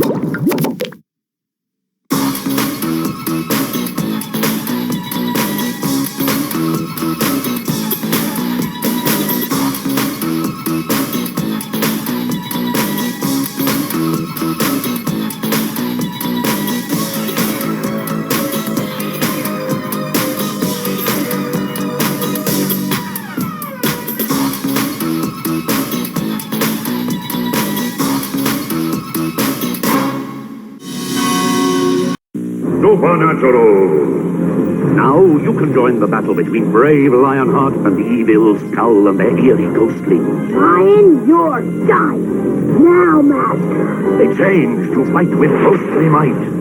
Turn them into the light, and they change into even more powerful creatures. Now, the lion is free. Take this. Supernatural! Lionheart, Skull, and Ghostling sold separately, new from Tonka. The ultimate evil, Darkseid, attacks. His horde of villains spread chaos and destruction. But now they face Earth's mightiest heroes. The Superpowers Collection explodes into battle. It's Kenner's Superpowers Collection. Figures with power action, each sold separately. Who's that? It's the ultimate evil, Darkseid, and his henchman, Steppenwolf. Squeeze him, his power action is awesome. Bet they're no match for Superman or Red Tornado. We shall see. The Superpowers Collection. Superman, Red Tornado, Steppenwolf, Darkseid, and other figures with power action, each sold separately from Kenner.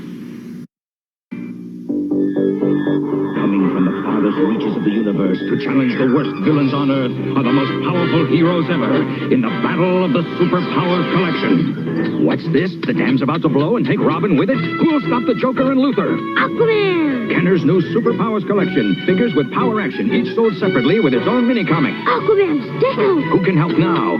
A power ring, a power action punch. Defuse the bomb! Can this madness be stopped in time? You decide. You know, Mark Silvestri does the interiors, but you know who does the cover? Arthur Adams, one of the best comic book artists ever. Man, I wish he would do more stuff. He's kind of like, I think he's like semi-retired now, you know. I remember meeting him at a con and there was nobody in line and I felt horrible because it's like, I came here because I wanted to meet Art Adams so bad, you know, and I thought, and then he's just like, hey, how's it going? Super nice guy. Really chill. Really, really chill. There you go. Look at that. That even predates the coming of Silver Surfer in his own ongoing series. Back when Marshall Rogers did it. And he's mostly known for Batman, but he did a big run on Silver Surfer before Ron Lim took it over. So as I'm sitting there going through these, this is probably one of my favorite eras of X-Men. Holy crap! Because I love that team. I always loved Rogue in her like bodysuit, but wearing like clothes underneath it, like bikini bottoms underneath her bodysuit. Just love that. So I hope you guys dig Alienators, and that is the I guess the pilot, because you had the 3-parter. So and it's so funny because that's how you separate it. Because back in the 80s, it was always 5 parts, so it took you the full week to get your initial pilot episode in, or your pilot movie. Transformers did it, G.I. Joe did it, HeMan or Shera did it, Sectors did it, all those guys did it, and they did this in 3 episodes. Because by the year 2000-ish, they really got on the ball. They're like, we can get you more information in a very shorter time. Just letting you know. So I hope you guys dig Alienators, because we're going into one of the greatest cartoons ever made. Talking about having a 5-parter. They had a 5-parter several times. I mean, we got the movie, the first movie with the mass device. We got the Weather Dominator. We got the Pyramid of Darkness. And then they took the movie and cut that into 5 parts and aired that on TV. That is G.I. Joe. And this is one of my favorite episodes, the Funhouse. I like it because you kind of really get to see, of all people, Airtight. I had a weird. I really liked Airtight when I was a kid. I don't know. I thought he looked kind of cool because he had the costume, and he was a chemical waste disposal guy, and when they took off his helmet, and he had a receding hairline, and I was like, as a kid I didn't get it. As an adult with a receding hairline, I'm like, hell yeah. That's to point out, as a kid, that even heroes can have receding hairlines. Dude, about the only way they could have made that guy more like a 40-year-old would give him a receding hairline, make him wear glasses, and have hearing problems. But here you guys go. This is G.I. Joe, and this is the episode Funhouse. Enjoy. Yo, Joe! He'll fight for freedom wherever there's trouble.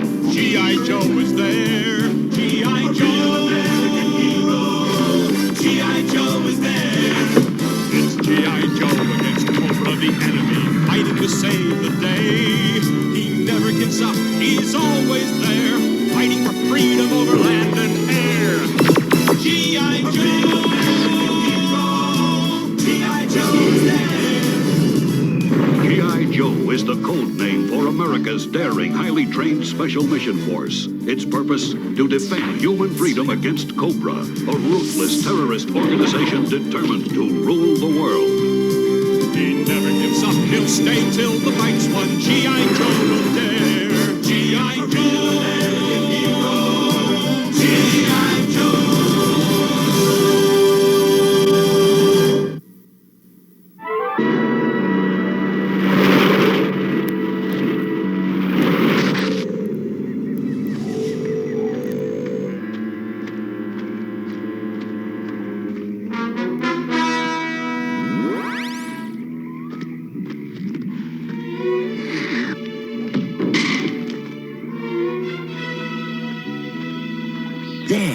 There, closer. Back a bit.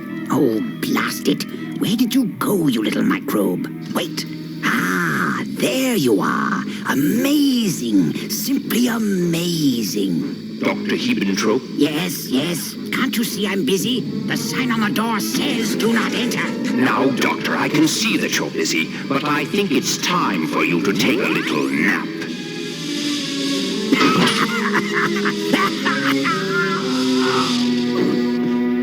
Sleep tight, my good doctor. No one will bother you now. A botanist, a biologist, 2 astronomers, a geologist. Why is Cobra kidnapping all of these scientists? Maybe they're just collecting scientists, like, baseball cards. Maybe. Anyone care to guess what Cobra's gonna do when they complete their set? Something's coming in. If it's Cobra, trace it, Breaker. Greetings, Joe Team. You no doubt know what I have chosen to speak with you about. Get on with it, Cobra Commander. I will be terse, Flint. If I do not receive $60 billion, you will never see the scientists again. Kidnapping? You've hit a new low, Commander. Where do you expect us to get $60 billion? Relax, guys. We'll just put it on my credit card. I never leave home with... Foolishness! Lest you think I am not serious, watch this! Please, G.I. Joe, do something. You must help me. You must. Joes, you have one day to come up with the money, or... I traced the transmission. It's coming from South America. It's too easy. I've got a bad feeling about this. Yeah, it's too pat. I agree. We need volunteers for our strike team. Yo, Joe! G.I. Joe is doomed, thanks to you, my dear Hibbentrop. You know, there will be an extra charge for my acting services. You venal mercenary. Your acting couldn't get you onto a soap opera. Silence! His stunning performance is well worth the money. It will buy me the greatest luxury there is. Revenge. Stay low to keep under Cobra radar. The base is coming up fast. There it is. Let's tell our friends we're here.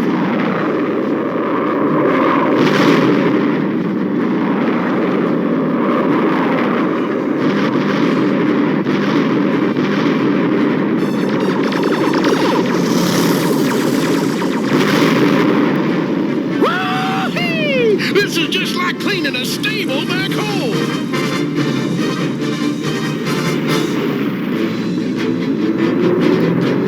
Yo, Joe! I've been itching for a good fight all day. Itching? Oh, boy.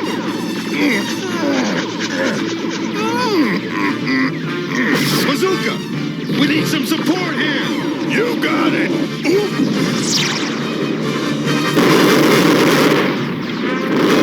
Come on, they're falling back!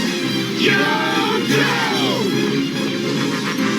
I don't like to fight unarmed soldiers, so here, take my gun!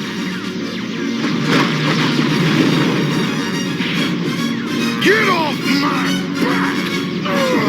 And stay off it! I usually don't drop in unexpectedly. But this time I'll make an exception. Darn it! Swallowed my gum! Now I'm mad! 1, 2, 3! Oh, my trigger finger! What a bunch of wimps. We ought to get home in time for dinner. Don't count on it. This was just the hors d'oeuvre. The main course won't be served till we visit those snakes inside their temple. And find those scientists. Zap, you got a key? Yeah, and it'll fit perfectly.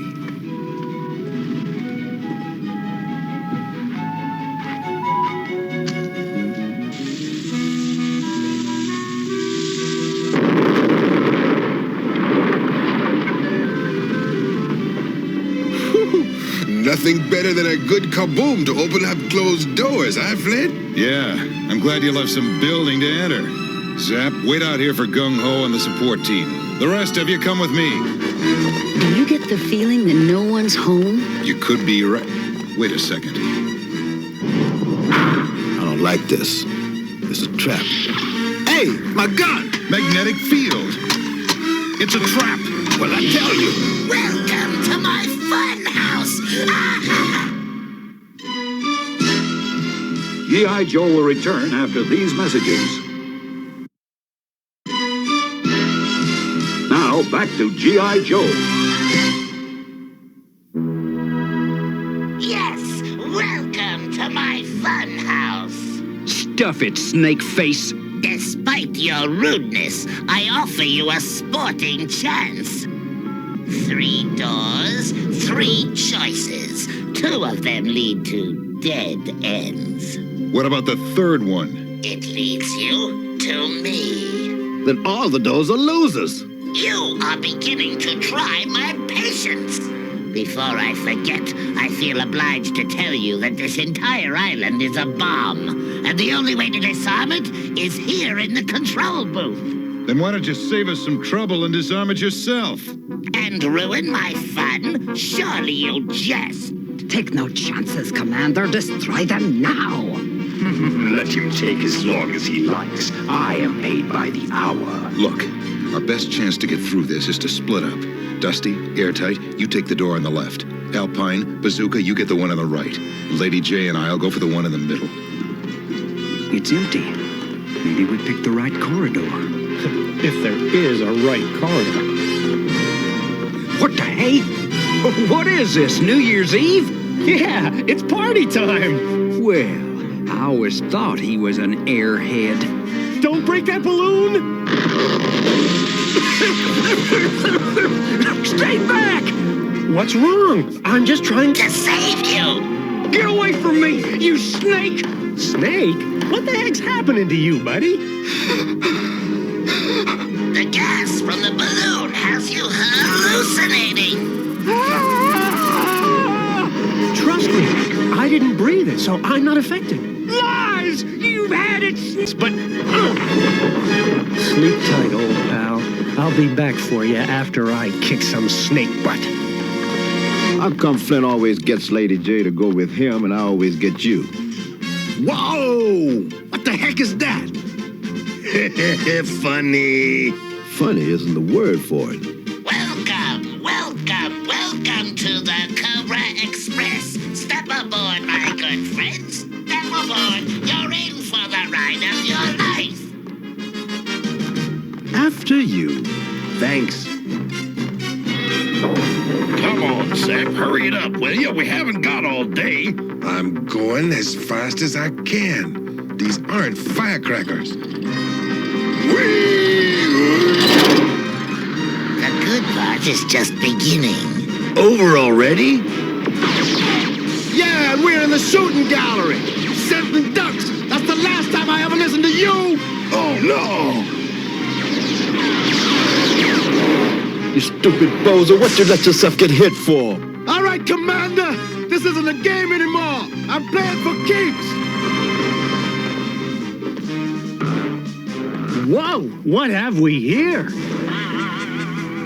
I always thought he was a clown. This guy is definitely not playing with a full deck of cards. Okay, so you got a new weapon. Oh, no, not again.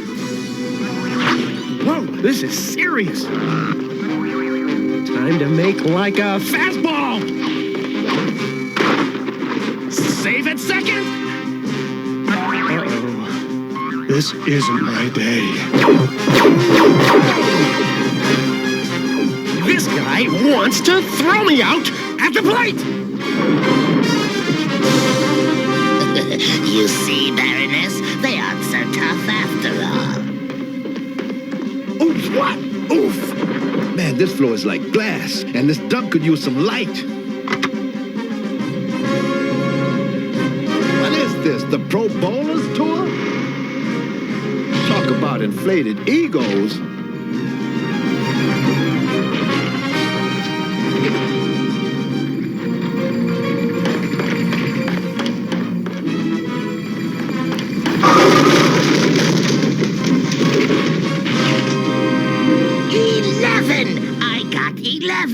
That's even better than a strike. Now there are only 2 Joes left. What about the Joes outside the door? They don't matter. They'll never get through in time to save their comrades. It's ready to blow. Everybody hit the deck.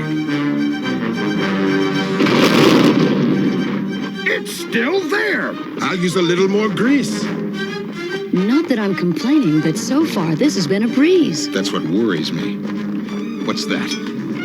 Sounds like marching tin cans. And they're ugly, too. Let's stomp on them.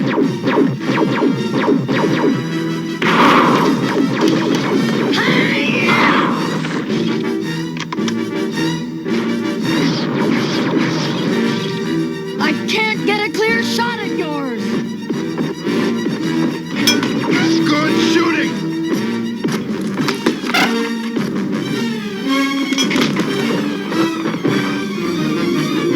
Lady J!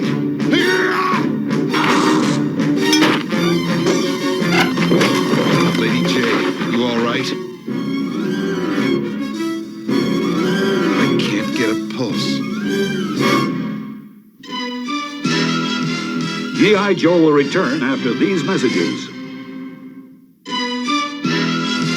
Now, back to G.I. Joe. Lady J.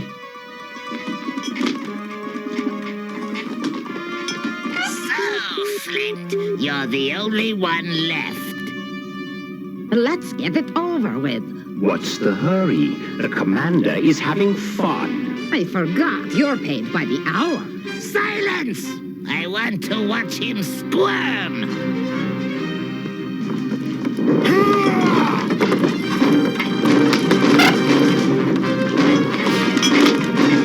Get up, you blundering bunch of idiots! I'm gonna send you all to the scrap iron heap! Looks like it's time for a game of hide and seek. Go after him! Don't let him get away!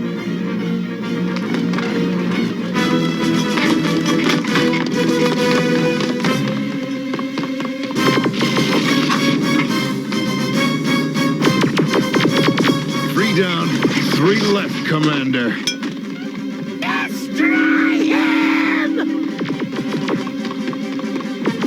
Your robots are lousy shots, Commander. Did you program them yourself? Come on, Commander. You, try and get me.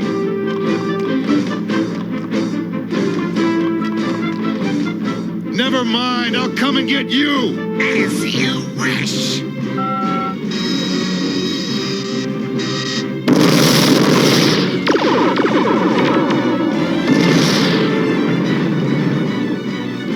Now, what do you have to say, Zartan? Watch your tongue while you still have it. However, she might have a point, Commander. It's time to depart when I say it's time! If this doesn't do it, I'm going back to selling insurance. Let's go.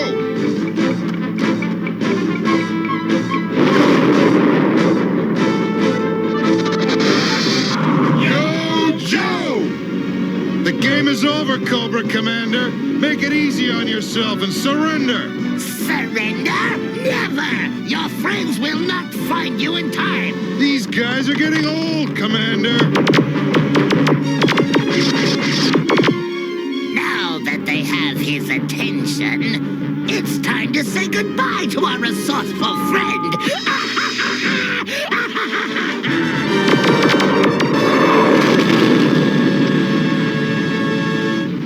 Nice shooting, Commander. I am sick of you, Flint. In moments, you will be converted to subatomic particles. The bomb is now activated. You see, Baroness, victory has been at our fingertips all along. Perhaps, but we have wasted time. Silence! Time is running out, Commander.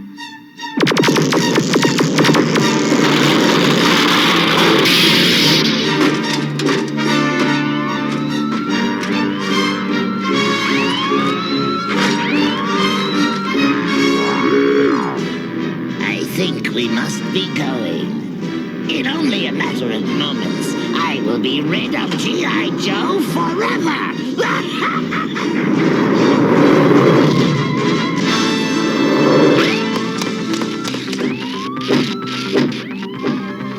Flint? Flint! I'm in the control room. The whole place is about to blow and I can't disarm the bomb. Isn't there a scrub switch? There's a switch, but it isn't marked. Flip it! It's a reset switch. Attention all Joes. Move it. We've got 3 minutes to get out of here. You heard the man. Move!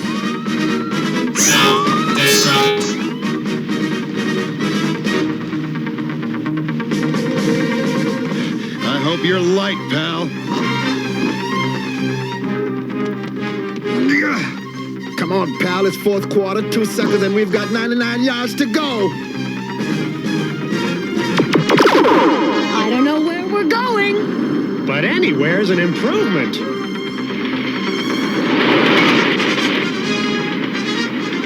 Next stop, outdoors.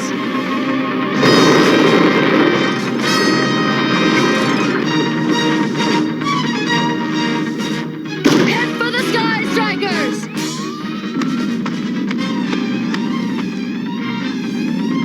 Flint's never gonna make it.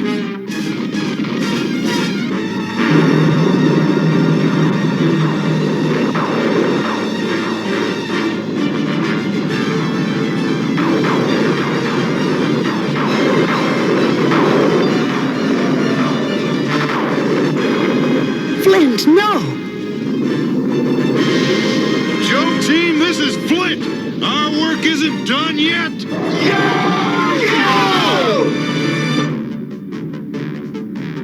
You see? You see? I never doubted your plan for a moment, unlike the Baroness. Quiet mercenary. I now possess the world's greatest scientific minds.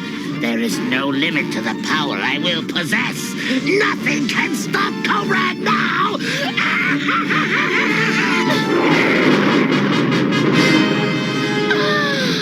This can't be! Go, Joe! Flint to group. Follow me in, and good hunting!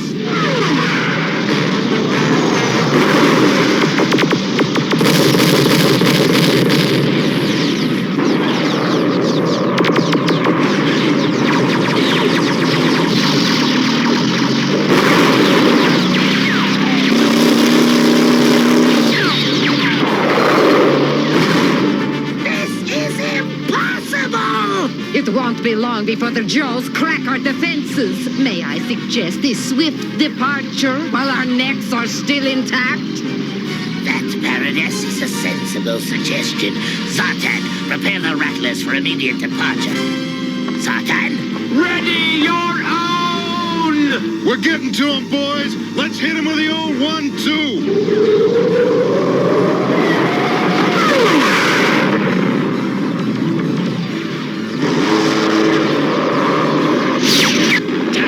Clean up, folks!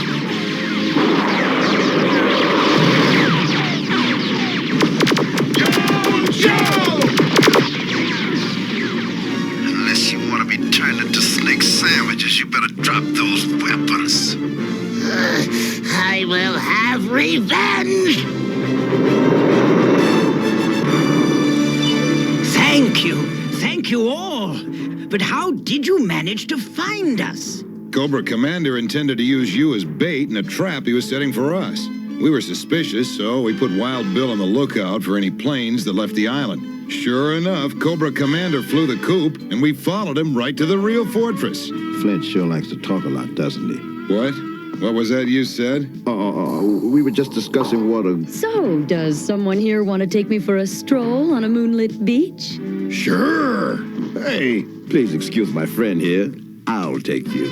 You do, and you'll be scrubbing bathrooms for a week. On second thought, why don't you take a bazooka? No way. You sure know how to keep a girl single. That's right. She sees right through me.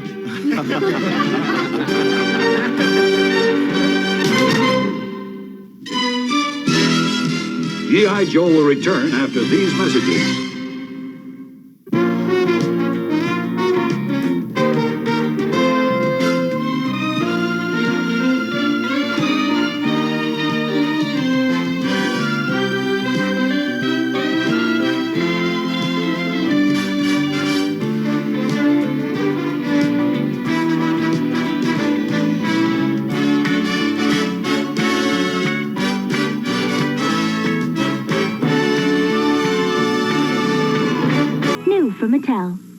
It's new Rocky Road cereal with Choco, Van, and featuring Marcia. Choco chocolatey puff, it makes my heart sing. Van vanilla puff is such a tasty thing. But Rocky Road's got something special for you. It's got a chocolate and nutty coated marshmallow too. New Rocky Road cereal. Little marshmallows with a chocolatey nutty coating mixed with vanilla and chocolately puffs. Part of this complete breakfast. Waking up to Rocky Road makes your breakfast sing.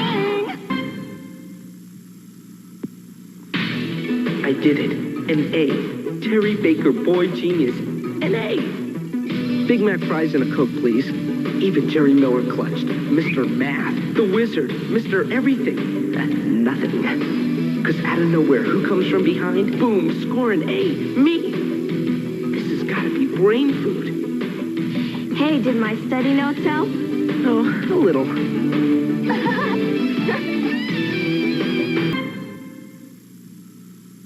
They're here.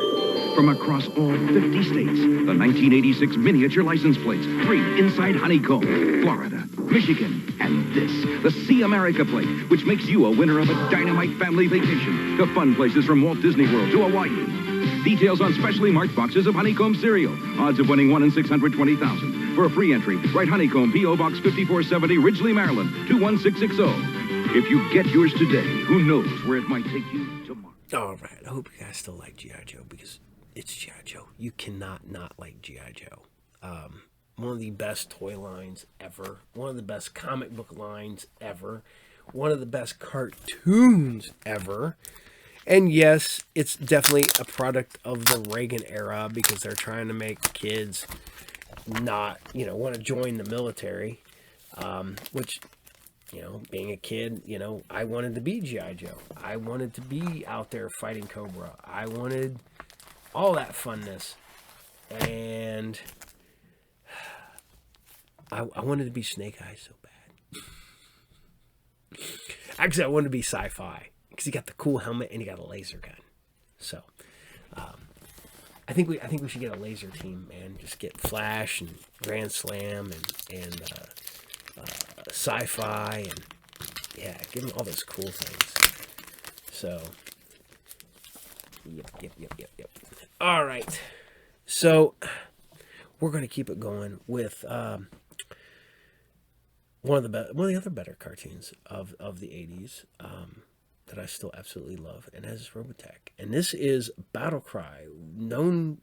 They had video games called Battle Cry named after this episode. It wasn't until I got older that I started realizing how kind of creepy the age differences are on this show. Didn't think about it till I got in my high school years and in my later in my early 20s when I'm playing and I actually look at the ages on the characters and they're like Lin-Min May 15, Rick Hunter 17, Lisa Hayes 23, and I'm like, Japan is weird. So I don't know, it's still great, just get past the stupid ages thing over in Japan and enjoy Robotech episode 16 Battle Cry. Enjoy.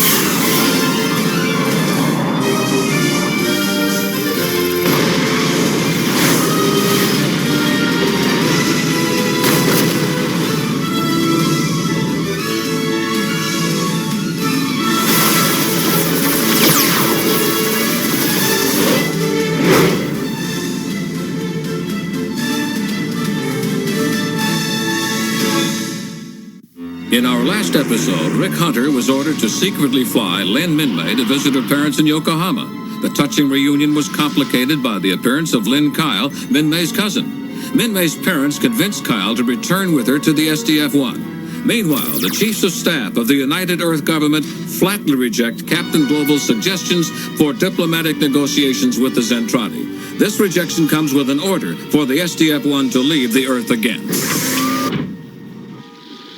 That's not fair! It's like we're prisoners here. Wait, orders are orders, even if there are a lot of idiots in Central Headquarters who have no idea of what they're doing. But something must be done. Sir, you're not going to accept this quietly. You will change their minds, won't you? Well, Captain? This really isn't helping me, so get back to your duty stations immediately. I do appreciate your concern, but right now I have to break the news to the survivors. But... Excuse me. Can't you... That will be all, Vanessa. Yes, sir. Try to understand. But it's not fair. That's absolutely true, but you can't blame the captain for something that headquarters did. You're saying the captain needs our support now? Is that it? Yes, he does. All this talk isn't going to change anything, and I'm hungry. Let's all go into town and eat lunch. Yeah, let's go and eat. I'm starving. Welcome. Kyle! Oh, Kyle, is it really you? Yes, Mother. I'm home, and I've missed you very much. Kyle, is this a dream? Oh, I can hardly believe my eyes. Oh, my baby. No, it's not a dream, Mother. It's me. Kyle. I've missed you so. Oh, gee. Oh. I'm so happy I'm gonna cry. Oh, dear, this is no way to welcome you home. Come don't in. worry about us. Father, I've missed you too. You're looking well. Now, dear, please Mother, don't be... Please don't get upset. Father's always been that way around me. You know that. I always knew he'd come back. What else could I think? He is my son. So do you suppose that stuff is food? Well, something sure smells good, and since the food we brought ran out, we haven't eaten a thing, and I'm getting pretty hungry. Oh, boy, yeah, wow. So, who's going in to get our order? That's easy, I'll go. No, I'll go. Hey! What's going on here? Hey, that's not food. What's the idea? Don't you know the difference between real food and plastic? If you try to eat that, you really must be hungry. Come on inside and I'll fix you something to eat. And I mean real food. Oh! Hey, wait for us! For me.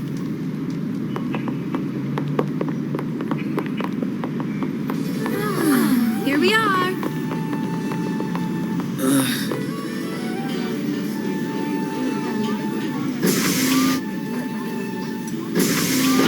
Ooh, it sure looks crowded in here, doesn't it? Hey, everyone, over here. Huh? Hi. Look, Lieutenant Hunter. Let's go sit with him.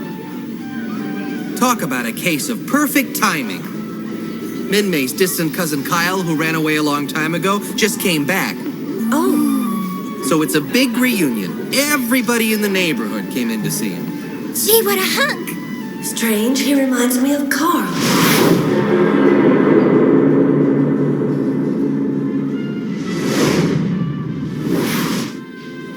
Hey, Kim, you shouldn't stare. Not so hard. Oh, sure, and I suppose you saw him first. Lieutenant, what did you say her cousin's name was again? I think he said Kyle. Oh, well, he's sure good looking, isn't he? Gee, Minmay looks so happy. Well, Rick, my boy, these are some of your friends, eh? Why don't you introduce me to the ladies? Hello, Mr. Mayor. Glad to have you back here on Earth. Oh. I'd like to introduce myself. My name is Lynn Kyle. Welcome to my family's restaurant. Hi. Hi. Nice to meet you, Kyle. Well, Kyle, even if you don't like the Army, you'll have to admit there are some lovely ladies in the military. Did I say something perhaps I shouldn't have? Well, young people should get to know one another. Excuse me. I get the feeling the mayor was implying you have something against the military. It's not just the military. I don't like fighting of any kind. Oh, really? Fighting produces nothing. It only results in devastation and destruction. Are you saying that everyone in the military likes to destroy things? Huh. Well, I didn't join the service because I like devastation and destruction. And I think I'm speaking for everyone at this table. That's Come on, everybody. We're celebrating Kyle's return. Hey, how about watching that television show I taped yesterday? Please, turn on the TV. Why, sure, Min-May. Here's the singing sensation you've all been waiting for, Miss Lynn Min-May. Now that I'm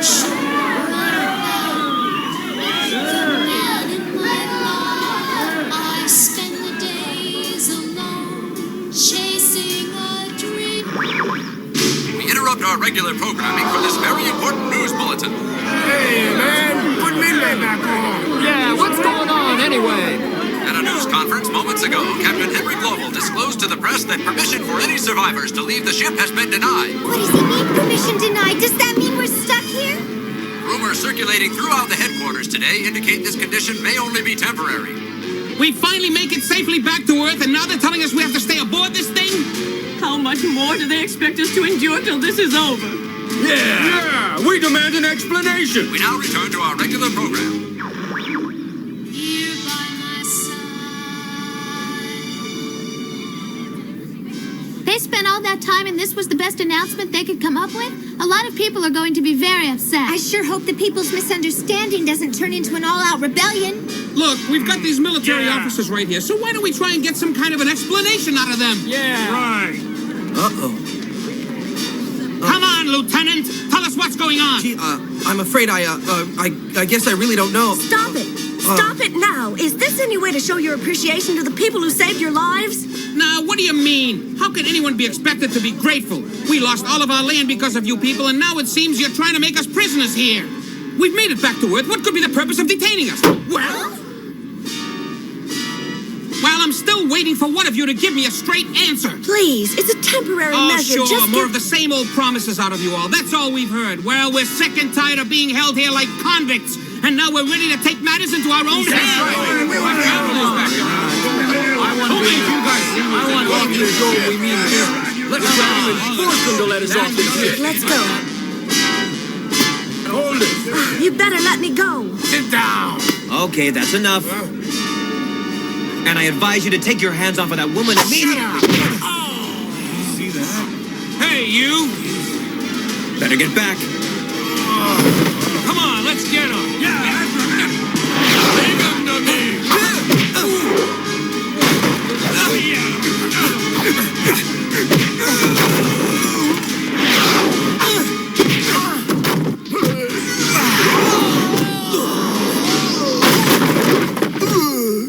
You all right? Who is that guy? He's an incredible fighter. His name's Kyle. I'm gonna fix him. Yeah. Oh, no! Get him there.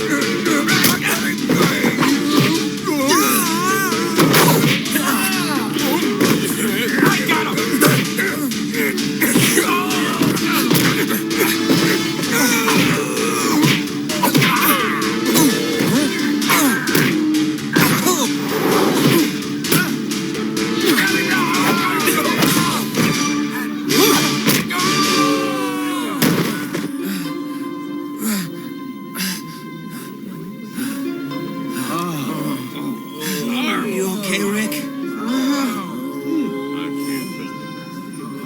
Oh, Kyle, I'm so proud of you.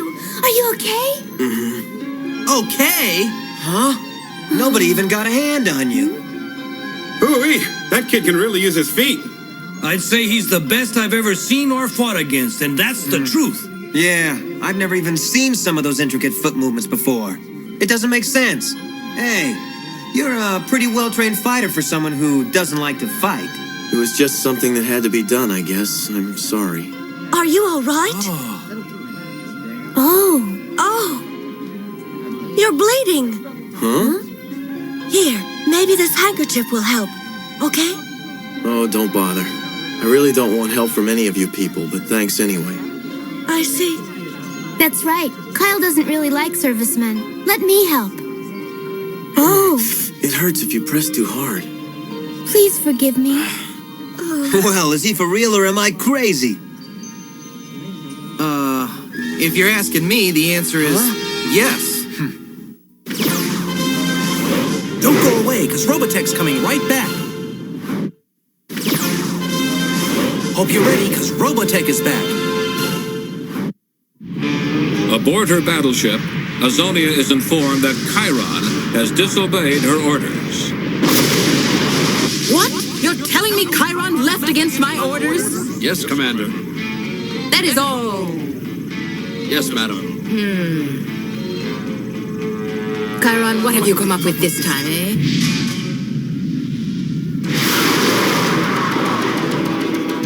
Captain, an unidentified craft is rapidly approaching us. Punch it up. Yes, sir.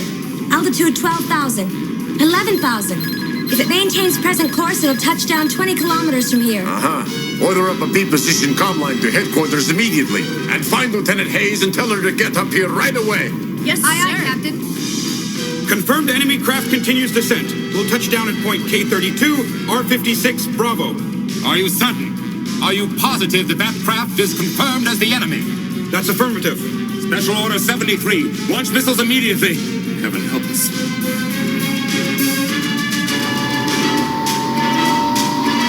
We are now remonitoring all base comm signals, Captain. Very good. Lisa, what seems to be the problem? You've been acting like you're in some kind of daydream ever since we got back. Tell me, is it Kyle? Claudia, please, you know that's just not true. Ladies? Captain, Headquarters Command has just launched defense missiles. Our instruments show approximately 15 seconds to impact. I understand. 15 seconds. What can they be hoping to achieve? Conventional warheads are totally useless against their ships.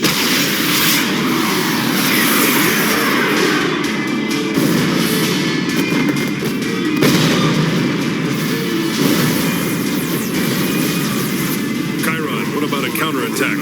Brilliant idea, Grell, but just what are we counterattacking? You mean this planet is not the actual main objective? You're beginning to see the light. Open fire!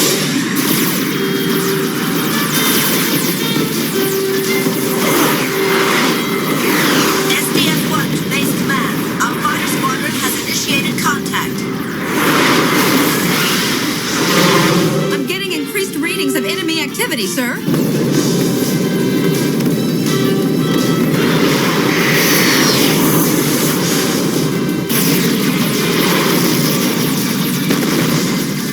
Roger, Command. We're meeting them head on. Keep firing and don't stop until you have destroyed every one of those inferior micronians. A mixed group of enemy fighting vehicles is approaching our deck, sir. Looks like they've broken through our first defense. I want the Vermilion Squadron on deck immediately. Yes, sir. Well, here we go again. Enemy breakthrough heaviest now at blocks 3, 7, 9, and 16. Vermilion Squadron, move to block number 3 for protection now. Roger.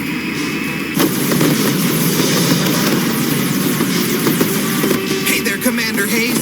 How many of these things do we have to shoot down before they stop coming at us? 10,000 or 20,000 or 2 million?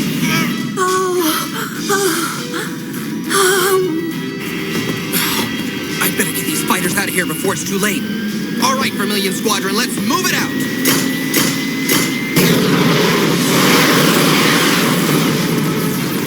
No, please let him be all right.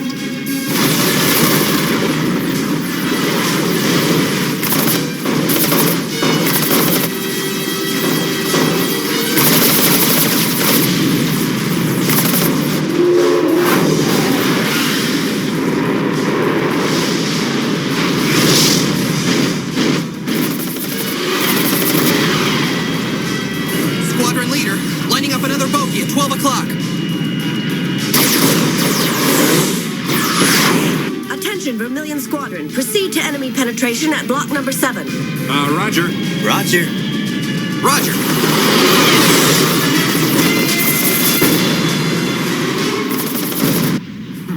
Impossible! Sir, a second enemy attack wave is now on the way. The purpose of your operation is to thwart Chiron's plan. Therefore, do not fire at the enemy. So, don't fire at the enemy, huh? Well, it seems as though my radio is broken or something. I love it when a good plan works out well. Chiron, come in immediately. Can you hear me? You are in violation of your orders. Therefore, stop this attack at once. Violation of my orders? But I haven't done anything to these miserable Micronians. At least, not yet. In the centuries to come, if any of them are left alive, they will speak with terror the name Chiron. Don't joke with me. Turn back. All right, men. Cease firing. We're heading back. Excuse me, sir. Would you please repeat that? We're going back already? Yes, I've just received a direct order from Commander Zernia. But don't forget to get your souvenir, my friend. My souvenir? Why, no, sir. I certainly won't forget that.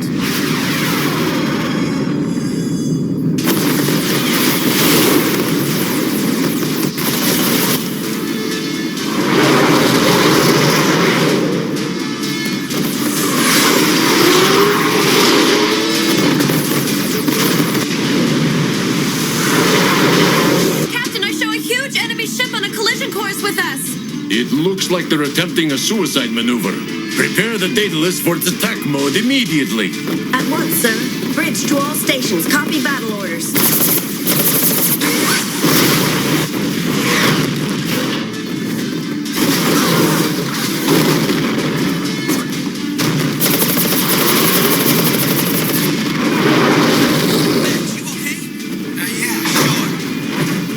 Just a little shaky, that's all. But what about Ben? Did he make it? Hey, I'm not that easy to knock off.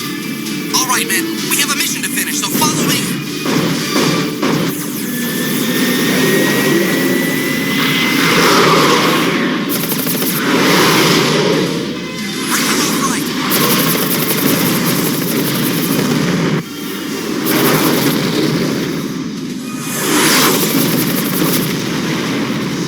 So, they think they've finished us off, eh?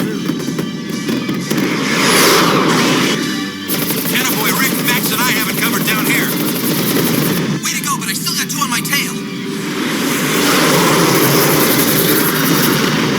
Nice shooting.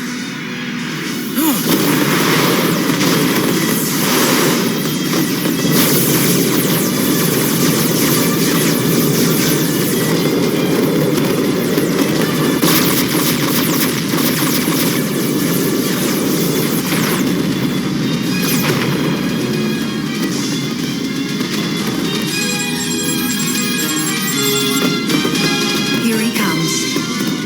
Now, you're almost in place. Prepare to launch immediately.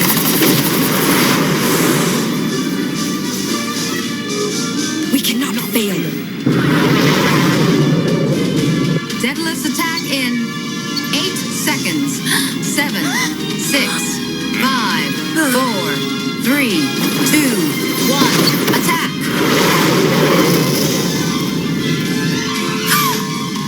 Lisa! Executing Daedalus attack. Now!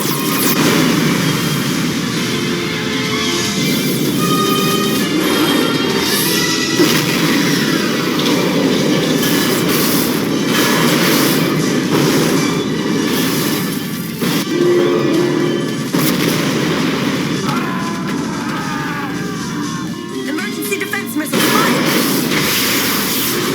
Lisa, this is Rick. I'm in direct line of our missiles.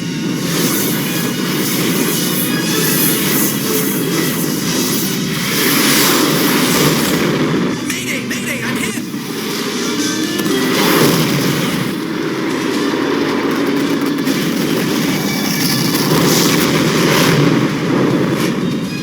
The follow-up missile attack was a complete success! Captain, the enemy ship has been totally destroyed! No! How could I have failed again? Well, Chiron, it looks as though your plan was slightly less than perfect. In fact, if it had been any less perfect, you'd be dead too. No! How could it fail? Attention all forces! Attention all forces! Commence retreat procedure. Radar shows all enemy forces are withdrawing! Should the fighters pursue? No, Claudia. Let's not press our luck or theirs. The battle is over. Just maintain our present position. Yes, Captain. I'll be in my quarters. Oh, Commander Hayes, I want to commend you on the excellent job you did this afternoon. Thank you, sir.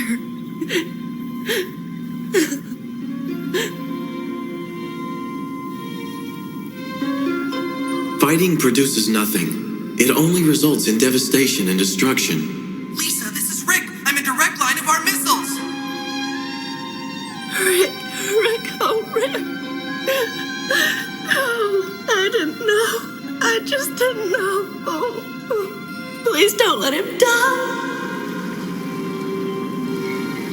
Roger, 299er. I have shoot in sight, but there is no movement. Repeat, no movement. Oh, there he is. I see him now. We're going in for pickup.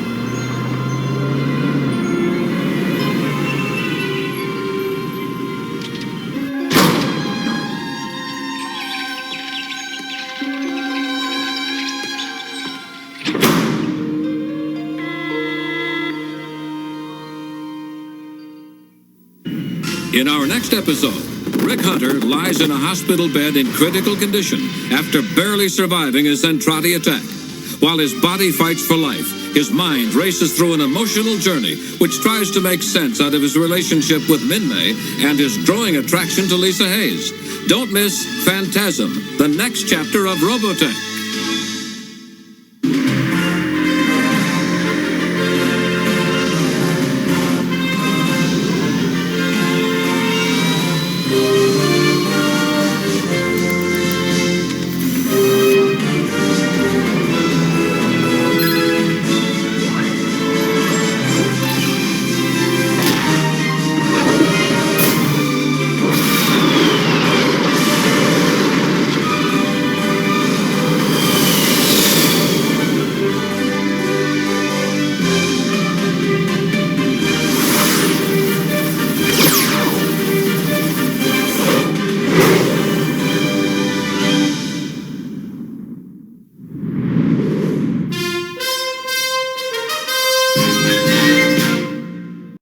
Can anything stop the animal? The animal. It's a big, powerful 4x4. But when the going gets tough, it bares its claws to climb over anything that gets in its way. The animal. The animal. Can anything stop the animal? The animal. The animal. Clawing its way to the top. The animal. Each sold separately. Batteries not included. New from Galoob. It's the real Ghostbusters Firehouse playset. Figment, our firehouse is haunted. No way. Oh no, I've been gooped. Goes to the stadium. The real Ghostbusters, each sold separately, assembly required. Hey buddy, see anything weird? It's Tombstone Tackle. Don't lose your head. Take a hike. There's a policeman. Oh no, it's X-Cop. I can't believe my eyes. Whoa, we're not scared. You know, I never understood why this book was not more. This is where Lady Deathstrike becomes Lady Deathstrike. Before that, she was essentially just a ninja. And this is where she gets her cybernetic upgrades via Spiral in the body shop. And this is Barry Windsor Smith. And, I mean, Wolverine's all buggered and he's fighting alongside the little fire projecting girl from Power Pack. And yeah, this is so good. And it's great. This is brutal as hell, and this is what came out when I was 84. And you think about the fact is that at this point we had the sudden realization. Well, in 86, Wolverine had only been around for 12 years at this point. 12 years. And he was already one of the most popular comic book characters in the world. And he was never not popular. And holy crap, this is such a good issue. If you ever get a chance, go find X-Men 205. I can't state enough on how good this one is. Love it. Loved it. So, all right. So I hope you guys dig Robotech. And hopefully, after the credits, I'm putting a bonus cartoon. Fingers crossed. I'm trying something new out. So, I want to say thank you to everybody for swinging in here, dropping by, and hanging out with me.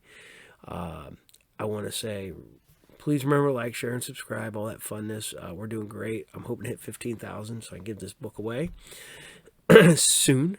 And I also want to say thank you to all you guys that are here every Saturday morning, hanging out in the streams. I want to say thank you to Johnny, Maria, Autumn, my buddy Autumn, Paulette, Newfie, Roe, Rabbit, Swamp, 41054, World Stage, Black Phoenix, Way Out Toys. Man, the fact that you watch this all day Saturday at Way Out Toys, I'm going to stand here and I'm going to look out there and I'm going to watch everybody right now going through the boxes. Don't you be pulling price stickers off of stuff and then acting like you're putting a different price sticker on it. It's bullcrap. Go over there, keep your local comic shop. Make sure that these guys, you take care of these guys. We take care of you. You need to take care of us. As a comic book store owner myself, you know, we rely on you guys to come in and buy your books. We rely on you guys to come and buy magic. We rely on you guys to come and buy toys. And be good to them, man. Don't steal from them. You know, because Walmart's a multi-billion-dollar a year company. You know, I'm not buying another house. I'm not buying this. I'm not buying that. I live okay. I take care of my family. I take care of myself. And, you know, I live a decent life. But if I have to close down, that's going to go away. So don't steal from your local comic shop. Do not do that. That is one of the lowest things I think you can do. And that comes from any mom and pop shop. Don't steal from any mom and pop shop. Just take care of your people. Take care of your crew. All the people here at Way Out, take care of them. They're good people. So, on that note, geez, I'm trying to think of it. Timothy, you guys are great. Matty Bot does the great music for the intro and the outro for Saturday Morning Serials. All you guys, every Saturday morning down here in the streams, you know, like I said, sometimes I can't even be here. I hang around as much as I can, but sometimes I gotta go to work. Sometimes I'm working on the shows while the shows are airing. So I don't get much downtime, but I want to bring it to you. So take care, guys. And we're going to go, as always, group therapy every Monday, normally at 12 noon. We got a couple episodes that are coming up, hopefully. That will be airing later on in the day when they drop because of the subject matter. And they're going to be a little risque, maybe a little dirty, but I'm going to have fun with them, and I want you guys to have fun with them. Talk and Roll every Thursday at 8 p.m. Eastern Standard Time. I took a week off. I wanted to take a break. But I have 3 episodes in the can for Talk and Roll. So go over and check us out. Every time you guys go over, it helps us out, gets us going, helps us get better interviews. Because the more subscribers we have, the people are going to look at it and go, oh, these guys got a good run. So if a 10th of you guys could go over and help us out over there at Talk and Roll, that would be awesome. I would love you guys forever. I mean, I already love you guys forever. You guys are all awesome, but it just does help us out. And we got some great interviews coming up with some really good people. Everything from pop punk to session musicians to bands. We get it on there, man. We have fun with Talk and Roll. So enjoy that. And remember, the return of Pickle Comic-Con. I am now in negotiations with people who've worked for DC and Marvel, people who've worked for Dynamite Comics, people who've worked for Archie Comics, actors and actresses, people from Ghost Adventures, people who've worked on those shows. We are working to bring you the best Pickle Comic Con we can. It'll be 2 days. It will be at the Piqua Nights in St. John Hall. There'll be food available. Hopefully, I might even bring some vehicles, depending on the weather, because those will have to be outside. So, we're working on stuff. We're working on bringing you some cool stuff. So, the captain never rests, because remember, there's no rest for the wicked. My wife tells me I got to stop saying that because I'm a pretty good guy now. But I guess I got to make up for all the dumb crap I did in the past, so I still say no rest for the wicked. So on that note, I want to bid you guys all adieu, a farewell, a Wiedersehen, goodbye, sayonara, everything I can. You guys are all awesome, and stay cool. And on that note, Captain out. Bye. This Saturday morning marked the first time that no cartoons aired on an American broadcast channel. The last channel still showing cartoons pulled the plug. Cartoons were the dominant morning program from the 1960s through the 1980s.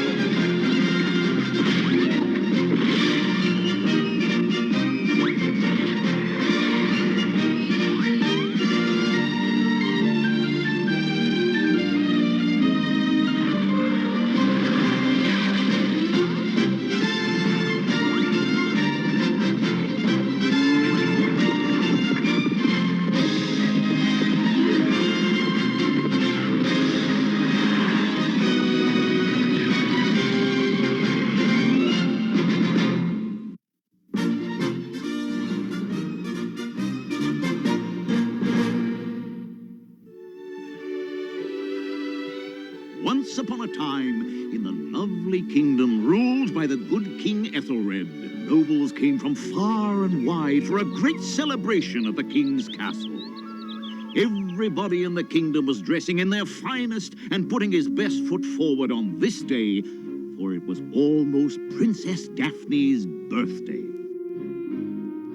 I have the greatest gift of all for Princess Daphne. Nothing you could get her would even come close. Did somebody mention my name? Dirk, were you and Sir Hubert talking about birthday presents by any chance? No, Your Highness. It was just Sir Hubert Blunt boasting what a great gift he got you. Oh, Sir Hubert's always carrying on. I'm sure Dirk the Daring got me something much better. No, not yet. But I shall undertake a quest. A quest to find you the greatest birthday gift ever. A quest! That's a wonderful birthday present. When do we start? Well, I don't think that is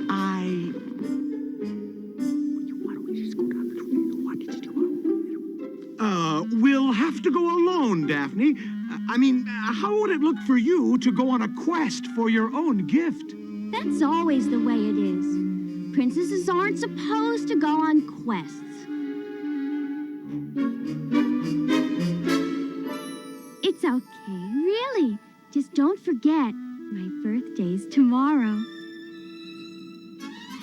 So, Dirk wants a gift for his pretty princess. Well, I shall help him find one.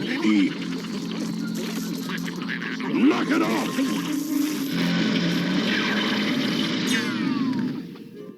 Do I have your attention?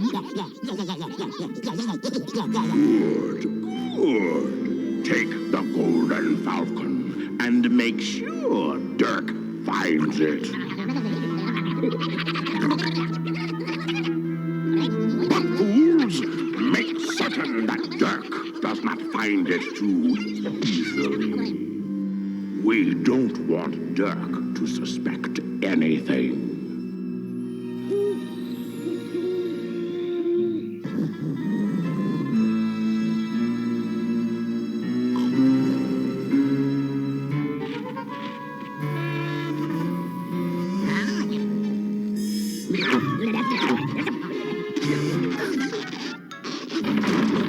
Huh? Who's there?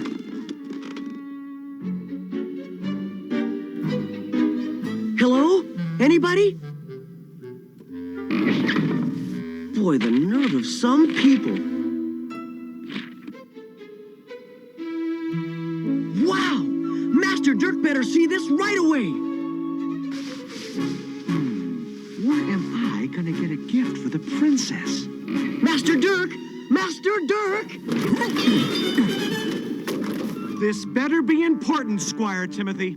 Oh, it is! It is! A brave knight will find a royal gift of flight at Limestone Cavern. Wait a minute. Limestone Cavern? That's in the dragon's territory. Yes, but it's worth it for a royal birthday gift. The quest for Daphne's gift begins tonight. Are you sure this can't wait till morning?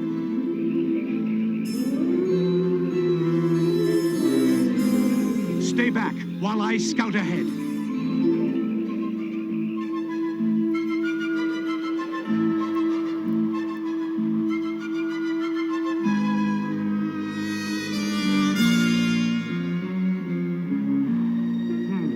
Guess I'll just have to go through that door.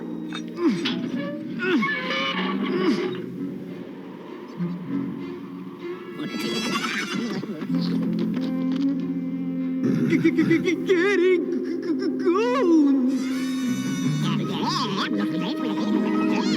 Come on, goons, come and get me!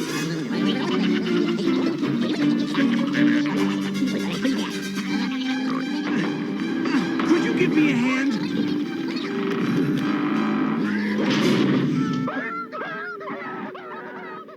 Thanks for the hand. A hoof, Bertram.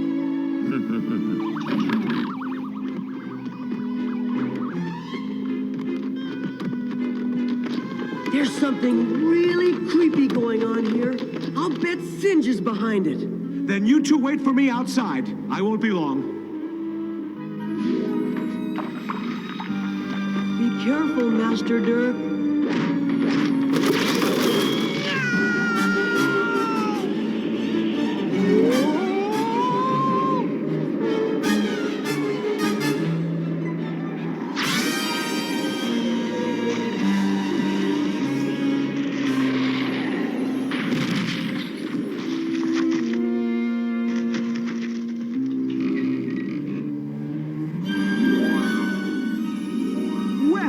Dragon's teeth. That note was right. It's beautiful. A real gift for a princess. Oh, I hope Master Dirk finds a gift for the princess soon so we can get out of here.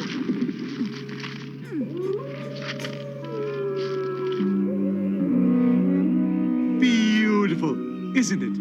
I'd sure like to know who slid that note under my door.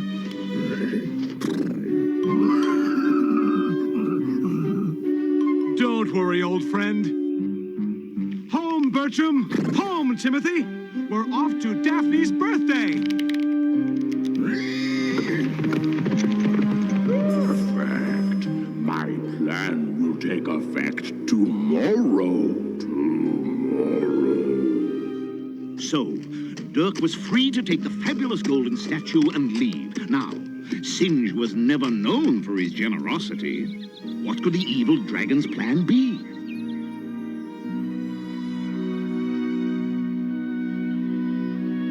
Thank you. Oh, it's lovely. Oh, thank you so much. This is just wonderful. Pretty songbirds, Sir Knight. Wonderful gifts they be. No, thanks. I already have a gift fit for a princess. Oh no, it's blunt. A gift fit for a princess, Your Highness. Oh, Sir Hubert! Sir Hubert, I don't know what to say. It's you.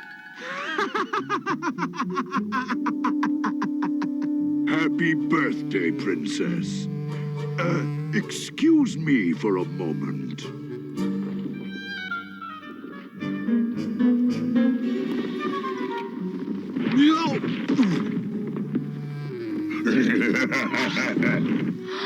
Daddy, it's magnificent. Oh, yes. Well, it's nothing, Daphne. I just don't know who this is from. It's from me. I braved the limestone cavern to fetch this for you. Happy birthday, Princess. Oh, Dirk, you shouldn't have. You almost ruined my celebration with that thing, Sir Dirk. Be more careful.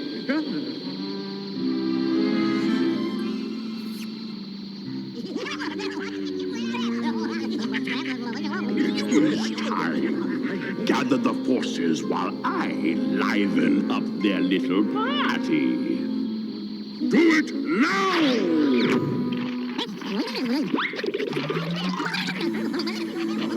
To the kingdom is mine to hold. Unlock the door, bird of gold. Come to life, spring into flight. Deliver the princess to me tonight.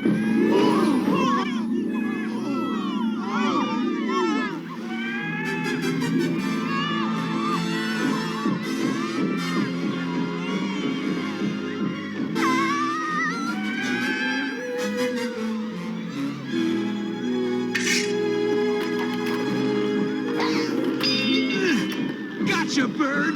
Get me down from here! Dirk, you know I don't like heights. Surrender, Ethelred. Surrender your castle and your kingdom to Singe, or you will never see the pretty princess again. You have one day. One day. What? I say, what do we do now? We'll go. We'll rescue the princess. Singe can't do that to us. No, Your Majesty. I'm responsible for this. I'll go alone. Besides, it'll be safer for just one night to brave the dragon's lair. Yes, well, I do see your point, but good luck, Sir Dirk.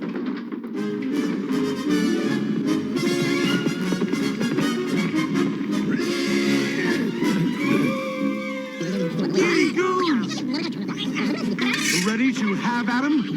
Have at whom, Master Dirk? Huh? I think Singe set a trap for us. Singe had set a trap indeed. With giddy goons advancing from one direction and with mudmen coming from the other, what would you do? Which way did you choose? If Dirk had gone to fight the mudmen, this would have been his fate.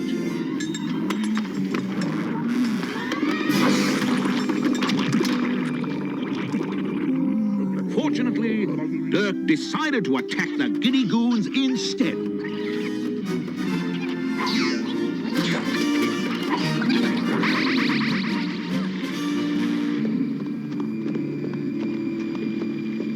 But Master Dirk, I thought you knew where Singe's castle was. A tavern! There's bound to be somebody there who can tell us where Singe's castle is.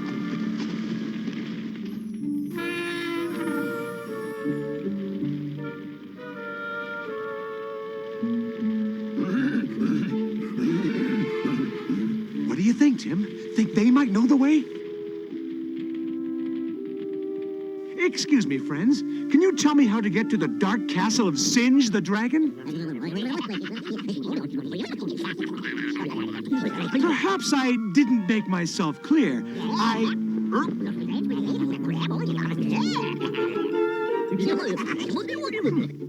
You mean I just stay on this road?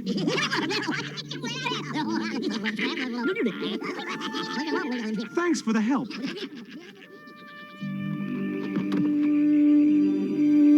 There it is, Singe's castle.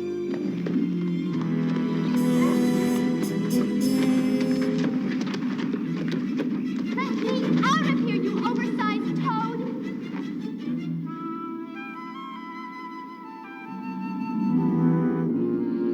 Look, Singe, why don't you make it a fair fight? Just you and me.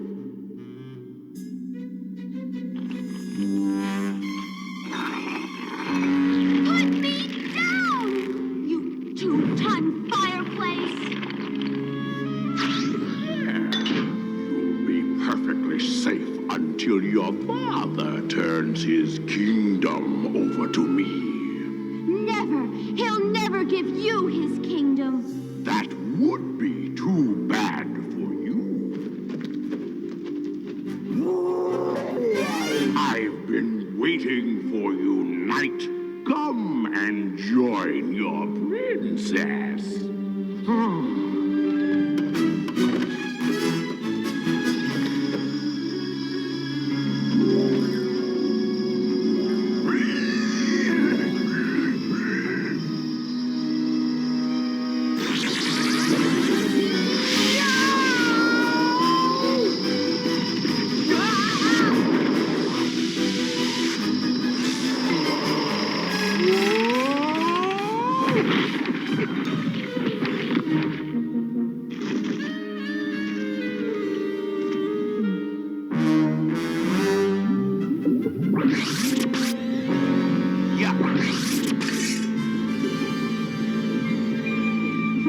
Can't go back that way.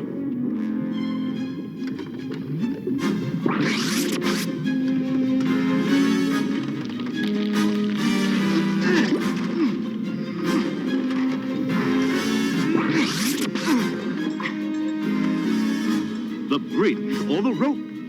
Or is there another way across? What would you do?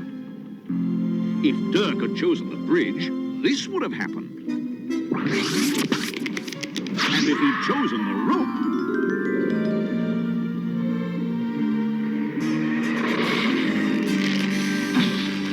Oh, no!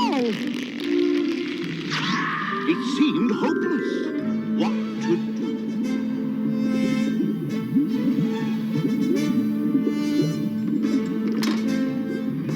I'm coming, Daphne!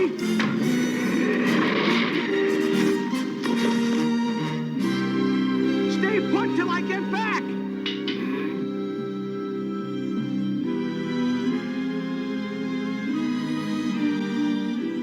Well, by the dragon's teeth.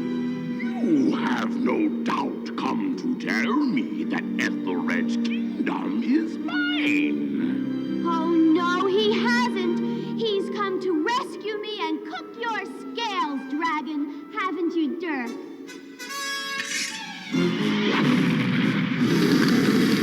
They don't call me Dirk the Daring for nothing, you know. Get the key, Dirk. The key to my cage. It's around Singe's neck. I think he's about to make things really hot.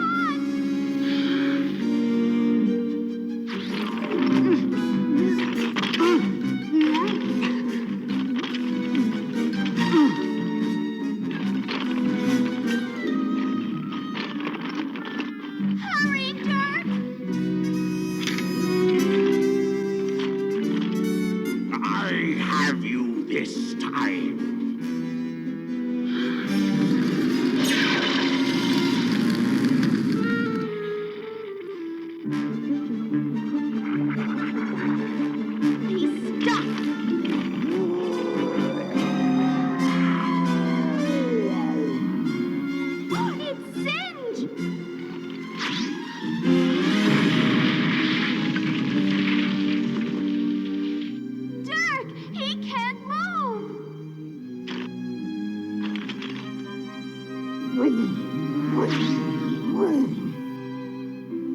glad to see you. I was afraid something awful happened and we were just...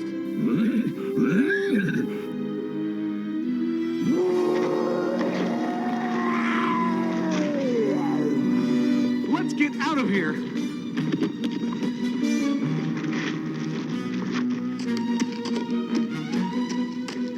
We're a long way from Singe's castle now, Master Dirk.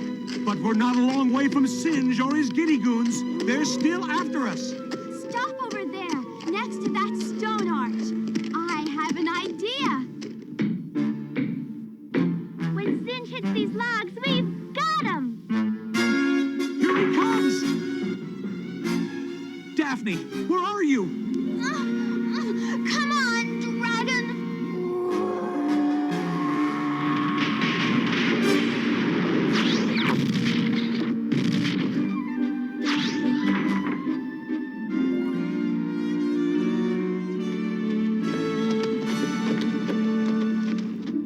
Get me out of here, you fools!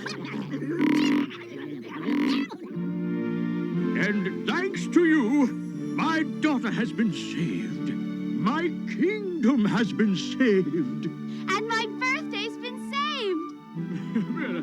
Let the celebration continue. Master Dirk, what do we do for a birthday gift now? I'll buy one of your birds. Had a change of heart, eh? Yeah, well, that other bird was enchanted, and we had to go deep into the forest, and... Oh, Dirk, it's lovely.